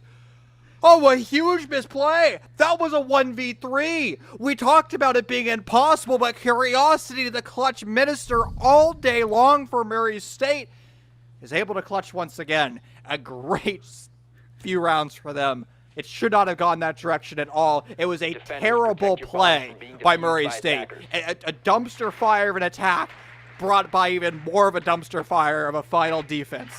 I would like to talk a little bit about Lebanon Valley there. The discipline from them to find the first 2 frags, and then, actually, in fact, the first 3 frags, and then not overextend. They played patient. They played smart. But the problem lied in that patience that they brought to the table, that hesitation they wanted to pursue, cost them the round. They lost their castle early because Murray State, more specifically Curiosity, swings through Pink Bar and is able to find the kill there. Then, jumping through Kitchen Window, they take out Liquefy, who was already low, who shouldn't have needed to peek that anyways. They just need to play for the audio cue, which apparently, even when it's the 1v1, they cannot do. Lebanon Valley had such a poor start, a fabulous finish, but yet could not end it all right there as Murray State and Curiosity more specifically thrive and survive to make it to OT. Back to Penthouse Theater we find ourselves. LVC was able to win this, the one example they brought out back in round 10, and Murray State's going to find themselves in pretty much the exact same pickle that they were. How are you going to be able to open up those walls? Simply put, Scott, it's going to be very unlikely unless you use one of your nades from below into VIP to remove that Cade Claw, but it's so elevated the likelihood of that happening is just low. So right now for Murray State, they're going to have to play together as a team, start to drone out the map, and start to execute and push away those roamers, a few of them sprinkled for LVC. The damage has kind of been done on a mental level, I would say, for Lebanon Valley. Bleeding away around like that could definitely cause some chalking to occur, but thankfully for Lebanon Valley, they're going to head back to an objective that they have been pretty solid on so far. Not the best case scenario, but still somewhere they can try to thrive within. But unfortunately, Dragon finds the first blood. Something that Murray State failed to do the last time we saw this. They struggled to toss these Candelas out from DJ and ultimately caused too many problems to count. But now you're seeing Dragon play all by their lonesome. An interesting, they see an interesting decision, but they'll attempt to re-swing player in the corner, and the Senate falls victim as they'll now find themselves in a 2-player disadvantage, and Lebanon Valley bleeding early, much like the last time, and Murray State are in Penthouse. There's already the Ayana, already of Travis within the site. They could plant quite quickly, just need to get Curiosity there. There's no nitro cells, no utility from below. Where is Curiosity now making their approach to the bomb site? Now starting to go for the plant. Mr. Davis will find their kill, but it might be a little bit too late because the bomb has now been confirmed on the ground, and now it's a post-plant for Murray State. Excellent positioning, but Mr. Davis finds their second, so he's able to find just a small error, and now we still need more members to find kills. McStuffin good for an additional. Dragon is an awkward position with a 90-degree crossfire starting to go for the pinch, but there's finally the answer back. The first kill for Murray State in this post plan. Too aggressive to shift W. A huge miscalculation there for McStuffin. And now Mr. Davis is forced to find multiple kills, and they don't because their roster mates were too aggressive. Such a position that was given to them. They crawled their way back once again, Brian.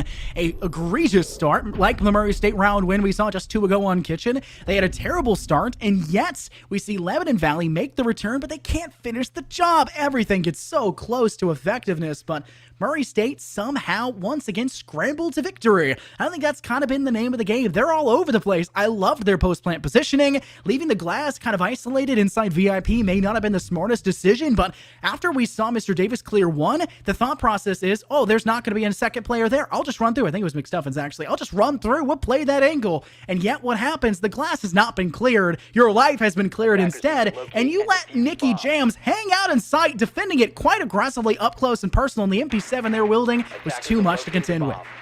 We're going to see back-to-back Kitchens, but it's now Murray State's defense compared to LVC's defense. And probably not back-to-back. It's been since round 12 since the last time that we saw Kitchen. I'm trying to forget about what we saw in Penthouse Theater earlier. Now, this should be very interesting because LVC brought out vertical both times that we've seen this bomb site. They never actually elected to use the vertical to maneuver the defenders away. Instead, they elected to kind of play it a bit differently, where they just kind of simply try to win their gunfights, and it wasn't quite exactly what they wanted. They were able to eventually do that when they saw it last in round 6, but it's going to be a difficult round, and there's the change that I was asking for. Sledge is in play, but remember, we saw Buck in play as well, and the skeleton key was just simply never used in the vertical. One of the bigger problems we've seen in the bigger picture for the side of Lebanon Valley was the defense as a whole. And I get it. It's an attacker-sided map, Brian. Right? That's guaranteed. But Lebanon Valley had bled rounds that they had no right to bleed. They were theirs for the taking. They make such big returns, and they're just struggling to end it out. It's not over till it's over. It's not over till that last bell rings, and that's been the problem with Lebanon Valley. Their middle round, both on the attack and on the defense, has been absolute. They are basically walking over Murray State, but Murray State, they know when to adjust. Oh, we've lost our first defensive entry. What do we do from there? Try to transition this second one over quickly. We've lost them. Okay, send our flank wash a little bit more aggressively, and let's give them cover with the crossfire.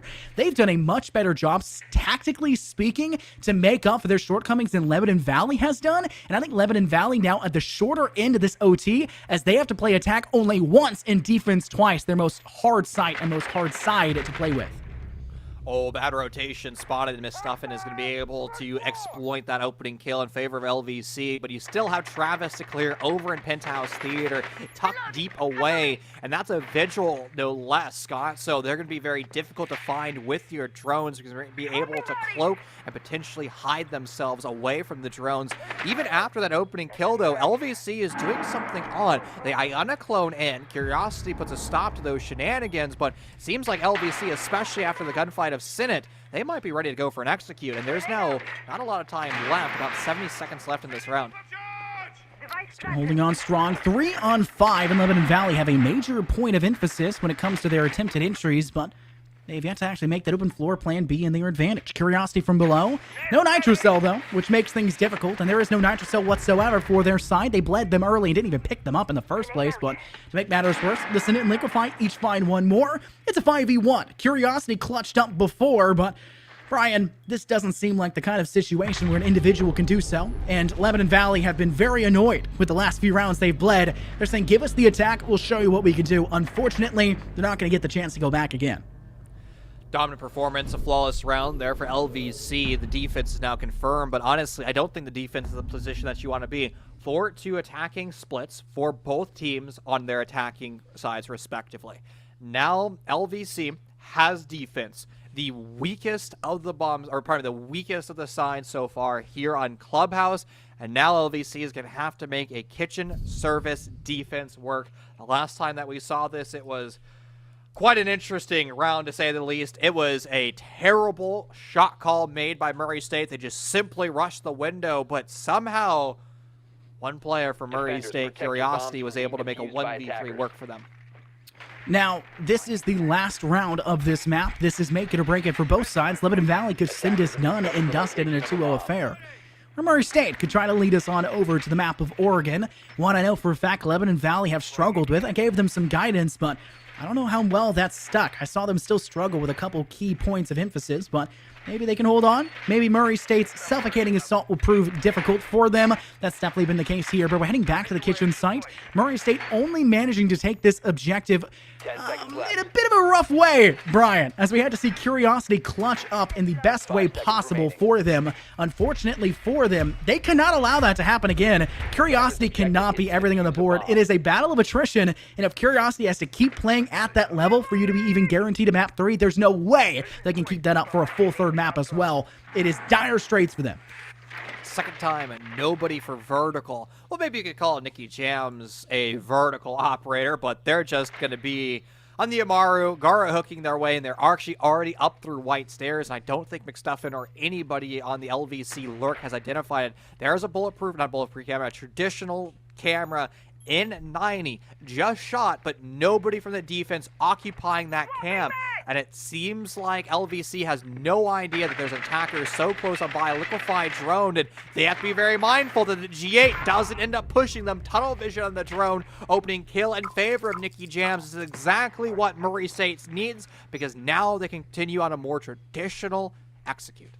Liquefy was a very important person as well for the Lebanon Valley side, 13-10. We're talking about impactful players. Liquefy has been there for a very consistent margin for them. However, they're able to equalize out fairly quickly, only about 15 seconds later. McStuffins to the one player of Nicky Jams on the opposing side. The Amaru off the board. And now you've got yourself a 4-on-4. Even treading ground for both sides, but for the side of Murray State, they need to gain themselves a better point of entry, and they're trying to look towards that service side, but Dragon has not really been given the sightlines for it yet. A player in Bathroom could avoid a precarious death, but McStuffins cannot. Big Beef finds the kill instead. Cynic guns down Travis, and Dragon is already deep within service entrance. They're in a position where they can plant, and they find the headshot kill to Cynic beyond the soft wall. They did not reinforce, giving themselves the chance to rotate, but now it's paying back against them. Syrup Sida gets damage off to Dragon, cannot finish the job. Mr. Davis TV finally finds himself yet another kill, takes down Big Beef, but the damage is there. Dragon cut down from beyond the soft wall. The Bathroom player of Syrup Sidon coming out victorious, and guess who it is once again, Brian? Curiosity left by their lonesome in the 1v2. Curiosity broke a 1v3 to send us into overtime. This should be easy peasy lemon squeezy for them, Scott, because it's only 2 defenders left. One change-up, though, is where is the diffuser? It's in the same place it was the previous showing of this bomb site back in round 12 on the over by the window on a bulletproof camera. The swings start to take place, and Curiosity going to lose some of their life force, some of their hit points, but they're still alive and gun up. They can use their drones, but no more EE1Ds to gather information. One flashbang to blind one of the members of LVC, but time is not on the side of Curiosity. Curious is going to go ahead and rotate, and now heading towards the service entrance, looking to maybe contend the player in the Bathroom, but 15 seconds. They'll need to go for the kills at this point. No way they'll be allowed to stick it. Player already in the outside hall. They're checking towards entrance. A player trying to contend up early. It's Mr. Davis, and they'll come out victorious. Lebanon Valley survive in this tumultuous matchup on Coastline. They'll cut down Murray State, denying them of the OT victory, despite failing to deny them to reach OT in the first place. Lebanon Valley hold on strong. 8-7 our score line, and they'll make it through to the playoffs here for the NECC, and they'll face off against the first seed. Man, discombobulation from round 12 all the way to round 15, my friend. There was just turmoil everywhere, and especially in that final round, man, it was looking like anybody could have been able to win that, but thankfully, LVC was able to come together, rectify their mistakes of round 12, which eventually put them in that terrible round 15 scenario. And Murray State, an incredible series from them. Honestly, I love the Glass adaptation. I love the smoke grenade adaptation, but I think it was just a little bit too late. The adjustments they made there on the attack were amazing to see. So many teams just want to stick to the same old thing, and that's kind of the problem. I talk a lot about unpredictability, being all over the place, making sure that you have no idea, or the defense of the opposing team doesn't really know what you're trying to do. They did a great job of adapting, and yes, it was a little late, and there could have been some adjustments that were made earlier, but I think the biggest problem is that they bled so many rounds on the defense. If they had just taken one more round in that assault that came out from Lebanon Valley, they wouldn't have even needed to go to OT. They would have just won it outright, and it would have been an entirely different matchup. I think Murray State had what it takes. This is probably the closest matchup we'll see here for this division for a while, as you're probably going to see now, unfortunately for Lebanon Valley, them facing off against the first seed, which earned their right to be there. They're a very dominant team. It's going to be hard to pull off the same performance, but Lebanon Valley, you fought hard, you deserve your victory, and we'll have an interview with one of their players right after this. But before then, we'll talk more about the game, and we'll head to a quick little break so we can get that underway and ask them some very important questions. Stay tuned.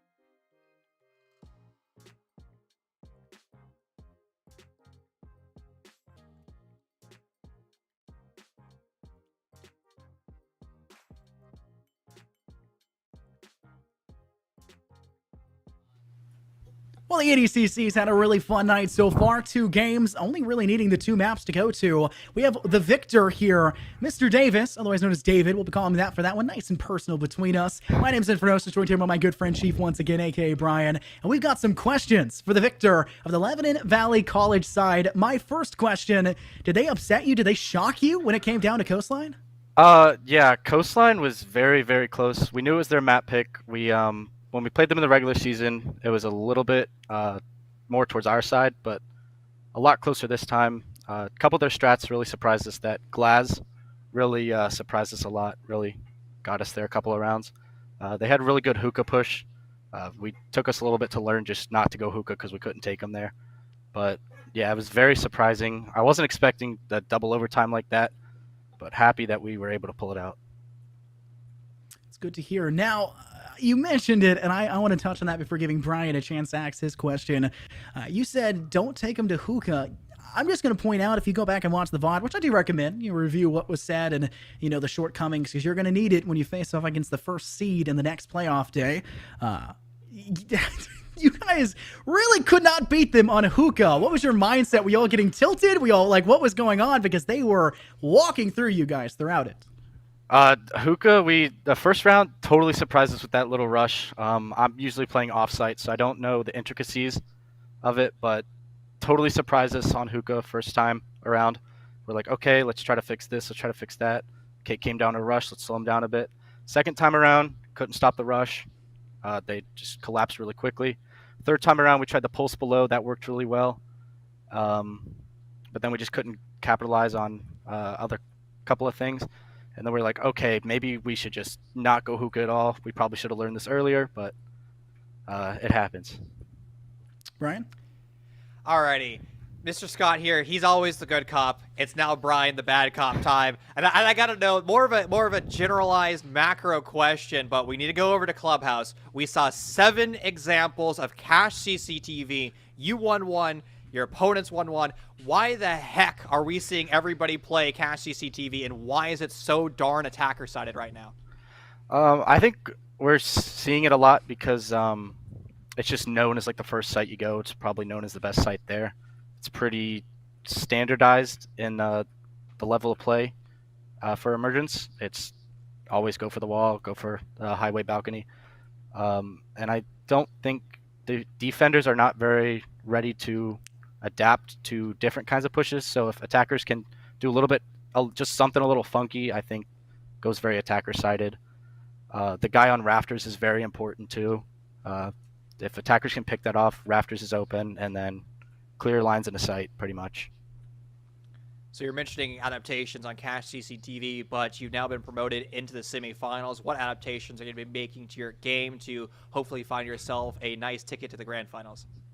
I think one thing as a whole LVC needs to do, we need to try to play a little bit more as a team. Definitely, we need to work on a little bit more of our defense strats. Adaptations could be a little bit faster, kind of like hookah bar. Last map, we kind of need to figure out, okay, don't go hookah bar, don't try 3 times. We're just giving them 3 rounds right there. Just kind of making better decisions inside of rounds and between rounds for the team. David, my friend, it's been a pleasure chatting with you. The floor is now yours. The stage is now yours. Anybody you want to give love to, anybody you want to shout out, your coaches, your sports staff, your mom, your dad. I saw some guys roaming in the background, so give everybody who needs love the love they deserve. Shout out to my parents. They've been supporting me. They've been awesome throughout this whole transition to college, transition to esports. Shout out to my team. They're the GOATs. They're working really hard. They're improving so much. Shout out to Kyle. He's our coach. He's awesome. Shout out to my girlfriend because she's always watching. And shout out to you guys for putting on an excellent show and really giving us the opportunity to play. There we go. We'll get the hearts on screen. Chief's not used to it being such a limited POV, but thank you so much, David. Thank you very much, David, for joining us. It's been an absolute blast. I wish you the best of luck. Unfortunately, I will not be here next week, so even if your game was broadcast, I could not do it. So Chief over here is going to be all by his lonesome, but you guys are facing off against the #1 seed, and it will be a very tumultuous battle. I wish you guys the best of luck. Make sure you get your VOD reviewing in because they're going to be a tough opponent to face off against. Thank you very much for joining us. Thank you. Cheers, bud. Now, as we send ourselves off here for the NECC, and it has been a very fun night. 2 games, both of them ending in 2, but they were extremely close matches. The first night of the match there with Korvac and Fellow casting. The first map, I think, went to OT as well. The second one did not, if I remember correctly. If I remember recollecting, get it close though. For ours, the first map did not, but the second one definitely did, and it was close all the way through. Hope you guys have had a very fun evening. Hope you guys have had a lot of fun. Thank you guys very much for tuning in. My name is Infernosis, joined here by my great friend Chief. You can follow my Twitters down below. Thank you to the production behind the scenes, and we'll see you guys tomorrow for more action. I believe we're seeing Overwatch tomorrow for the playoffs. Stay tuned for more from the NECC.